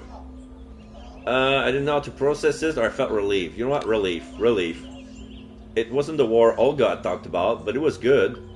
There was hope. There still was hope, and I felt relief. The logging had stopped. Yeah, I got one willpower back. Stop the logging complete. It was quiet. The logging had stopped, and I was proud I would have my hand in it. I talked with people, listened to their ideas, and shared their enthusiasm. We planned, we joked, we laughed. At some point, I found myself sitting near an old local woman. She smiled at me, all wrinkles, missing teeth, and a bad attitude. I nodded politely. I shared my water. I'm gonna nod politely. You're the young Burro di Shona people I've been talking about, aren't you? She asked when I acknowledged her. Yeah, I answered, unsure what would happen next. She laughed. I was a little worried when I first heard about you. I mean, goddamn werewolves always make such a mess. You knew about us? Rachel was up. What did you mean by always, or I played it cool? I'm gonna play it cool. What are you talking about? I asked, trying to play it cool. Don't try that with me, young lady. I knew your grandpa when he was young, she winked at me. The problem is you're always looking for another glorious battle, she scoffed. But I wanted battle, so what, were we useless? So we're useless, I sighed. Don't be stupid, you act on impulse like children or animals. When you want to do something, you just do it, she laughed. Sometimes it works, sometimes it doesn't. She smiled at me. But this time you managed to actually help do something good. We'll see what happens next. I wasn't so sure, or I'm gonna zero rage, I'm smiled. I smiled, satisfied. Time would tell if she was right. The crossroads. We gathered in the clearing in which I would first woken up as a Garu. Lisa stood in the middle of the clearing, the wolf and the weasel circling her in each other cautiously. Now, she said, looking at Cornell and Olga. You two, you need to solve this today. Olga nodded. There was anger in her eyes. It won't last. The peace won't last, she barked at Cornell. I should have stopped you. Then we wouldn't be in this situation. That night we fought. The rifts that divided our sept proved inconsolable. Olga banished Cornell, or there was a duel? Wait, what? No. Duel. May the best man win. May the best man or werewolf win. Cornell and Olga decided to finally settle the question of the leadership. They fought in the formal duel by knife, fang, and claw. Cornell won. Okay, I'm fine with this. Cornell's pack won, the losers were banished. Oh shit. Do I stay with Cornell, or do I follow my patron wolf and went with them? Shit. No, I stay with Cornell. Rooted. Olga, Lisa, Danielle, gone. From cautious to gone, from neutral to gone, and cautious to gone. You know what? No skin off my back. Whoops. Cornell, I watched them go. I knew it would take a long time to gain Cornell's trust, but it was my place and my forest. Lisa and our patrons make sure that we did right by Garu law and the step matters were resolved. But more had happened that summer. It didn't cover everything that happened that summer, though. Some consequences would have to unravel with time. Anya and Bartek were still alive. What does that mean?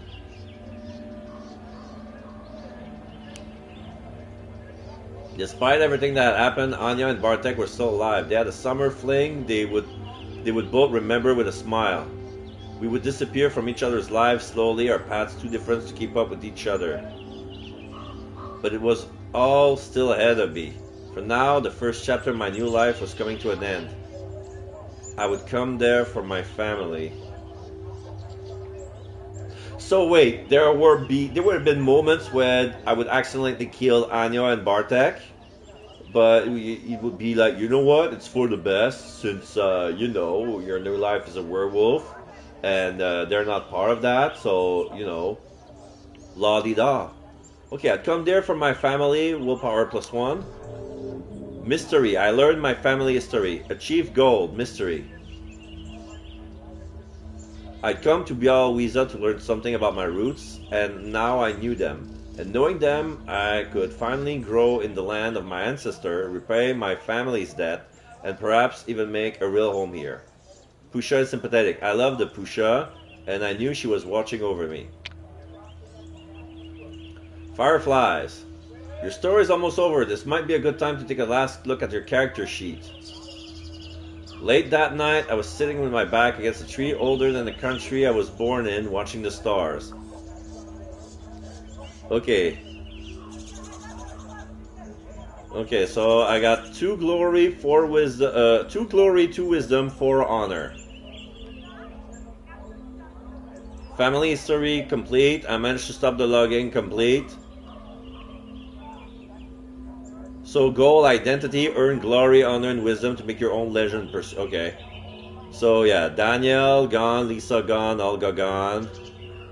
So Anya and Bartek are still alive, but if they're dead, they will be gone. Family is complicated still. Morning Wolf loyal, Winter Weasel cautious, even though the Weasel won.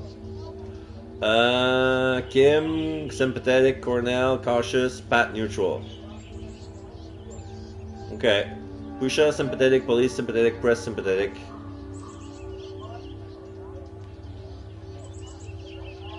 Lore, Cleat, a young Garu not yet of any significant rank.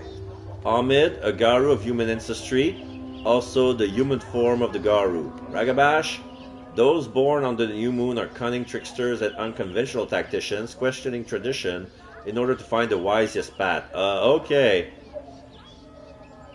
Tribe, Glasswalkers, adaptable tribe of urban human lovers who worship the Weaver, or at least freely use its tool to fight the worm, aided by the other tribes for their willingness to abandon the old ways and embrace tools of the enemy. Glossary, Iskra. Iskra means spark and polish, okay. So late that night I was sitting with my back against a tree older than the country I was born in, watching the stars. They moved. They were moving, dancing around me, and it was only after a moment that I realized they were fireflies. I watched the bugs glowing with their inner light, writing fleeting love poems on the dark vellum of the night. I watched them with a smile. I smiled, thinking about their brief, beautiful, intense lives. Then I stood up and went back to our camp. We still had so many important things to do. The end. You have finished Heart of the Forest. Cubs gather around the fire, listen to the story of Maya Borodich, known among the Garu as Iskra of the Glasswalkers, Ragabash of the Morning Wolf Mother Pack. Her tricks hurts only those who deserve it. Maya managed to negotiate a fragile peace and stop the harvesters. The change has begun. The first protest against the logging of the Białowieża forest took place in 2016. The game was loosely inspired by those events. All characters and events depicted in this game are entirely fictitious. Okay, so the protest of 2016 happened for real, but everything that happened in there was fiction. As it should be. Continue. Alright, so my compose run brought me to the Agabash. Our pack, Werewolf, the Apocalypse, Out of the Forest has been designed and developed by Different Tales. Jacek Brzezinski, direction and programming. Arthur Ganziniak, creator, direction and writing. Iranos Klonier, illustration. Sick, by the way. Jaroslav Kroshik, art direction. Piotr Kubinski, production. Rafał Kuszaszczak, illustration. Monika Lipinska, illustration. Marta Malinowska, writing.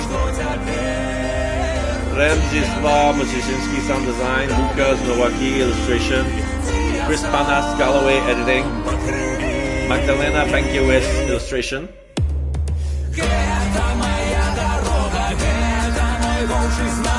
Robert Brzezinski, music.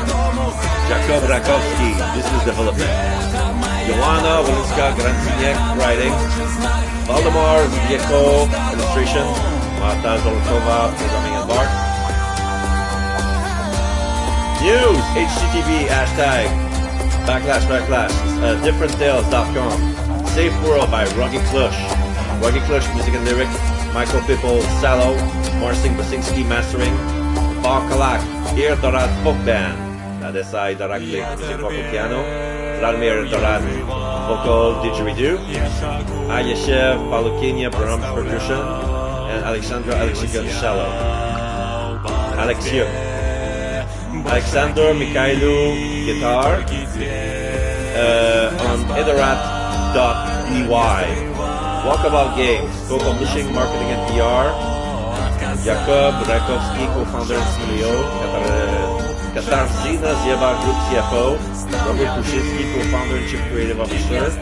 Adam Maksiak, marketing manager. Conrad Goldsky, fund manager. Yevgenyev, head of biz dev and marketing for Hot. Art of the Forest. Markiana Lipinska, biz dev manager. Maxim Chapeto, publishing producer. Christoph Masternak, digital marketing manager. Dawid Nawok, graphic designer. Mikhail Shinsky, social media manager. Christoph Shulek, operation officer. Piotr Slowik, head of Walkabout Lab. Beata Koziol, HR business partner. Isabella Dragajarovska, financial controller. Lydia Prashinska, junior financial specialist. Patrick Gretzky, quality insurance and compliance. Robato Global, quality insurance. Now I'm just going to shut up for a bit and enjoy the music.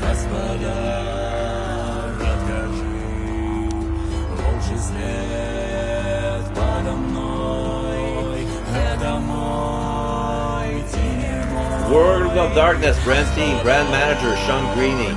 Brand creative lead, Justin Achille. Brand art director, Thomas Harper. Brand editor, Karim Muammar. Brand community developer, Martina Alstar Zik. Brand marketing manager, Jason Carl. Paradox licensing, business developer,